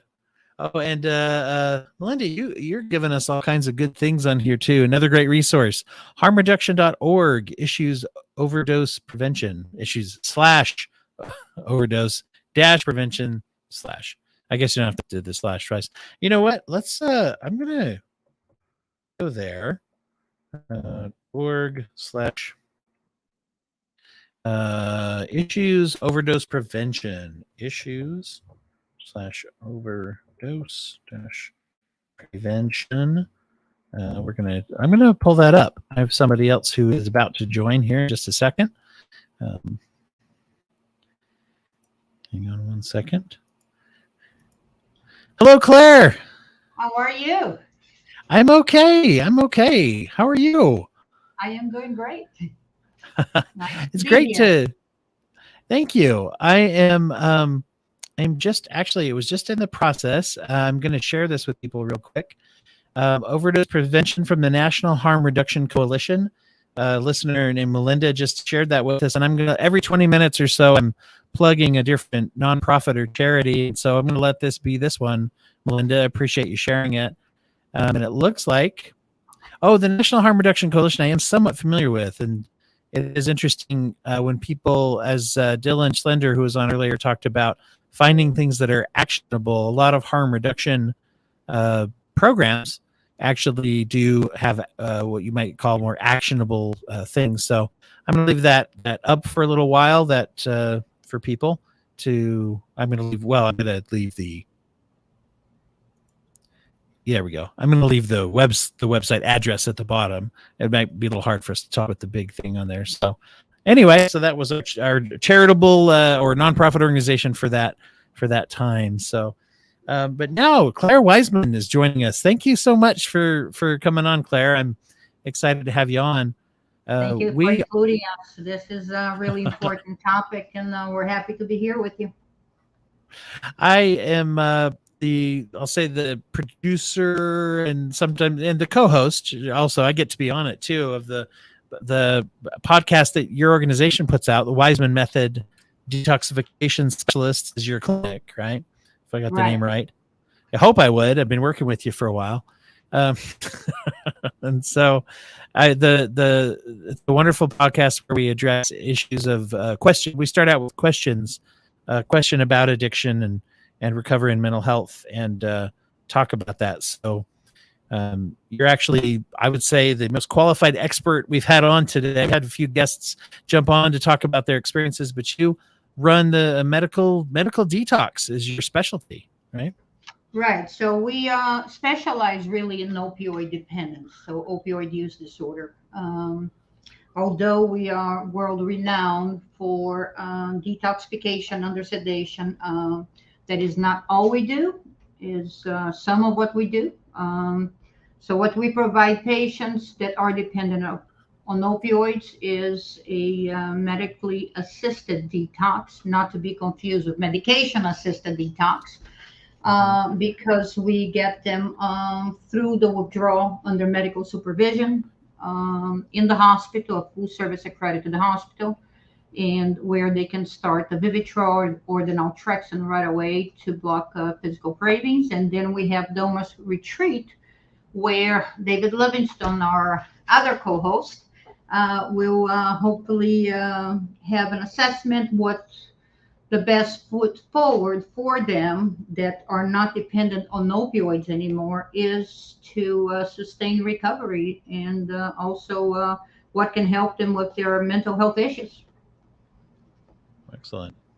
Yeah, and that's one of the things that attracted me to working with you guys in the first place, and that I think is a strength is I as I've stated on before, there's the very individualized approach and kind of a holistic. I feel like that's kind of a buzzword in treatment and in medical sometimes, but I really feel it applies. Trying to address all the needs of somebody health wise. I was talking to Dr. Lyndon Smith a little bit ago about and some of the guests about the dangers of sudden withdrawal, the old sit in a basement with a blanket over your shoulders and a bucket in your lap, kind of a approach that was is somewhat media popularized and somewhat still in the cultural zeitgeist, I guess, is the idea that people, need to do that or go through that.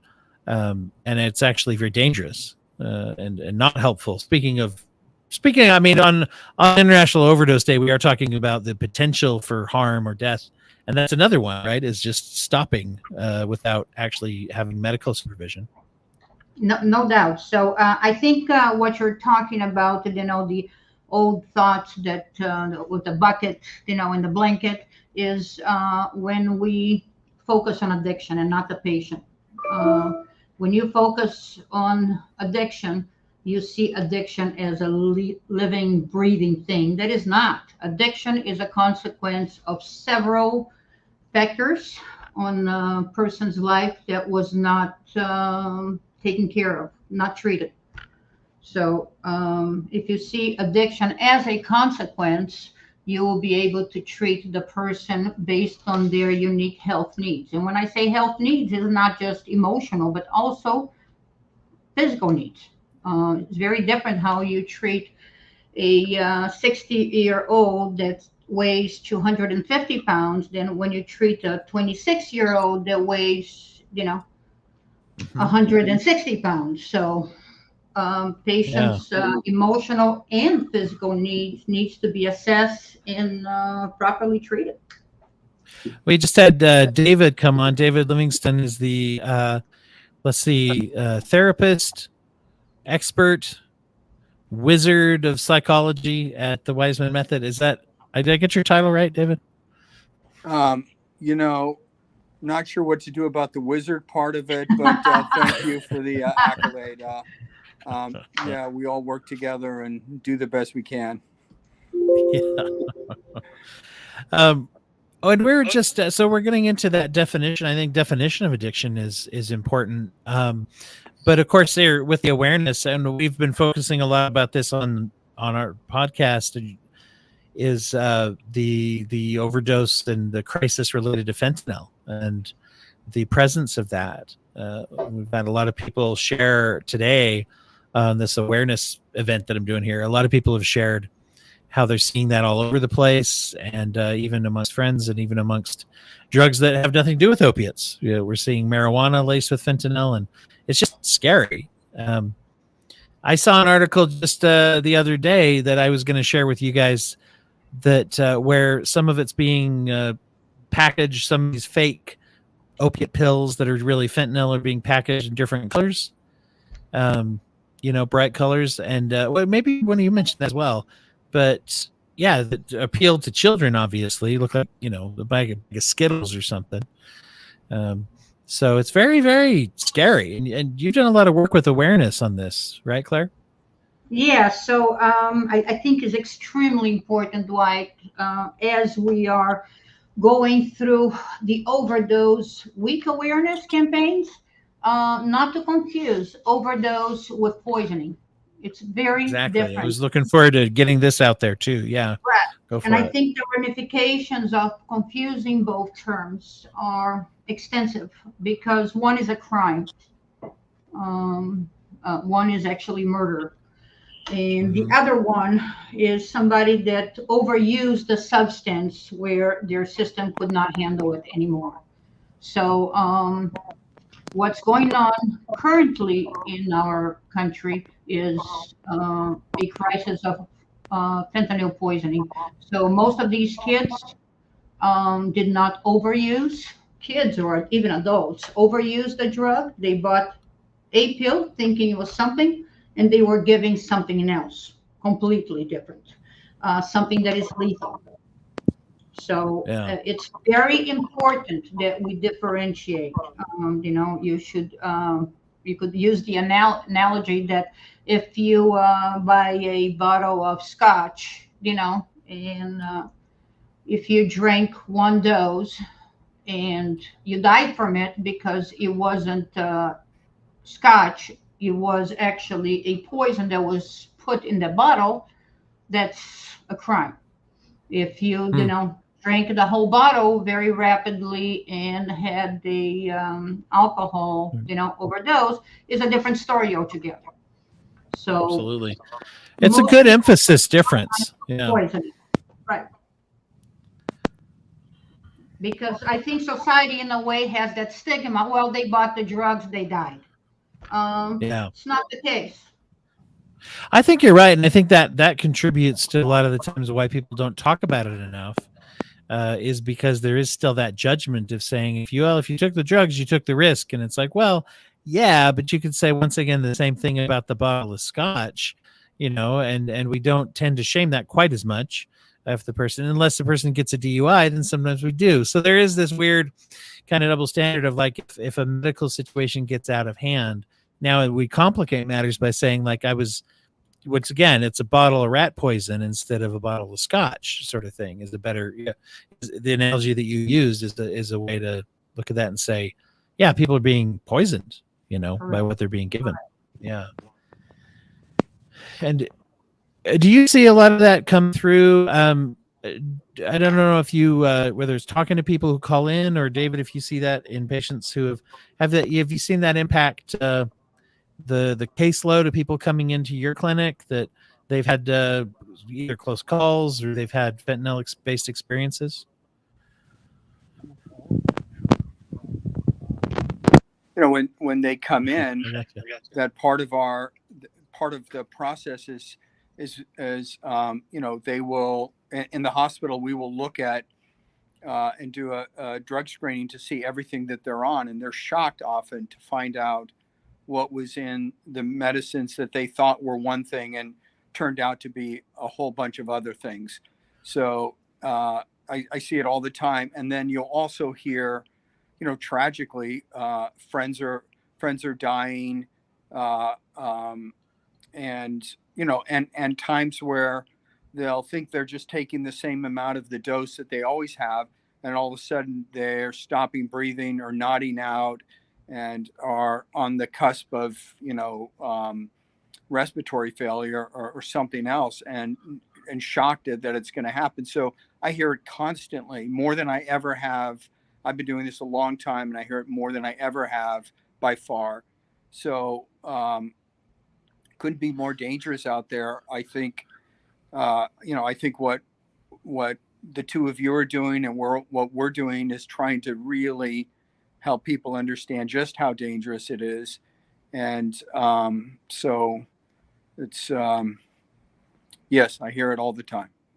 I'll go a little step above Dwight. I've been doing this for over 25 years, and I speak to patients all day long in the phone, 7 days a week.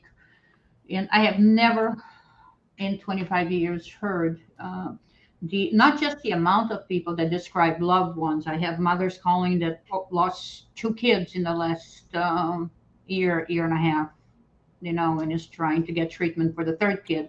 But just the mundane way that is spoken about. I have, when they call for treatment, oh yeah, I lost 4 friends this year, I lost 6 last year. It has become like an everyday conversation where at one time was shocking. Now it has become so often that people become, desensitized to what's going on. Yeah. That's the thing too, and that's a fear, along with the shame part that shuts people down from doing anything or sharing things. Then you add the desensitization part where it's like we get used to it, and you can see that. I don't know if compassion fatigue is the right term. Some people suffer from that, but I don't know that nationally we have enough coverage or enough awareness to suffer from that nationally. I think we get in other areas, but I do think we also see people get issue fatigue, where it's like, okay, awareness here, awareness there, but it's like, we brush over some pretty important things. It's like, this is, and going back to that, killing lots of people, and here's my broken record issue, adding misery. A lot of people don't die, but they still have a lot of misery, or they have injury from this poisoning that can linger. And so that's, there's a lot of good reasons for people to talk about it, but I think they often avoid that, as like you're saying, and the desensitization doesn't help, of course. And there's a whole new population. Again, there's the population of the kid that really never had a drug problem, kid that is in college at the dorm and can't sleep, and a friend said, here, I got the Xanax that can help you, or is feeling anxious, and suddenly they're dead. So that is happening more often than not. You're talking about over 300 people a day. Those are the numbers that I see coming out, dying from fentanyl. These are crazy numbers. Yeah, no, exactly. What is it? You had quoted the other day, like 175 people a day. It's a national health crisis. Right now, I read this morning, 300. But again, there's data coming from everywhere. I think that the 175 data from last year, I think when we get 2022, we are going to be in total shock. But as we spoke in the podcast, the sad part is we get it a year later. So it's what happened. The emergency is not now. Well, and I think too, the numbers, they're scary. Numbers are scary. Just my mom's a math teacher, so, she'll tell you everyone's scared of numbers. But when they walk into her classroom, but the individualized stories too is something that once again, I wonder if people don't share, again, because of the shame. I think that's getting a bit better. I hope, but people feeling empowered to share, here is, I read a quote in the beginning when it was talking about one of the charities we highlighted, where the man who started it lost his son. And there's a quote from his son saying, I hope someday that people understand I just have a medical problem. And people like me, I'm not a bad person. Right. And to say that, to be saddled with not only the health problem associated with the addiction, but the identity of being a bad person because of it, is huge to that. So people don't tell the stories. And let me just say that that is so wrong. I can't even tell you that how many people get, for so many varied reasons, get onto opioids, from operations to just trying to sleep. There's an incredibly high correlation between people who have trouble sleeping and opioid use, and they're just trying to find a way to relax.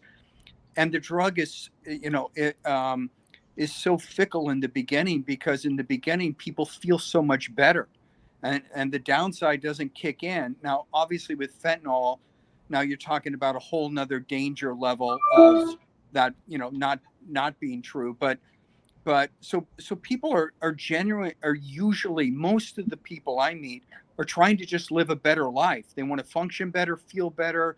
They care about their family. They've got responsibilities. It is so the opposite of people who are bad people. It's people who are trying to live up to what they hope they can be, and are having problems and struggles. And because of that, are coping in a way that isn't going to get them there. And maybe they've been let down by the health profession, or their doctors aren't prescribing certain, there's some reason that they don't sort of stick out a treatment or find the healthcare professionals to help deal with whatever is driving their need to sort of cope, and then they end up in trouble or worse. So the idea that it's just bad people is actually so untrue. I mean, look, there are bad people who, there are people who don't do good things at times, but it is not necessarily correlated to the use of opioids. Not in my experience. No, in fact, as we had several people mention this, but a lot of times I noticed that trying to stay away from overly, I guess, blanket statements. But many people, I feel like one of the risk factors is emotionality and mental health reactivity and mood regularity issues. And I guess this goes along for me, is that some of the people that I've worked with who are prone to addiction, as well as those that are prone to some of the mental health issues, are very sensitive people. They actually have a lot of feelings. And if they, especially when they learn, they get a lot of psychological literacy if they pay attention to their inner world, especially because it's different. If you're somebody who just kind of has maybe typical neurotypical mood regulation skills, you can kind of be moderately miserable for a long time. Whereas if you have a lot of mental health issues, you could die if you don't attend to your mental health. I mean, it's serious, so you have to.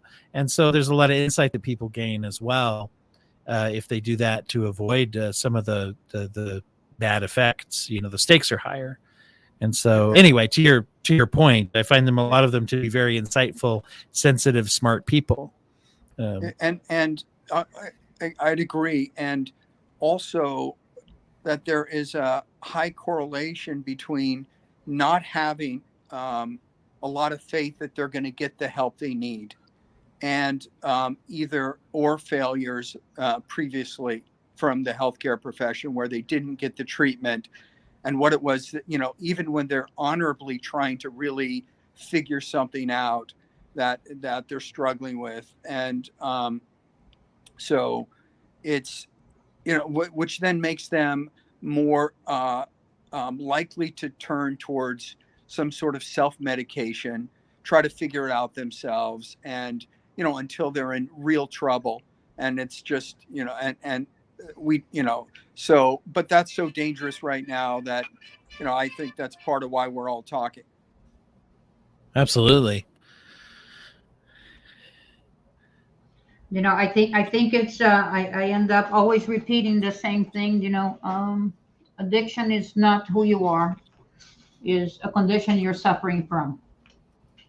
And I think the moment people understand that is just a condition, and is a condition that is the consequence of several other issues that were not properly attended to, the stigma goes away. It's just a condition, guys. That's all it is. Yeah. Yeah. Go ahead, Dave. Yeah. And just to the last thing, but just to add to that, as soon as you show someone and they can feel a different way forward, a treatment is in place. They have to be able to see it and feel it and understand personally how that will actually help them.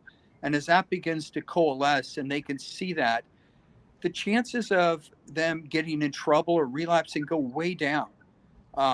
So it just that's in terms of forming a process that leads out of it. That's what it is.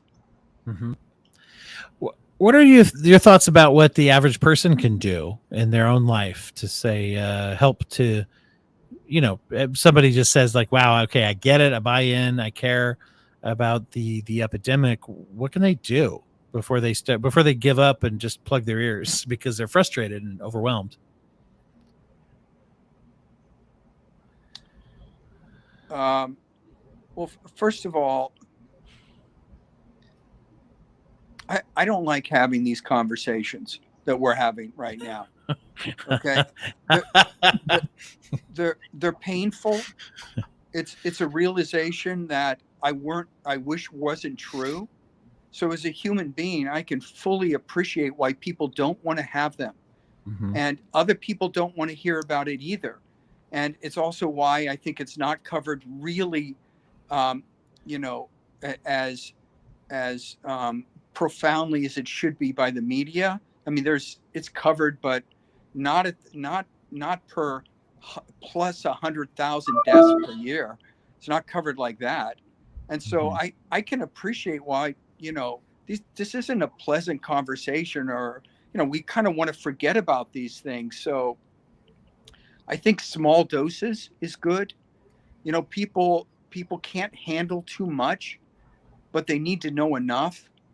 And so, and I also think, so I don't know, but maybe beyond that. Mm-hmm. I think is, putting our agendas aside and prioritizing, the value of each life. So it doesn't matter if it's 20 people dying a day, 175 or 300. I guarantee you that each person, has a loved one that is going to miss them, has a value for being here. So I really think we should, put priority in mental health care. That is truly the root of most societal issues right now that we're going through. I think we can try to fix here, put money there, give money to people. It's not helping. It's not helping because that is not the issue. People are feeling unheard, unseen, lost, insecure about tomorrow, insecure about themselves, and also what their purpose is, what their value is. So I think mental health is the number one issue in this country that we constantly ignore.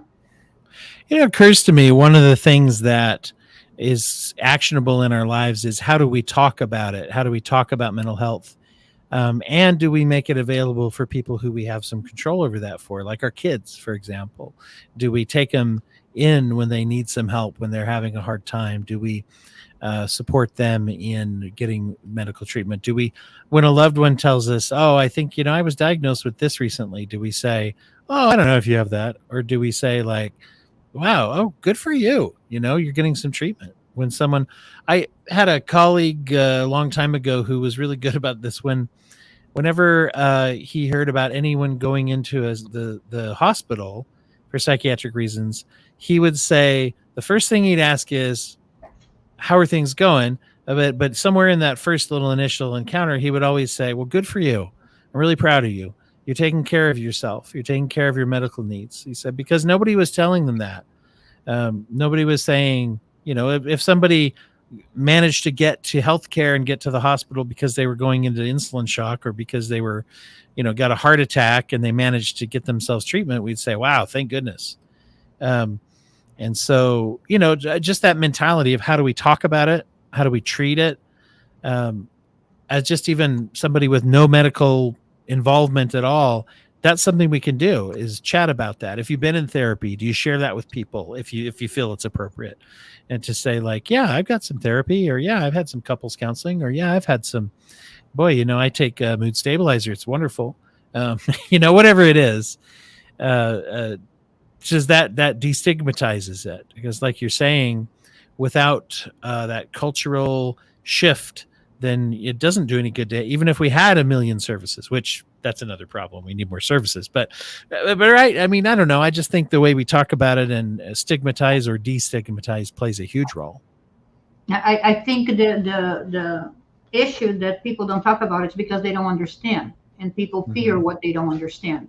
They believe, oh, if he's been diagnosed with a mental health issue, he's crazy. That's not the case. Right. That is absolutely not the case. And nowadays, with medicine and science, most psychiatric issues have solutions and treatment. Right.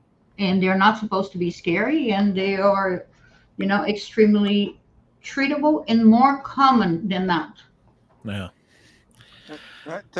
That's right. So when I see patients, often they're feeling very guilty, and I'll be like, I'll listen and try to understand, and I'm like, you don't need the guilt anymore. You're here. You already listened to it, and it got you here, and the function of it is, and so you're changing it. So you don't need that now. And then you keep talking. It's like, so how do you sleep? Oh, I don't sleep. I sleep like 2-3 hours a night. Like, well, no wonder you're vulnerable to. Have you seen to opioids right? So that's got to get fixed. And you just go step by step and break down until they can feel that there's a different and that you're actually beginning to understand what their needs are, right? Because needs kind of drive everything, and they're not always as obvious as it would seem. And but as you get to know somebody and get to know what they're needing, you understand why they're coping with what is now an incredibly dangerous substance. Yeah. No, and like you said, the danger's never been bigger. Just like with many things to do with our health improvement, focusing only on one thing is the wrong thing usually to focus on, because restrictiveness and only one thing at a time isn't good for anybody. And you can talk all day, you can yell at a loved one all day about how they shouldn't do drugs, but it's interesting how even in a family you can do some of what you just said, that problem solving of saying like, well, you know where I stand on that, but you don't sleep well. You should at least talk to your doctor about that. Or, if you don't like our doctor, our family doctor, maybe we should find another one that you feel like you can talk to, who's not going to shame you, or just that kind of support and actually asking health related questions that may or may not have anything directly to do with drugs at that moment.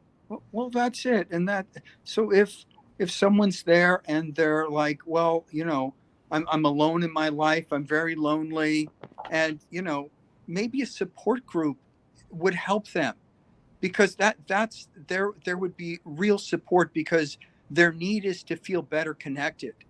And then that because that's a profoundly difficult thing. But what if another person's life is so busy that you don't recommend they go to a support group unless that's something that maybe they're wanting, or as a change of pace or something else. But often it's the last thing they want. It just feels like another something else that they have to do for, and actually makes them more vulnerable. So just differentiating and really sort of thinking this through. Any rate, but absolutely. The one size fits all kind of like, oh, you have to. And I think sometimes for me, even something that does help me, if someone tells me I have to do it, I'm not going to do it, or it wouldn't help me as much as if it's like, let me come to it or give it as an option, or, I'm a big, in all things, really, I'm big into inclusivity, autonomy, individualization. I think those are empowering kinds of things. To work with someone, instead of saying like, well, you've got problem A, so you got to do B and C, and if you don't, then you're in D, which stands for denial. I don't know why I said it that way, but that just seemed to flow. Anyway, but yeah, this kind of thing of like, if you're not ready to be where I think you should be and jump through the hoops I think you should jump through, then you are not doing it. So you're doing something wrong. And it's like, well, that doesn't help me if I'm treated that way. And I think that's where you see a lot of missed opportunities and frustration, not just from the patient themselves, but from the professionals, because if they are continuously going to treatments and groups and they feel unheard, unseen, they relapse. And every time they relapse harder. And every Absolutely. time they relapse harder, they have less hope. And I think there we come to the overdose, and that's the real overdose. How many times that overdose was an overdose, but also a lack of wanting to keep going, and a lack of strength to keep fighting. A lot of patients that we speak to have gone through 10 rehabs, and they say, I can't stay off drugs for a month, 2 months. I always relapse. I fail every time. Maybe the treatments failed him. He didn't fail the treatments. Mhm. Maybe Yeah. the issue that he can't cope with, it's still there, and Mhm. nobody ever stopped 1 second to hear their needs, what is going on with him. Instead, again, is what we go back, they are trying to treat addiction, but the patient is forgotten behind that diagnosis. Yeah. Absolutely. And the thing that's supposed to help or is designed to help is not helpful. And Correct. it backfires, right? A lot of Yeah, times. we had actually one experience of a patient last Friday that uh, came to us that overdose, was in the ER. They gave him whatever overdose medications they thought appropriate, and in a few hours he was back out there. Hmm. I mean, what a missed opportunity to truly help somebody, right? Yeah. You send them out there, and what are they going to do? Now they have received usually naloxone that going to make them feel, sick. You throw them out there 2 3 hours later without any emotional assessment, without allowing them at least to recover from the overdose. So the normal thing for them to do is try to get medication so they don't feel as bad as they feel in the moment. Mhm. Yes, yes. I've got to say goodbye. Thank you for including me today, and we will all talk again. I know. No, that's yes. I know we will. And thank you, David. It's Thank you. always good. They say it's better to do something than talk about doing something. So I know you're going to go treat someone. So appreciate you being here. Thank you. Yeah, thank you. All Thanks, right, take David. care. Okay. All right, bye. Yeah. Bye.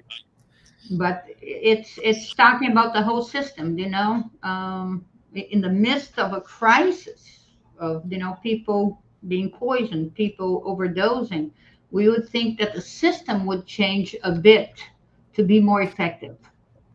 You would, yeah, you'd hope. I mean, what is it? I think you made this analogy once. It's like what, like two jumbo jets crashing with full fatalities every day, basically, Mhm. something like that. I mean, we're talking in the hundreds, and I don't know how many people they're fitting. I think they're fitting more people They are. on planes than they used to, based off of when I've flown on them. But so maybe less planes than it used to be. But still, I mean, that's like if that was literally planes crashing, we'd be talking about we're not flying anymore until something Correct. changes, right? So, yeah.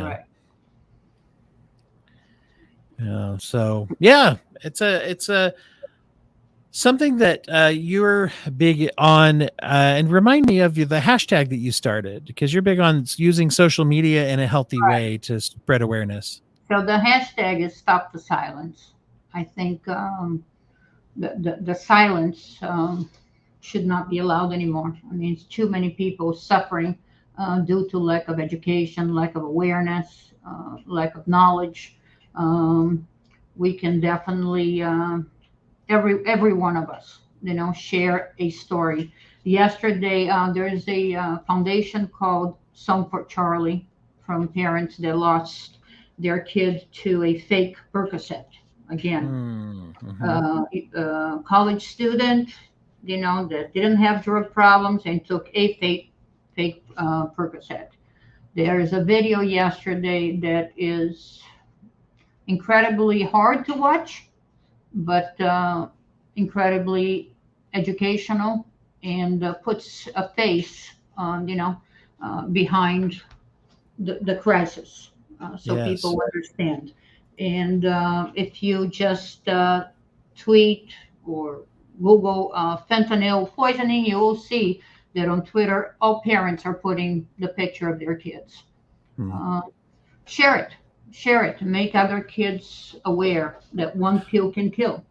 Right. And that's well, and that goes to what the before about when I was saying about numbers. I don't remember if I finished that thought, but the the stories of specific people is actually what makes a bigger difference.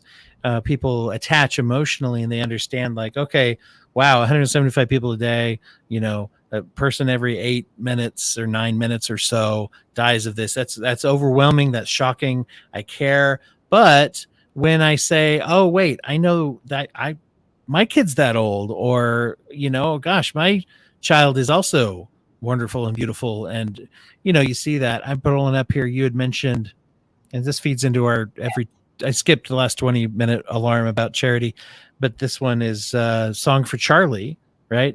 About someone, and once again, this one-time use death, to, like, as far as we know, so a lot of these individuals don't have a history. It's just, so to say, and not that makes any death worth more or less than the other, but it's like, it just shows how it's more dangerous than it's ever been. Yes, it is. And coping, people are having a hard time with coping skills. You got to remember, we were locked up for 2 years. Yes. A lot of things surfaced during those 2 years. We are living so many crises in one time. Yeah. For us as adults, is extremely hard, but for young adults that are just starting their life, and the future seems so, unstable. Yeah. No, and it's scary too. I have my son just started college, and it's interesting, and I have a daughter in high school also, and just the even well-intentioned guidance that we give our kids to say, "Oh, you better be ready, and it's like, oh, okay, what if I can't cope? What if I can't get into, everything's so expensive? What if I can't get into college? And just a lot of those things, and then you throw on top of it the interruption to society and the interruption. I almost feel, I mean, it's funny. I've been saying for a while that all of us are just walking around with this, like, trauma that we just have, right? From the whole thing and the shutdown. And I feel like to some degree we almost universally have some hangups or traumas or something to process from it, from the fear and the lack of connections. And I think that there's a PTSD because our main function to live is breathing. Suddenly, we're told that breathing can kill you. Yeah. Right. Right. It's a good point. Yeah, we have to monitor and protect the breathing, right? And watch So out. You're anywhere and somebody coughs, and there you go. The PTSD comes back. Right. And look at, even when we do, like, get sick, it's like I feel the need to tell people, okay, I tested, don't want to have it. And part of that is just courtesy, but part of it is also like the panic of, what's going to happen, or I don't want to make them scared or whatever. So that's a really good point. I mean, I almost want to say we should just be having group EMDR sessions, for everybody, just like every Saturday night, everybody stop in for, trauma processing at your local wherever, library, church, community center. That's actually, we could, maybe I should write that down. I'm going to edit that out. It's a good idea. No, but just that awareness. So the awareness and promotion of awareness. The other thing I like about that, as you put it, is that is something people can do. They can both generally share it, and we can specifically tag it and say, like, oh, did you hear about this? I'm going to send this to this group that I belong, my neighborhood group or my family group, and say, hey, I think this is important. Where's that text thread that I'm on anyway, that we talk about when the next when the next Marvel movie's coming out, or when we talk about things that are maybe usually lighthearted or fun. But I'm going to go ahead and say, hey, let me get real for a minute. Is everybody doing something? Does everybody know about this? You're being careful. And especially, I think young adults never believe it's going to happen to them. until they Oh, actually sure. see a face and see, oh my God, you know. Yeah. It sounds a bit like my story, but I never got that Percocet pill or that Xanax pill, but I could have. Mhm. Mhm. Uh, so I think just sharing, you know, it might save one person. And I Yeah. think it's not about doing something for somebody else, but for you to be part of something that is productive. I think is good for your own self-esteem. Yes, absolutely. Yeah, and your own health and things too. And, you know, as many of us as possible being alive and well and healthy is good for each of us individually too. Correct. You Correct. know? Correct. Yeah, So we have absolutely. many hurdles, you know, to fight in order to stay healthy. I think we can do it together in a much easier and productive way. Mhm. I agree. Very Okay. good. Thank you so much for Right. being here and So much. sharing. I'm gonna tell everybody the name of your show. The name of our show is Addiction, Recovery, and Mental Health, a podcast by Wiseman Method Opioid Treatment Specialists. Right? Did I get that right? Yes. We've experimented with a couple different names, but that seems to be the one that is working the best for people. So We're here if people want any information regarding opioids, regarding opioid use disorder, regarding, you know, the fentanyl crisis. We're here. And one of the things that it's opiates.com is the website for Wiseman. And if you go to if you email at info@opiates.com, then a lot of one of the things that's really nice is you can send us questions. It'll wind up on the show. So, yeah, so that's a cool thing that is going to. So, well, thank you, Claire. You have a great day and continue to do this good work. We will do. Thank you. Thank you. Bye-bye. Bye-bye. All right. Well, that was Claire and David, and we're so glad that they were able to join. Actually, so glad to have all of the people that have come on and joined. You know, we're coming up in the home stretch here of the last few minutes. I had a goal of going up until the end of this hour, and so all those of you that have joined in have helped to make that possible. Just a couple of things that I'd like to share with people. One of them is that I did miss, once again, my goal of sharing some charities with you that have to do with mental health and with treatment as well. So I'm going to share one right now that is the Friends of Mental Health, which is an organization in Australia. And you can see here, they have there we go. On their main site, it talks about the, oops, take that off. There we go. So you can see the Baraka Medical Center, Baraka. I don't know if I'm saying that right. Apologies to all those of you listening who work there. I assume that it's on a big screen there right now, what we're doing. Anyway, a multi-purpose health center. There's 1,200 beds in that facility. And one of the things that's very cool about this is that the Friends of Mental Health is a nonprofit in Australia, and that they do work a lot with many different projects. My understanding from reading this is that they do also cater to Indigenous individuals as well, and not exclusively, of course, but working on that and the diversification of treatment, which is important anywhere that anywhere you go in any form of treatment. But my understanding too is very important for Australian culture, just very similar to the U.S. culture in that regard, to where it's some very unique racial realities and diversity realities in that part of the world, same as we do. And so I'm glad to see that be a part of it. So that's Friends of Mental Health. Whoops, need to pop up give you all the website as well so that you can see that for a minute. It's Friends of Mental Health GH.org. And this one shows /project, but it's Friends of Mental Health GH.org as the website for that as well. So we're going to put that up. There we go. Great. There's a lot of different things. One of the things that you can do, let me touch on a few things. Actually, I'm going to come back to that. I want to mention first just a couple things that you could keep in mind as you are working with these kinds of things. As you're working with addiction, one of the things that I mentioned earlier a long time ago was the term addict. Some people like the term because it helps them to feel empowered and take ownership of their problem. Some people don't like the term because they feel that it is reductive to who they are as a person, or that it forces upon them an identity that they don't maybe agree with, or that they're not sure if that's helpful to them. My take on that as a therapist is that the most important thing about any term that you use is what it means to you personally. And if you identify as an addict and it helps you and moves you towards health and well-being, great.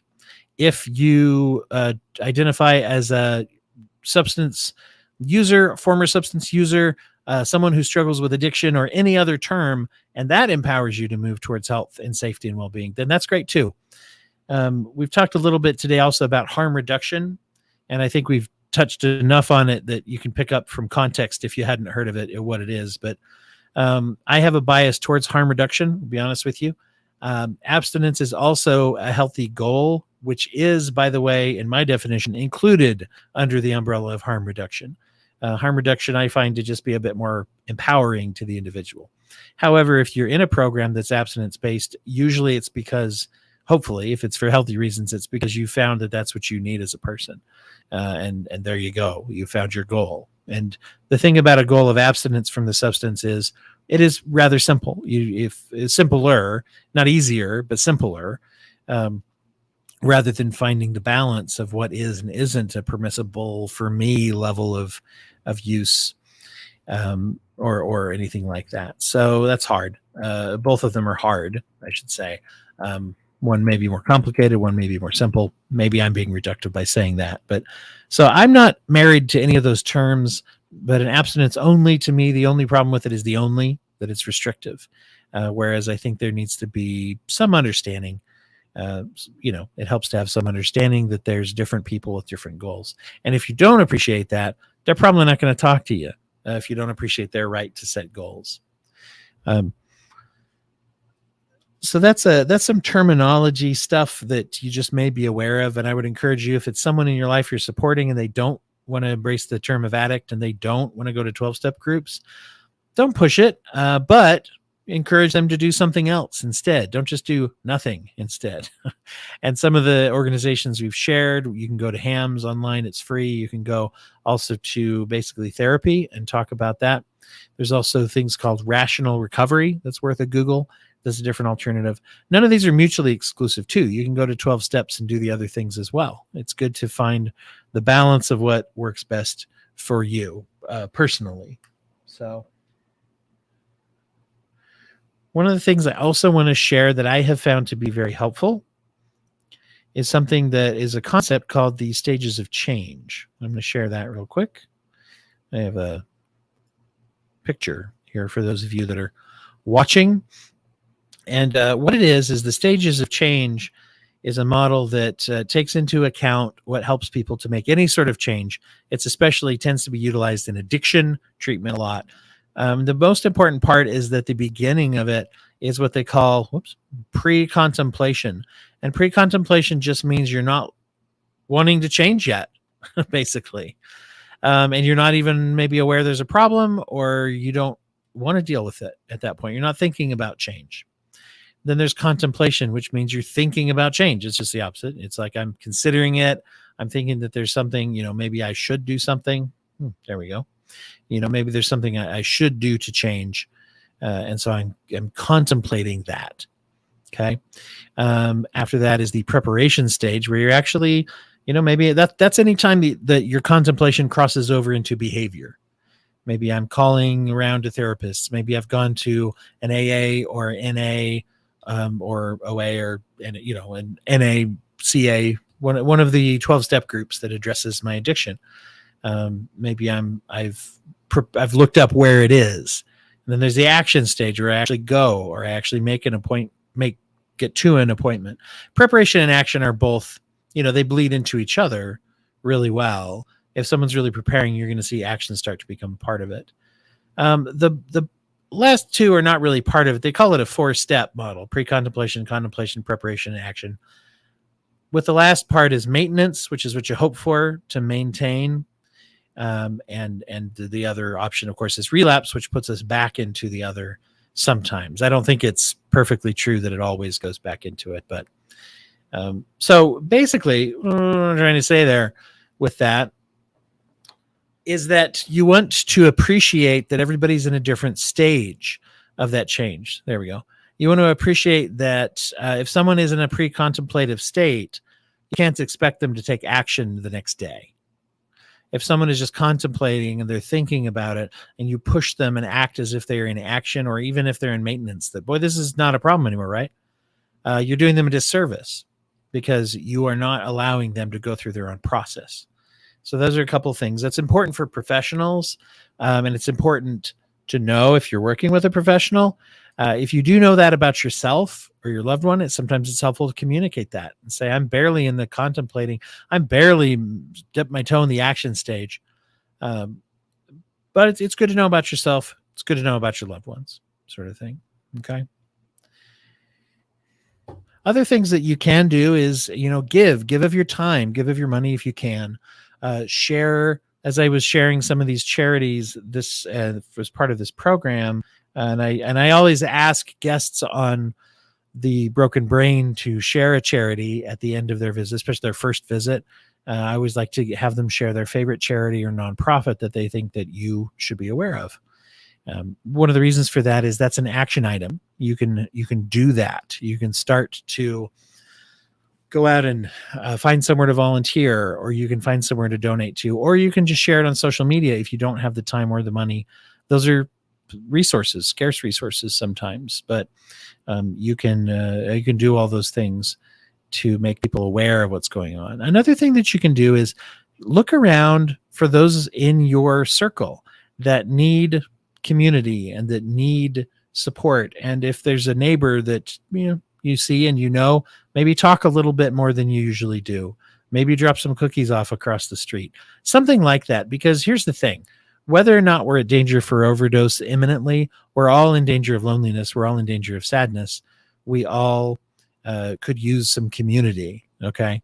Especially in these troubled times. I hate to pull that card out, but it just as Claire had mentioned, it really is true. There's a lot of things that are very difficult. How you talk about mental health, how you talk about substance abuse. Do you say negative things about people who are having a hard time? Do you say negative things about people and mental health treatment? There's very, very subtle microaggressions that we can share about things that, and for that matter, how do you talk about people in general? Do you make, sort of subtle jokes or raise your eyes too much at people who, take psychotropic medication, people who are gay, people who are of other races than your own, people who are somewhat marginalized one way or the other? Do you make jokes about women? Do you make disparaging, for that matter, comments about men, that men are inevitably going to be this way or that way around your children? Those kinds of things of how constructively do we talk about stuff? It's very important. It matters. And they always say too, that if you want people to be able to talk to you about their problems, especially maybe the biggest problem in their life, and you want a loved one to talk to you about their addictions, how do you talk to them about everything else, right? How do you talk to them about phase 4 and 5 of Marvel? How do you talk to them? Are you respectful of their hobbies and interests? Do you listen to them? Do you show interest? Do you talk freely and openly about things that aren't as life or death, that aren't as important? Those are some real actionable action items, AAIs, that you can do to push ahead the healthy communication. And if someone's going to come to you and say, hey, I'm thinking about using drugs, they're sure not going to do that if they don't feel like they can talk to you about their grades or about their crush or their interest or whatever it is. So make sure that you're talking and communicating. All of those things help quite a bit when you're doing that. So I want to really thank everybody who has listened to this, whether you are listening live, whether you've commented or hit like or shared or anything like that, or if you're watching it after the fact. It runs on Facebook, I think, for a week or so. And as far as I know, it stays up on YouTube forevs. And also I'm going to be putting the audio and sharing the audio as well on the regular Facebook feed, or sorry, regular podcast feed, as soon as I can get that out there as well. So that's going to be available, and I really appreciate everybody, also those who came on, both former guests and others who came on, other podcasters, other creatives, other mental health professionals and medical professionals, and just everybody who's on. Appreciate everybody who couldn't make it that would have been here otherwise as well. So this is the Broken Brain Podcast. We are distributed and sponsored by the Core Temp Arts Network, a member of that network, proud member of that network. We do have some sponsorships that you can hear about on the regular episodes. That's not what today is about, but you can go to carolmiles.com to learn more about Three Rivers Training, one of our sponsors. And you can also help support the program at patreon.com/brokenbrain. Other than that, the real ways that you can support is just by listening, sharing, give us some likes, give us some 5 stars over on iTunes if you feel like it. If you don't feel like it, do whatever you want. I don't want to tell you how to live. So once again, Dwight Hurst, and I just want to let everybody know out there to make sure to be interested in the world. Make sure to take good care of yourselves. And we'll see you again very, very soon. Thanks for being a part of this experiment. We'll do this again. Bye-bye.